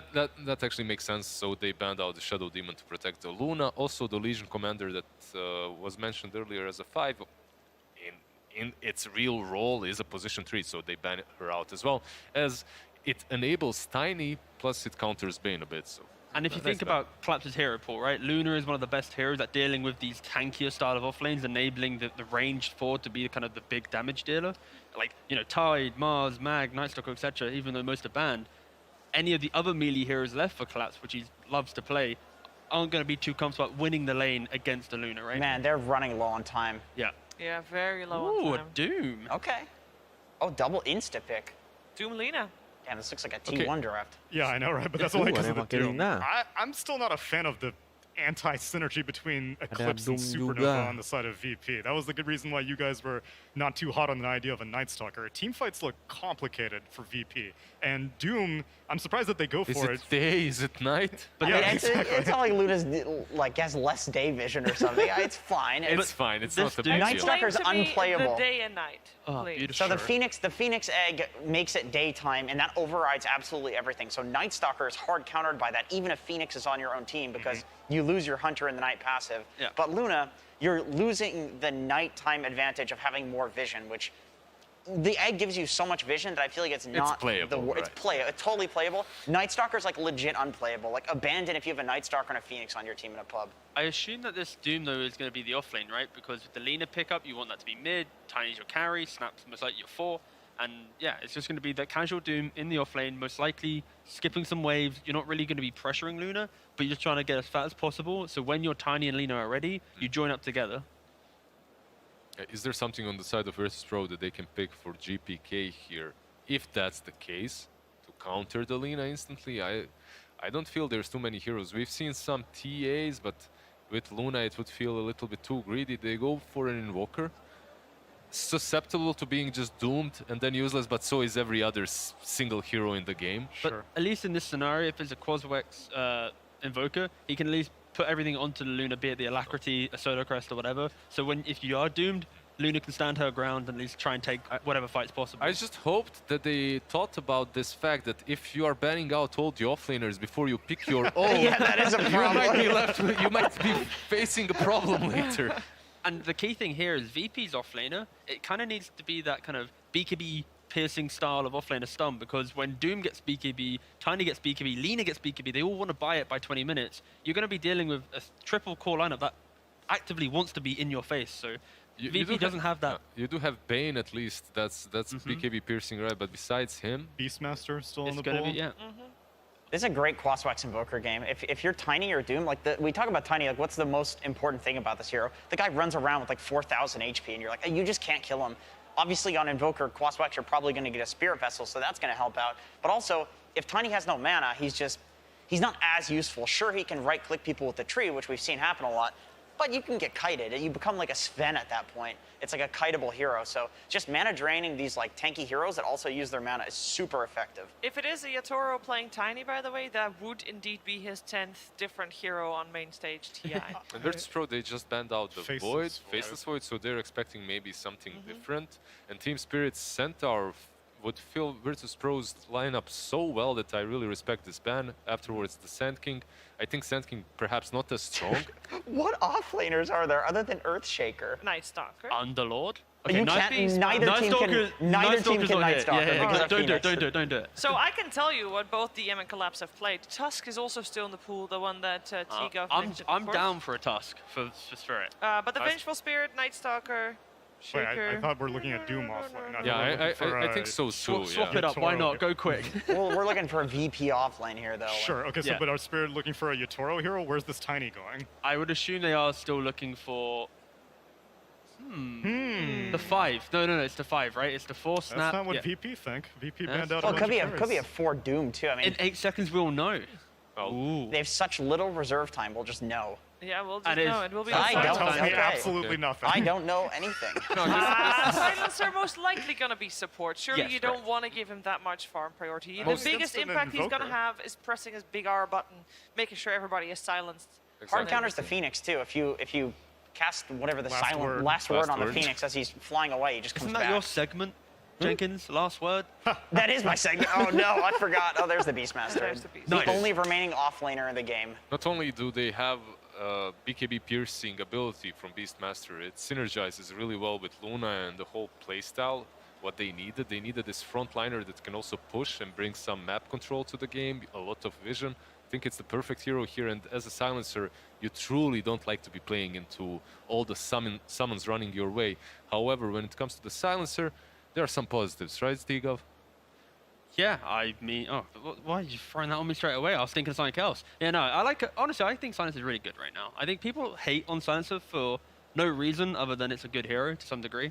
But I think Spirit, they needed something in their draft to be able to give them that way where if VP run at them, they can just set the scene in these earlier fights. Like when BKBs come out, of course, it's going to be a bit hard for Silencer to have fun. But the idea is the pre-20 minute, when Doom's farming, Tiny's farming, Lina's farming, they needed that way to say, no, we don't want to take this fight. We want to go again in like 2-3 minutes time. So I like the idea from Spirit reacting like this, but VP with the Beastmaster pick, it is giving them that nice window where Luna, Beastmaster, Invoker together with an Aegis won't really care about the value of a Doom, the value of a Global. They just have to run straight through that. So Spirit, it's going to be a bit of a long one, but equal drafts. That means that the Roshan is going to be key for this series, for this third game rather, Jenkins, right? I'm actually getting Vici T1 Game 2 vibes from this draft from VP, where I think there are so many ways for them to win the game between the Beastmaster summons, empowering the Luna with the Invoker Alacrity. They've got the Phoenix Sunray versus the Tiny. I really think this is a tough game for Team Spirit to win. Like, they can definitely go super late and then win, or they can snowball. But VP has a lot more opportunities to win the game just because they have more like cheese heroes, more options. Yeah, I feel Virtus Pro, they have a lot of synergy. And Team Spirit, they have the Ragnarok guy. So. Yeah, that's how exactly. And look, there he is up front. Beautiful. Big boy. Beautiful indeed. All right, guys, it is game 3 time. Before we head into the game, we got a quick word from the coach. The showdown, so we're going to head over to ODPixel and Insania to get this game underway.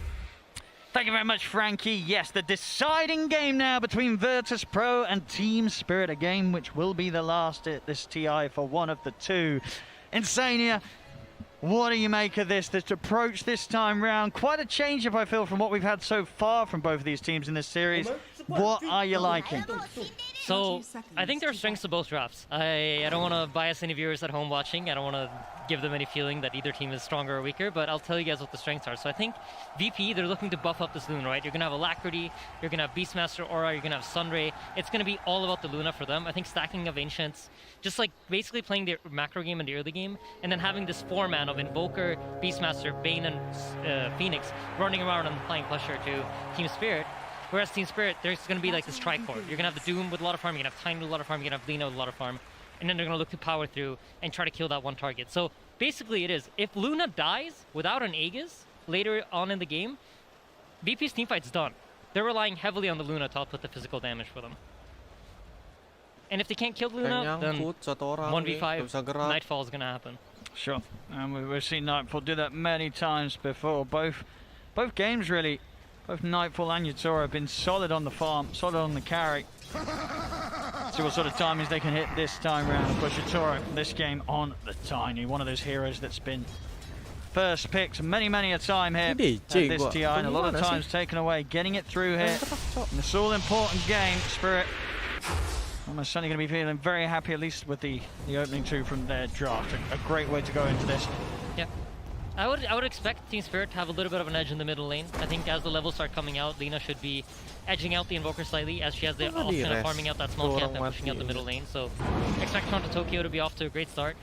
Top lane between Luna Phoenix and Doom Snapfire, you don't really have a lot of like kill threat from either side. So you're mostly going to see them try to contest a lot for CS. You're using that Luna aura together with the Phoenix, pretty decent attack damage to just get creep control creeps. So both Doom and Luna should have a pretty good time up here top. And then bottom lane, I think, is where you might see some action happen between Save and Akoshka, trying to get some trades going. And this is really where I see kill threat potentially happening. If you're out of position and getting slowed by the boars, could lead to a kill. And do you like sort of the sort of the closing conspiracy of the fact that they get this silencer in the support position? Like, what is this going to offer for them in terms of timing the team fight? Right, so if you think about it, VP's draft, the way it comes together, it's going to be all about Luna, right? And they need to cover her, they need to heal her, they need to be applying these buffs to the Luna. And if they're able to just stop any sort of counter initiation, stop these buffs from coming out, stopping these heals from coming out, and they're able to burst them during that global silence duration, that might just be enough for them to win the game. So it makes sense, I understand what they're thinking, but you know, theoretical Dota doesn't always play out that way when you're on the main stage of TI. So it'll be interesting to see if they can get that execution right and find the fights where they're allowed to use their spells that way, as he's in a little bit of trouble here in the bottom lane. We have it. First blood for Zay. Obviously trading. I mean, is any sort of support against the Bane in lane? It's never easy, especially when it's Save on the Bane. Always knows how to read the matchup and when he can push himself. Yeah, I would argue Save on these like ranged lane dominant heroes arguably is the best position for in the world. This is his dream play ada style, pakai Storm. Not too surprised by seeing that. We see up top actually the Luna is falling a little bit behind the Doom and the CS. I didn't expect that this early on, so Luna. maybe they're able to push that lead. Walker, Beastmaster. As Kingslayer's in a bit of trouble, Phoenix. but gets the lead just fine. Lawannya anjir. It's gonna be forced right back here by Mira, so plenty of room for Collapse to pick up the farm. Nightfall being forced to CS here underneath the tower. Money to burn. I think at this level, you know, that should not be too much of a problem. He has that level 2 Luna, Lucent Beam as well. I'll say that, I think he missed one of them. There we go, he's got this one. Yes, easy peasy. Yeah, and I mean the timing up here in the top lane is really the level 3. That's when the level 3 on the Phoenix, sorry. That's when they have the damage to potentially threaten a kill on Mira. I wouldn't really expect Collapse to have too much trouble going through this lane with the start that he's at. He's already up at 20 CS. And here we go, initiation on Nightfall. Yep, straight in they go. Won't be able to stay on top of it. The damage being done out. Yeah. How much regen they have between the two of them? They don't actually have any. Just the stick charges on Nightfall. One Verifier on Kingslayer. Pressure definitely getting to them. Sorry. The worst part is the boots just got delivered to Nightfall, so his courier's not in base for him to get any regen. Definitely in a bit of a fragile position now, VP. These two being as low as they are. Yeah, I think the top lane is doing above expectation, and you know, we've been talking about Collapse a lot, and this is the reason why. He has the skill to pull out plays like this. And they go. They get the cookie connection. Nightfall will turn, but the range is there from Mira. Gets taken out. I mean, you knew that Team Spirit were going to go for that, sitting as low as they were up here. I mean, VP's just lack of regen getting completely punished. Yeah, absolutely. And just great find from Team Spirit.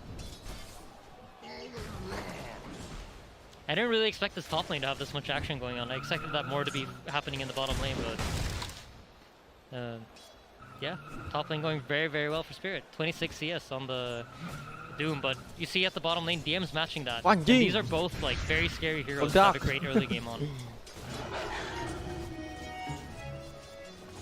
A very even CS elsewhere. I mean, mid lane. Actually, mid lane, we are starting to see Lina being able to clear the waves a bit more effectively than GPK and farm that small camp. Yeah, and that really is Gua lagi kena tembak.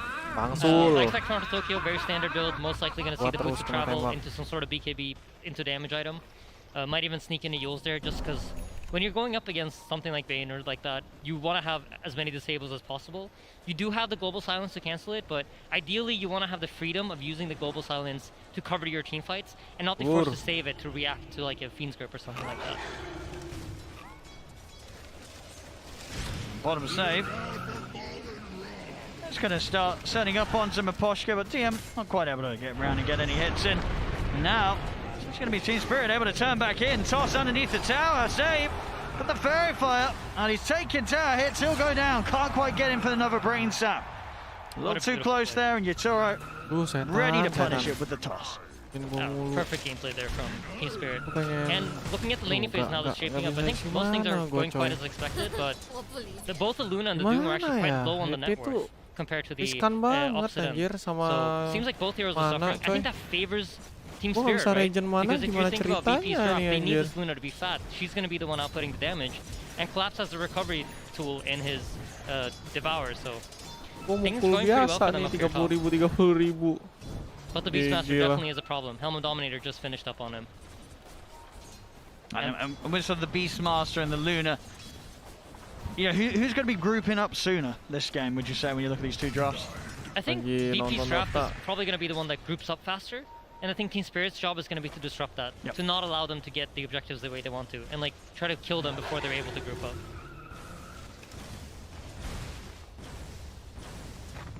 I do see in the mid lane, Toronto Tokyo did take the walk back to base to refuel. If he heads anywhere other than the mid when he gets back out on the map, he's just going to return it, keep on farming.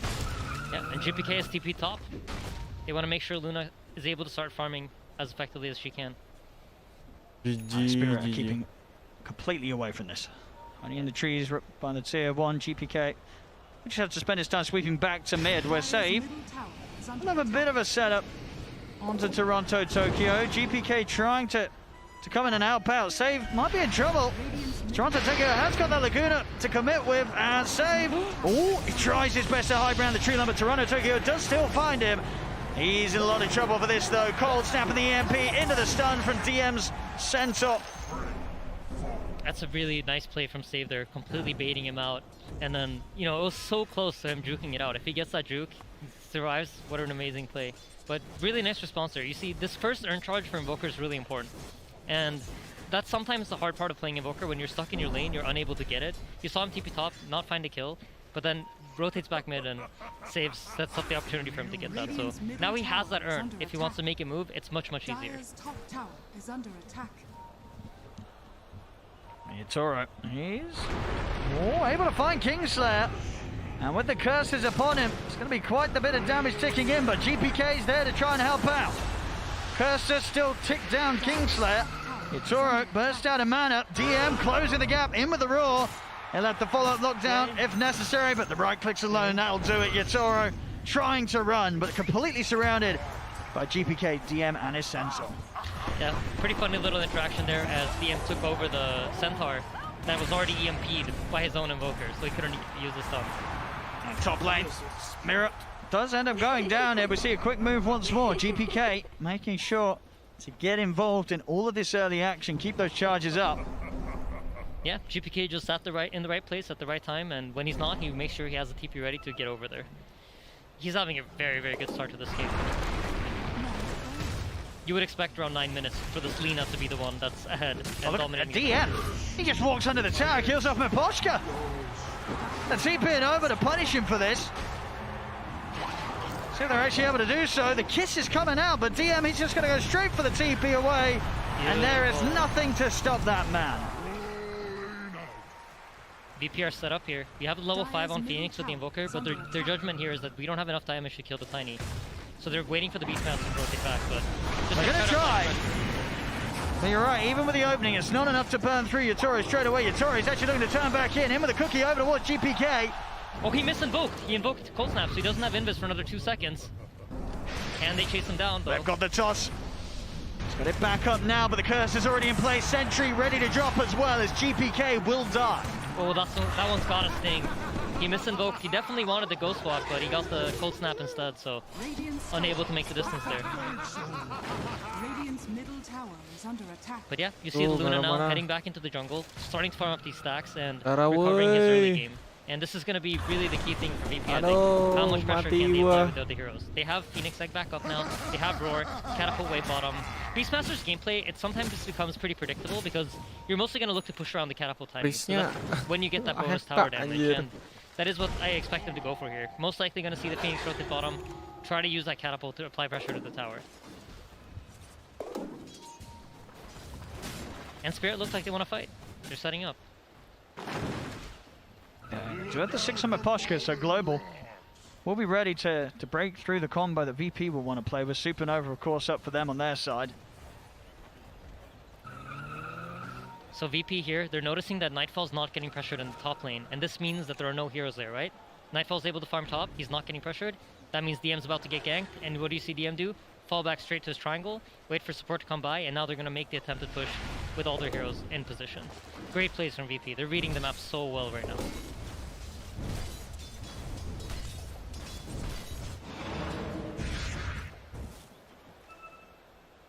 They will now start to push a little further on this bottom lane. Yeah. Toronto Tokyo and bots at the ready will be able to join engagements. It looks like Spirit is mirroring the pressure here up top. Yeah, Spirit recognizing, you know what, we have the better scaling. We don't need to force any fight if we don't have to. Collapse has that Midas queued up. He actually already has it finished, and he has a BKB queued up, which he already has one piece for, so he's incredibly farmed. And it's only going to start ticking in faster. He doesn't even have Devour maxed out yet, and he's already on top of the net worth graph. It's going to be a real problem for VP, this Doom. 2k lead on the passiveness. Will definitely show itself in the farm here for Spirit. VP not quite able to find a catch there with the swing around, but they'll split themselves back up. Pressure will remain on the bottom from DM. Yeah, VP support's also moving towards the top side of the map, recognizing that DM's not under any pressure. Spirit's not looking to fight this, so moving their Phoenix back top, keeping him close by the Invoker, so they always have the damage to fight back if somebody gets caught.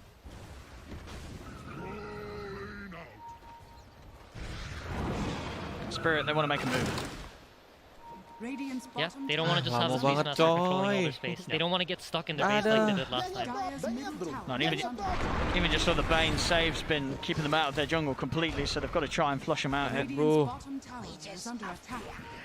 But you notice, like right now, Tiny doesn't really have a lot of space to farm. He's dropping down. He was doing very, very well at the start of the game, but at this point, there's just not many camps for them to farm. So I feel like VP are doing a good job of controlling the pace, but I'm scared of this Doom, Owen. He's getting really, really fast. He's going to get massive. And even if Yatoro's farm gets shut down a bit, Toronto Tokyo on the Lina, we've seen it many times. The Lina can very easily carry a game on her own back as well with the damage that they can do later on. Absolutely, and I think Team Spirit, they're like one of the few teams that I see do this consistently, where the Yatoro kind of shifts between the 1 and the 3 position almost. He kind of plays like more of a supportive player from the carry position. He'll buy the carry items, but you see it, look at his item queues up. He has Echo Saber into Blink. He recognizes that's going to be his job this game. Top lane. An attempt on to collapse. There's a lot here with the burn of the Sunray, using the Supernova as well, but collapse is going to be able to walk out of the range of it all. So. Yeah, the lack of the urn charge. They just don't have enough urn charges to chase him down there. At the same time that was happening, Spirit did have a bit of a poke at the mid. The remainder of VP's lineup in position to stop it. VP, again, just getting themselves to the jungle. You see Save and DM consistently pushing Spirit out of this, their half of the map down. They also, VP recognizes, right? Even though we didn't kill the Doom, he's out of resources, so he can't fight. What does that mean? That means that Team Spirit has to draw back on the map, and VP are allowed to walk up to this tower. They know that they have a timing until they have to reset back. Abis mana? Gak bisa ngapain gua gimana ya? Regen mana ya? Jongkok kagak bisa ya. This tower, nothing can be done. They will get the deny at least, but inevitable pressure from VP in their push. Bingung gua kadang-kadang. DM and his summons. It's building up. Biasa nih. Yep. And if they can get these objectives, they will keep the gap pretty small between the farm of both the teams. I mean, I think Team Spirit right now, they're just trying to greed up for their BKBs. As soon as they get the BKBs, that's going to be their timing to fight. But VP are controlling so much more map space, the way the map looks right now. And if you look at the Luna, she's just catching up. She started at the bottom of the cores, now she's in 2nd place and almost caught up to the Doom. So, I feel like if you're Spirit, you're not too happy with this pace, but maybe you have to accept it until BKBs come out, as Doom's caught once more. It's going to have the back of a Yatoro though, collapse. He's ready to try and turn. GPK into the trees to dodge collapse, trying to get the ult off. Now the ult comes in from the Luna as Nightfall turns up to the fight. Not enough beams to burst through collapse's Doom though. Both teams able to step back. An Eclipse and a Doom gone to waste for each respective side. Yep, expect the smoke here from VP, right? There's no Doom, they're weak. This is going to be their time to pounce, and immediately they smoke up. They have no cooldowns. They have this Quaspex Invoker that's constantly able to fight and run around. And even the mana situation on Team Spirit is something that we need to keep close track of, because if they burn the mana, the hero is no longer a hero, right? It goes for almost every single hero that they have on their team. Lina needs the mana, Doom needs the mana. Quick 9 minutes, set things up as close to tier 2 tower, but they've got so many up here, they'll even use the Roar. Yep, great kill. They just want to buy space for Nightfall, and he's closing in on that BKB. I feel like every minute that ticks by, oh no, collapse. Oh, that was rather a greedy attempt at a TP. They'll hide in the trees, but they found him more money for the Luna. Yeah, this Luna is getting scary fat, and I think once we see the Luna ready to start team fighting, expect that Roshan attempt. This Roshan is going to be so important, because if you think about Team Spirit's heroes, Tiny has basically a spell combo the way he's itemizing, right? Going for the blink, not really going to be the big auto attacker that we're used to seeing during this tournament. Lina as well relies on her ultimate, relies on her BKB to fight. Same thing goes for Doom. He just wants to Doom a guy and push for him to die, so Aegis is going to be huge. GPK just been a huge nuisance there, forcing Yatoro back each and every time with that EMP. It really does feel like the GPK show. He's everywhere, right? He is. He's right in their faces. Oh, Fiend's Grip coming out on the silencer. Giving the kill. They are able to blow up the Phoenix. So the trade is found here. Yeah. Laguna Blade used. So is Fiend's Grip. But yeah, for Spirit, just try to get this blink on Yatoro. Try to finish up the BKB. You have it on Lina now. You have it on Doom. And then once they get that blink on Yatoro, that should hopefully be their cue to try to find a fight for themselves.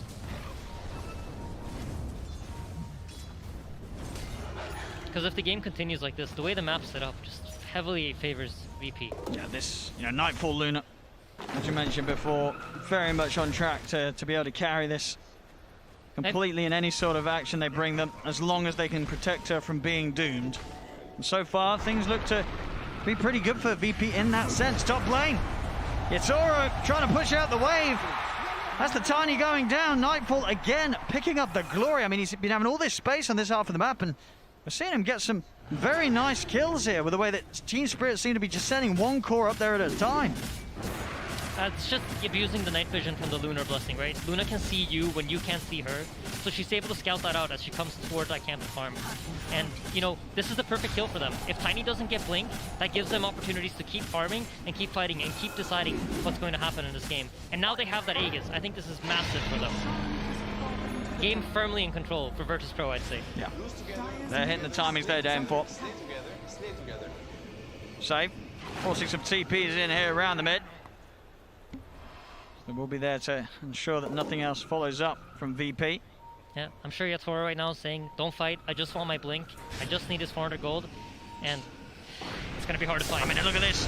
GPK starts the fight on top of the silencer. So Miposhka, no chance to return fire with a setup of a global. GPK is coming in from all the angles that Spirit least expect. Yeah, just great recognition from VP, right? They know where the Tiny's going to go to farm. The Tiny was right there. I mean, this save Bane, so many games, it's just set up so much. And the show continues from the man. Instantly just able to buy time with the Nightmare for VP to join up. And VP, the triple kill on GPK. This, he's getting out of control. This Invoker 4-1 and 5, he is hitting full momentum. And it is, as you say, complete control of the map. Spirit, they've got to get a grip somehow. Yeah, they're hitting their item timings, though. It's important to note Team Spirit's teamfight is not weak. They're very much capable of fighting back into this fight once they're able to group up. And in order to group up, they need to finish up these items, and now they have. Fine save. Save.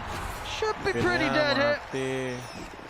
Tries to juke his way out of things, but with the vision down, there's no hiding in the trees. Yeah, Blink Doom, global ready. They still have the Snapfire ult. This is a good timing for them to start looking for some sort of fight.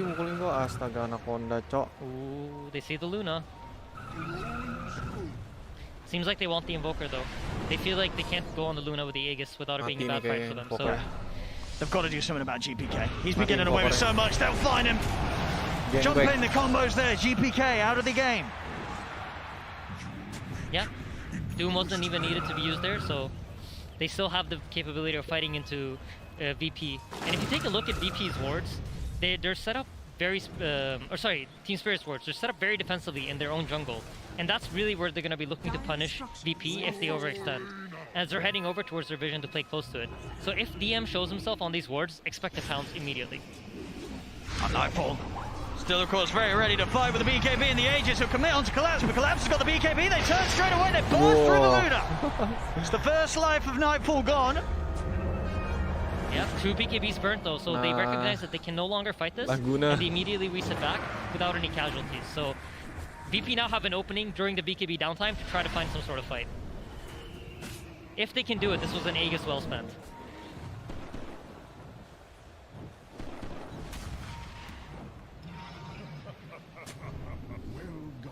Spirit, they know, even with that Aegis taken away from VP,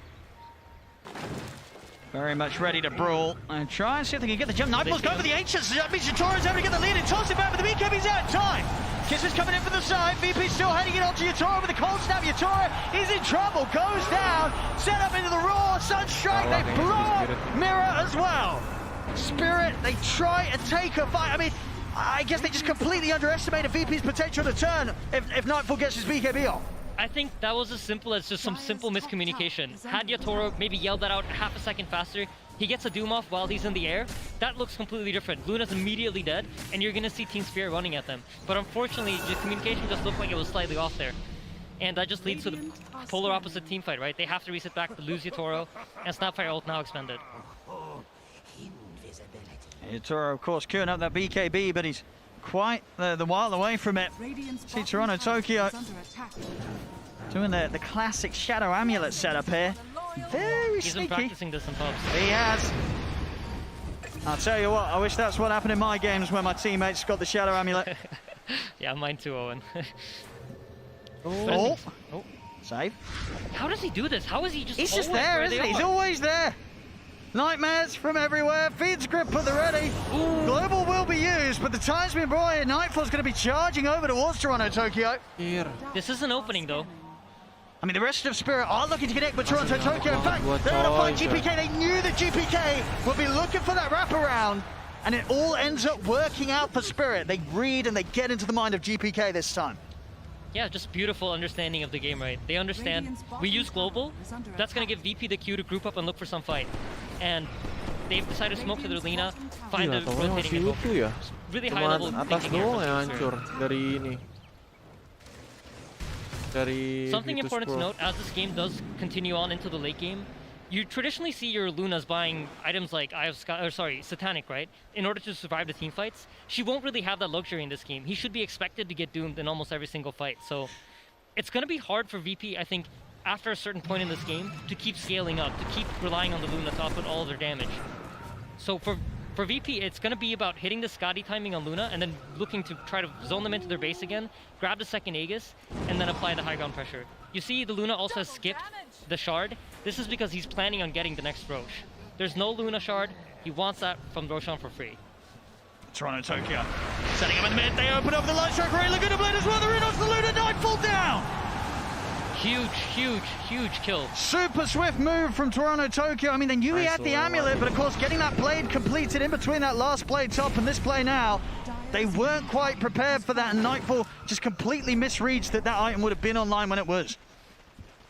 Yeah, absolutely. And every time this Luna goes down, it's a huge opening for Team Spirit. They scale up really nicely into this game. They're going to have Shiva's Guard on Doom. They're going to have a second round of Doom. And Tiny is now recognizing that, you know what? I'm finally getting some space. I'm finally finding my farm on the map. He's going to go for BKB, and then he's going to look for that classic item build in the Silver Edge. VP, not to be put down here. They are still sweeping into the jungle, despite the fact that Nightfall's out of action. Maybe seeing if they can catch Nia Spirit off guard. It's going to be hard though. Spirit grouped up as 4 around the mid. Toronto Tokyo will head back to reset, get that mana up. BKB Silver Edge, he's starting to gear up to be rather terrifying on this Lina. If they don't get on top of him, no longer does it really matter if Yatoro's the first one to die in this fight. Toronto Tokyo is going to be dishing out the damage. Yep, he absolutely will. And you know, the story of the 4 Protect 1 still continues for VP. If you take a look at their items, GPK is building a Lincolns. They're building Lotus Orb on the Beastmasters. They really want to protect this Luna. This is going to be all about the Luna for them. So, are they going to be able to do it, or is Team Spirit's just Tricore too strong? I mean, it's, as you said, it's always a risk. Always a risk, this 4 Protect 1 against the Doom. Yeah, it absolutely is. Radiant's middle tower. We saw VP here very aggressive on the dive inside the base last game. They're looking for something similar here in Toronto Tokyo. Cold snap. Grip straight away. Global, it's in play. Man, this global's come in huge front of Tokyo twice now. It's really stopping VP from making the pickups that they want, but it's still an opening, right? No global. Roshan could spawn in 20 seconds if VP's lucky. And if they're able to clean up that Roche, that pretty much will be the money for Nightfall to have that Skadi complete. So very close to this next sort of power spike when they'll have the tools and able to get out. Ooh, a little close there top with the tornado, but the TP's out in time, Spirit's away. Yeah, and we saw this in the last game too. When Roshan's about to come up, where does VP go? Well, straight into the Radiant Triangle. Yep. Control the space. Make sure they're pushing in the top lane. Make sure you're pushing in the mid lane. Force Team Spirit to come to you and fight under your vision. Oh, they're coming. Smoke up from Spirit, ready to head out the base. And you see Spirit, they're dodging this ramp that's closest to the ward because they recognize that there's most likely going to be vision there. And they're just running all the way up through the top lane to make sure that they avoid any sort of fight under VP's vision. This is going to be pretty huge as Spirit can catch them off guard, but Lincoln's now complete on GPK, so we'll be there for the next fight. They've also got the Lotus Orb on the Beastmaster. Ooh, GPK. they saw the Lina. They did. Toronto Tokyo's got to be cautious. And in close, Yatoro's in with the jump straight away off the Luna. The Nightmare is buying time. Is he going to keep him blind? It's not. The Doom still comes down. Nightfall to go down. Time of the Raw onto this Lina as Toronto Tokyo Supernova stun in the face as well. As the Lina down, VP they want to try and chase on for more, and they're going to find the Poshka. Cold snap into the Silver. He freezes and burns at the same time. Stormnya juga keculik. Okay, but Nightfall's buyback was expended. If Roshan does not spawn for them within the timer, this is very good for Team Spirit. You see how fast this Luna dies. They're not able to keep her alive. They need the Aegis. Unless she can dodge out some of these spells, she's going to be dying. Top lane collapse.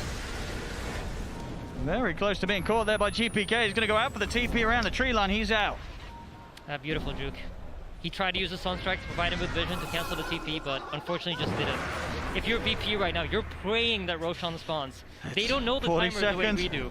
Absolutely not. It's not going to be up until Spirit do have the full lineup back up. Sure, the Doom itself won't be back online. Still about a 30-second window between that and the Roshan, but everything else, it will be there. And then we are seeing if Yutoro gets that lead in, even without the ultimate from the Doom, that initiation and time for them to throw everything out, it's enough. Yeah, see mid-DM, Diteriakin. for the Raw, onto the Doom and collapse. I think it's going to be Diteriakin. right. Turns out they use the BKB here to run out the Sunray. But now, that's another threat that won't be there for the Roshan. DM, no Raw. Yeah, absolutely. And look at the bottom rune. Take a look at what's at the bottom rune. Oh, and look who's near it. Nightfall is around if he catches vision of it. This could be exactly what they need around a fight. Now, this Roshan, as we said, that's not going to be too easy for VP, with Spirit being back up. Yeah, Roshan's up. I'm sure they're thinking about it right now. Who's going to check that DD? It's still there. Need the team with eyes on it. Yep. No one going to check it. Save. You won't be here for this Roshan. No buyback on save. Yeah, this is an opportunity for Team Spirit to try to look to make some sort of map control play, de-ward the potential wards that VP might have in their triangle, gain control of that area, and here you go. Impulsion finds it right away. He has a gem and 2 sentries. That's how committed he is to making sure that there's no vision on them. And this is going to be huge. The buyback comes out from save. They want to do everything to maintain control of the Roche. It's back up. GPK did see the DD. I imagine Nightfall is going to head over to pick it up. He's going to be able to grab it before it disappears. So DD rune at the ready. Yep. Still just 200 gold really off that Skadi. Would have been great for him if he could somehow get that online before the fight. VP, they're already smoked up around mid, ready for someone to step at Toronto. Tokyo's got to be cautious. He absolutely has to be cautious. He is their source of damage. He's their answer for the egg. If he doesn't get to stand his ground in the fights, it could be very, very hard for Team Spirit. Just the same as if the Luna goes down. Without the Lina, they just don't have that firepower to really finish targets off as the Skadi finishes, but this DD was most likely not going to get used for anything. No, it's going to run out soon. Both teams recognize this Roshan's everything. Yep. Whoever gets it is going to have a huge advantage. Buybacks are pretty important as well. GPK just 50 gold off his, so he's close to... Yeah, he's going to have it. So there will be buybacks available across the board, really.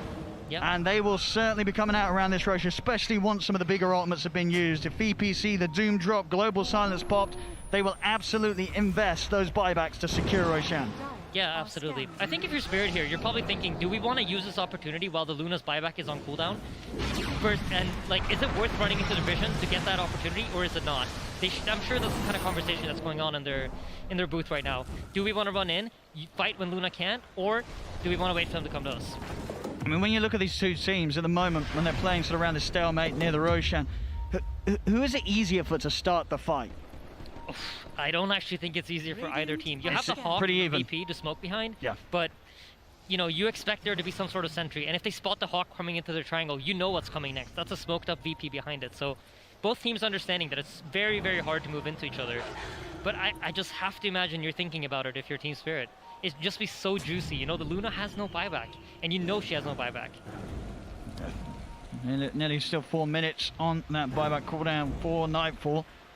See, DM, he did have the money for the blink. He's maybe holding off in case he himself doesn't want to keep the buyback available. So we can get back over to that outpost and offer up his services. He's the one that gets initiated upon. The VP, they're going to start things off here in the pit. They're going to jump. He's all right. And he's going to find Nightfall. Nightfall having a BKB up. The tornado comes out at the same time with the group as well. They've locked down the Doom. Collapse has been found. Instant buyback from Collapse. DM ticking down low to the curse. They'll try and get the Beastmaster out of there. Will DM go down the once? A bit of a heal from the Sunray. Will keep DM protected. So all in all, it's the Doom having to expend the buyback. The Lina still has BKB. And they all, he walked straight into it. You see the step up for GPK. The Doom is down. Dropped onto the Luna. The Lotus was there, so having to deal with the Doom himself, but he got his job done. Collapse. He doesn't mind taking his own Doom. Wah, menang nih kayaknya. As that's Nightfall down for 100 seconds. GPK did buy back. But a bit of a very risky way for GPK to try and approach that fight. Walking in, he's got to be almost certain that Team Spirit have the sentry down. They actually did sentry their ward first, so just great positioning by Impulsion, running in as fast as possible, dropping that sentry and ward. It's alright. Never great jump. He's got the silent. He's got him. Did they heal off? Great EMP. They're burning through. You're trying to take it from GPK. It goes straight over the ward. The Invoker GPK tries to push it back with a deadly blood, but GPK goes down. Kingslayer will kill off your turret, but another light strike from Toronto Tokyo. Sets up for the kill on Kingslayer. He's now ready to go. Lagi seru Dotanya, DM trying to step away. See if they've got the chase down. Able to remove the debuffs with the Lotus Orb DM. He's going to be found by the slope from Mirror. Free kick comes in, the little shredder.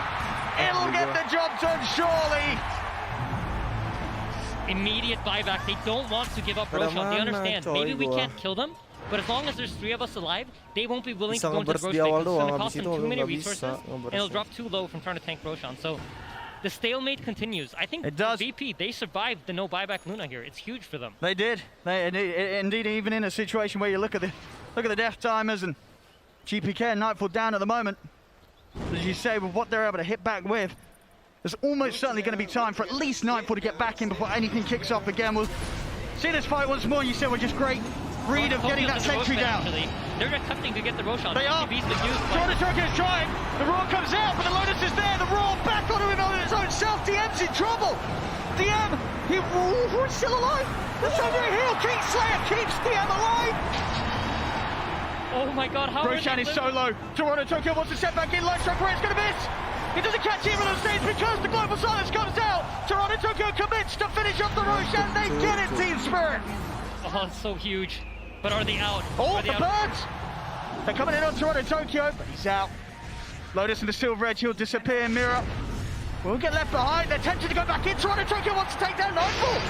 He's in with the Laguna, forces out the BKB from Nightfall. But they got what they came for. Aegis on Toronto Tokyo. Spirit able to sneak in and take it. Absolutely. This is huge because it slows down VP's game plan. VP's game plan was to try to win the game on the second Aegis.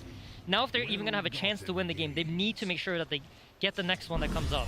And in order to even just get there, they have to survive the second Aegis. So for VP, you're not really thinking about your game plan anymore. You're off the win condition that you initially tried to set up, and your mindset is just like, okay, how do we survive the next 10, 11 minutes until Roshan spawns again? I mean, and how do you have to just go full defensive?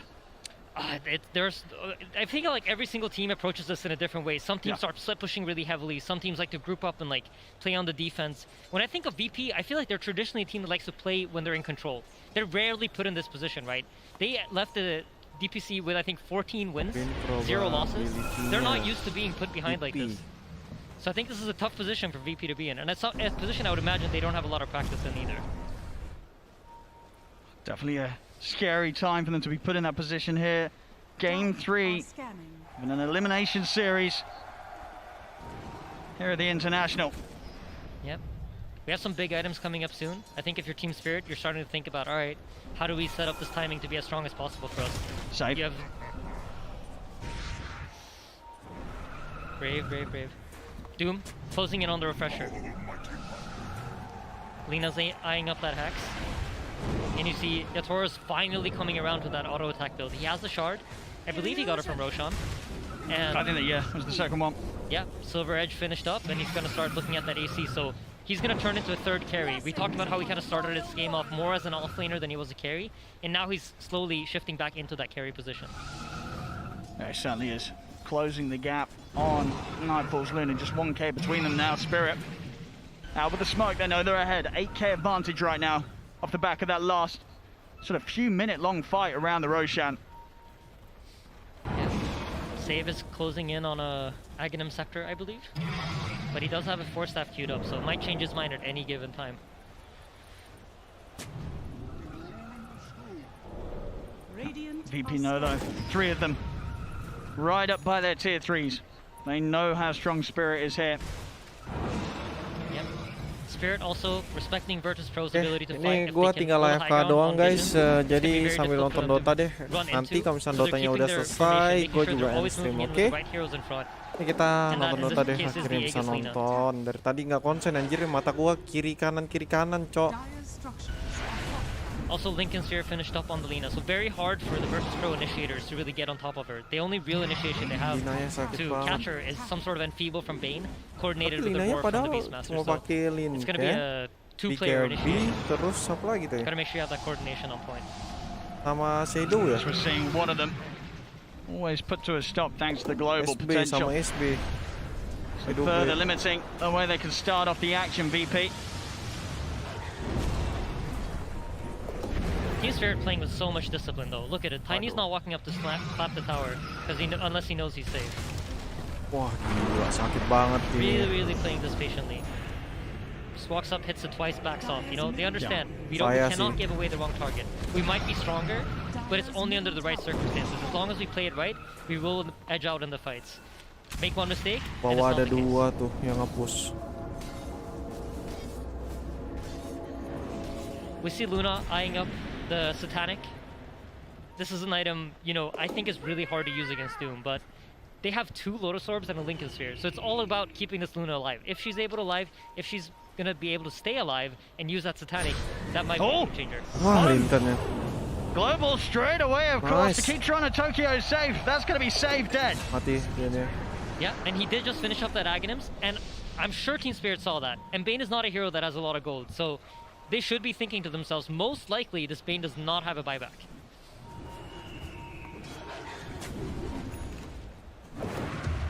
Especially now with the refresher done on Collapse. I'll be very happy to make the moves. Aegis timing out. Apa saja sih? But that ability to pretty much even guarantee a Doom on 1 target, or if Collapse is able to find them grouped up, get the Doom down onto 2. Yep, Spirit has really nice vision set up though on the top side of the map. And when you're playing Radiant, this is where you want vision if you want to wait for the next Roche shot. This is going to give Spirit an advantage going into the next Roche fight. You know, maybe recognizing we don't have the best high ground tools yet. We need the AC on the Tiny in order to go high ground. So they're just playing it patient. They understand with a second Aegis, all we needed to do was take map control and make sure that VP has to fight us under our circumstances. And they're recognizing that, you know what, our Lina probably outscales most heroes in this game at this point. Power VP berjalan doesn't really have anjir great si heroes to Lina ya, catch people in the gila. back line. So just really good game understanding from Spirit. Are we gonna see a ROX trade? I mean, someone's gonna surely back off. I mean, GPK is here trying to hold them off for this damage. My goodness, the base not standing a chance. It's gone. The ROX, they're done for. Down baraknya. Kingslayer TP cancelled. No Phoenix in base. Bawah ada si Doom. Keep himself on top of DM. Udah He's going to be di met by the wraparound of ulti Toronto mati kayaknya. Tokyo. It's a dead Beastmaster for sure. Rax gila. taken, Rax defended. DM down, no buyback for 50 seconds. Yeah, huge 100. opening. Anjir, 2 menit You saw how fast they anjir kill that hampir. Rax in the top lane if they Mati. want to. Expect 2 them menit to start 40 looking for soalnya. that middle lane next. I don't even know how VP hold them off. I can't even think of a scenario in which this defense works. I mean, as we see, sort of just 1 death and the barracks will be gone. They've got so much pushing power here. Yep, Nightfall using the ninja gear to smoke himself up and puts in the Elven Tunic. He's trying to get every little bit that he can out of his hero right now. Has to be so careful. Spirit, if they get any sort of jump, it could be game over for VP. Spirit playing it so patiently though. They're not giving it to VP. They're refusing to overextend. I'm sure if you're VP right now, you're feeling the pressure. You understand, you know what? Our game plan was not this. This is not the position in the game we wanted to be in. And I think this is the position where you start making mistakes. So for VP, it's going to be, how can we stay as disciplined as possible? They have the gold for the Satanic on the Luna, but he's not buying it just quite yet. I mean, buyback's going to be so important at this stage. Especially when you're playing the 4 Protect 1. You're doing it against a Doom, you have to be sure that you're there for a second round in the fight if they get the jump on you. Yeah, absolutely. I think for VP, you want to try to find these wards. These 2 wards that are alive for Team Spirit, they're huge. This is what's not preventing VP from moving over into towards the Roshan side. And they must be going through VP's heads. They must be thinking about the vision that Team Spirit has right now. They have 4 wards on the map. They basically see everything. They're controlling both the dire jungles, and there's no way VP's playing on the Radiant side, right? So Team Spirit are basically playing with map pack at this point in the game. Neposhka's had a great game.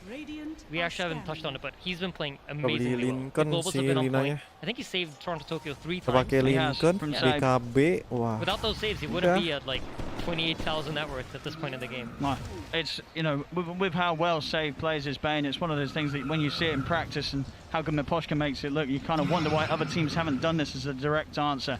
It really ruins that sort of flow that the VP want to play. We saw in previous games this series where they just go kill to kill with the setup mid lane. Waduh, kena. You're going to catch up to Toronto Tokyo with the Roar. The global comes out, but Toronto Tokyo, he's not surviving this. BKB popped, it won't keep him alive. He's dead. 100 seconds I mean, Roshan, it's up in a minute, so there'll be about a 40-second window when Roche is up. The Lina isn't. See if VP's able to make anything work with this.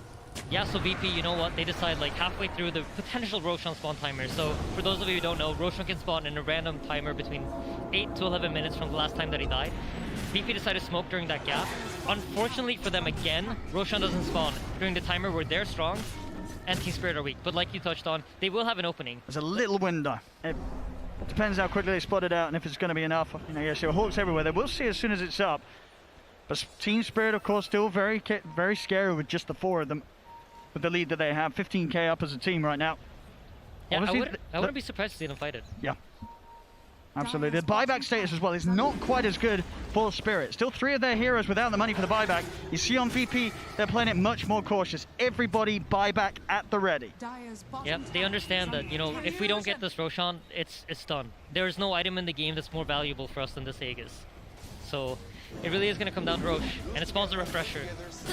30 seconds, no Toronto, Tokyo. Dipus malahan. This is ideal for VP. Dilepas deh Roshan ya sama Some crucial components in the start of a potential turnaround. As the Roche, it's all theirs. Spirit nowhere near to be seen. Aegis, refresher shard, and again, no love for the cheese. They don't like cheese on VP. Cheese-nya nggak dia? Yeah, okay. All right. I mean that. That could potentially be game changing. I think that's pretty important. Yeah. Yeah. You've got to use everything you get to get back in on this one. You're down at the moment. Cheese left behind. If they lose the game, they're gonna regret that a lot. They are. They really are. Yeah. Once again, we have a standoff. VP now finally getting rid of these pesky wards. Iya, kelihatan. Perang. Waduh. Hancur ini ya. He's standing his ground alone against 4 heroes on front Tokyo. Mati juga. Down juga gini ya. The kisses are coming in. They're having a backup refresher. Pop by collapse. He's ready to go in one spot. They're healing up the Luna. The tree hit comes in hard. Nightfall still alive for now. GPK trying to force back the rest of Spirit. They know no Lina for 80 seconds, but VP they will be cautious. They won't try and push on for any more. They'll accept it as it is. Surely they know this Lina has no buyback, right? I don't know actually. Who plays like a madman? I mean, it's so hard to understand. I was going to say Spirit is playing without buyback on some of their cores in a way that, as you say, you just wouldn't expect them to do so. So VP may be hesitant due to the fact that they feel that the Toronto Tokyo could still make a re-entry here. We'll see how hard they do push it. Yeah. Important to note, Doom refreshed. He has 1 more Doom ready, but so did Phoenix. The refresher shard has been expended. So there's another egg on Virtus Pro's side too. Shora's going to step in his shot, cleaning up the creeps. BKB has to come out. That's Nightfall. Starting to focus the damage onto the base. Fortification out. Then they're going to realize soon that this Lina ain't returning for 30 seconds still. I love this from VP. As Kyle famously said, that's playing to win, baby. Their exits there as VP. Starting to equalize the state of each bases. So when you see the buyback timer hit about 15 seconds, you kind of know this guy won't buy back. Even if he has it at this point, he's not going to expend it. So, you know, VP, they don't really have any information to play with here. They're just going to back off, probably thinking, you know what, next Roshan. It's unfortunate for all the people watching, but I think that's really what it's going to come down to. I mean, next Roshan as well, someone's going to get a bonus cheese out of it. Oh, right, that's right. So it's going to be even more of a reward for whichever side grabs it. Nih, jadi 1 jam nih so we kayaknya. got Invoker eyeing up a Hex. We have DM eyeing up a BKB. And, you know, for Phoenix, I'd say maybe try to start farming that refresher. They need that. The Sunray seems to be crucial. He actually doesn't have the Aghanim shard. I'm quite surprised by that.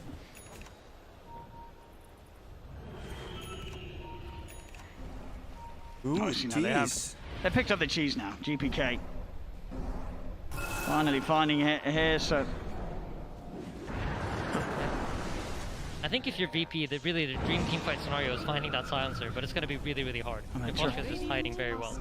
He almost has a refresher, by the way. So they want to jump Toronto Tokyo. Looks like a bit of a bait. There's the jump to Toronto. Masuk. Masuk si Tinio. GG. Doom down onto the Luna, but with the GG, rata. as Light falls out. GP GPK will turn with the BKB to commit back onto Collapse. It's a 2 for 1 with Save buying back. We're also going to have a buyback for Collapse because Toronto Tokyo, he's just charging in on VP. VP having a run. GPK can't stop. They've got the grip from the low ground, but Chitoro jumps in with the other. Can't quite find the bane though. The grip persisting, holding back Toronto Tokyo. It doesn't matter though. Yatoro, he's got enough damage on his own to finish off GPK whilst Toronto Tokyo's held back. Buybacks were expended though. You no longer have buyback on Collapse, and no more buyback on Save. So VP now, because they didn't use the buybacks on their cores, they're gonna get a fight in their team fight. And they have the roar ready, so most likely what you're gonna see is some sort of initiation attempt come out from VP into the immediate buybacks. Sure. But if you are Spirit, you do want to force these buybacks out, right? Absolutely. If you don't get the buybacks out, you're fighting at a numbers disadvantage at the next row. So what, you're getting the buybacks and then you're getting out of there, or what? I think that's great, but you'd never know. Spirit has been playing very aggressively this game, and they might as well just commit for it. Who knows? They want the Luna though. It's not enough with the Invoker. They want both for sure. It's the fortification. So that's something. Yeah. Spirit reading the fact that VP want initiation before they blink in, so they're dropping the Lotus Orb prematurely here. Can they get that Nightfall buyback? It's only 20 seconds. Looks like Team Spirit are going to back off, not feeling that they can pressure it out any longer. Yep. Still in a comfortable position, Spirit. They have been able to take over the map now, and they have their heroes wherever they want to be. So VP need to be scared when they move out of their base. And you notice how they're swinging up to the top side of the map? Well, that's because they saw Team Spirit at the bottom. So don't really want to run into a potential Team Spirit sitting on a high ground situation anywhere. Now they come VP. Cheese has been passed over to Nightfall for the next move. Yep, this move is coming out a little bit prematurely. Roshan can't really spawn yet, so even if you get kills here, you won't get the Aegis. And I would say this is probably due to the fact that it's, you know, TI, Game 3. They feel the pressure. Toronto Tokyo's heading in. He's going to get the Light Strike array down onto Nightfall. And they want to jump the Shitori's looking to try and get him from the side. He's got his eyes on DM. Nightfall charging in onto Toronto Tokyo, but doesn't want to go any further. Tiger Shitori's in with the combo. Ini masuk, oke, BKB udah nyala. BKB out for now. BPR having to reset. The BKB's going to work on it. Toronto Tokyo coming in with the BKB. Oh shit, Phoenixnya masuk. Immediately taken down. Hex from GPK onto Toronto Tokyo. Buyback straight up from Kingslayer. Mirrors in with a full-man slow. Yatoro with a three-man combo. Triple kill. Gila, Tininya triple kill. Collapse got the Doom down onto DM. They're chasing up the Beastmaster. DM Kasih. Oh, dapat lagi 4. Buybacks from both Nightfall and DM, but Save and GPK, they do not have the luxury of returning to this fight. This Tiny is gonna udah chomp down pakai those satanik base towers, juga and they ininya have si buyback on Lina Lina, on Tiny, on Snapfire, and Silencer. It's only the Doom, Satanik, and his job is done, right? He's taken out 2 heroes. He's used his Doom. BKB, So whether he lives or dies here in this next fight, it doesn't really matter. For Team Spirit, now you just gotta stay focused, make sure you keep the right heroes in front. Don't make any mistakes, and this game is very likely gonna be yours. They're so close to grabbing it here, Spirit. Udah kayak tower anjir. One more good jump from Collapse with a Doom, and it's pretty much gonna be game over for VP. Ya ini last nih. There it is. The jumps in. They're on tonight. Iya, diloncatin. GG. Udah. GG is called as Team Spirit knock VP out of the competition. Oke. Match yang melelahkan ternyata dimenangkan oleh Team Spirit. Finally at TI. At TI. Overcome it. What a time to do it. VP, they've always looked like that unstoppable beast of the region, and Spirit, I mean, you can already feel it in the series leading up to this. Spirit getting that magic, that LAN performance from some of these new faces that before TI you wouldn't have expected to see, but the confidence they're displaying on this main stage in games like this. Ada yang komen nggak ya? You've got to ask yourself, how far can these guys go? And if they keep this sort of level of performance up against a team like VP, who already, you know, back in the first series of VP on the main stage, it was clear that VP, they're not playing bad. They turned up full power, but still, Spirit are able to shoot them down. Yeah, absolutely. VP can hold their heads high, but I feel that magic in the air when I look at Team Spirit playing. It's reminding me of a TIA underdog team.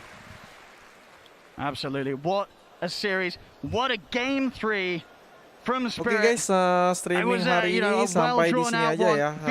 Dotanya juga udah habis, kok nggak ada match lagi selanjutnya. Mungkin besok, kalau nggak salah sih besok sih jadwal selanjutnya ya. Were incredible. Ladies and gentlemen, Spirit will continue on here at the International 2-1, knocking out Virtus Pro. Tapi ya tetap seru sih buat ditonton. TI mah wajib ditonton guys. Oke, thank you semuanya udah mampir ke streaming gue pada malam hari ini. Bagi kalian yang belum like dan subscribe, jangan lupa untuk menekan tombol like dan subscribe-nya. Besok kita bakal streaming ya siang. Siang besok kita jadwalnya main Devil May Cry. Oke. Thank you semuanya yang udah mampir. Selamat istirahat dan stay healthy semuanya. Bye bye. Thank you.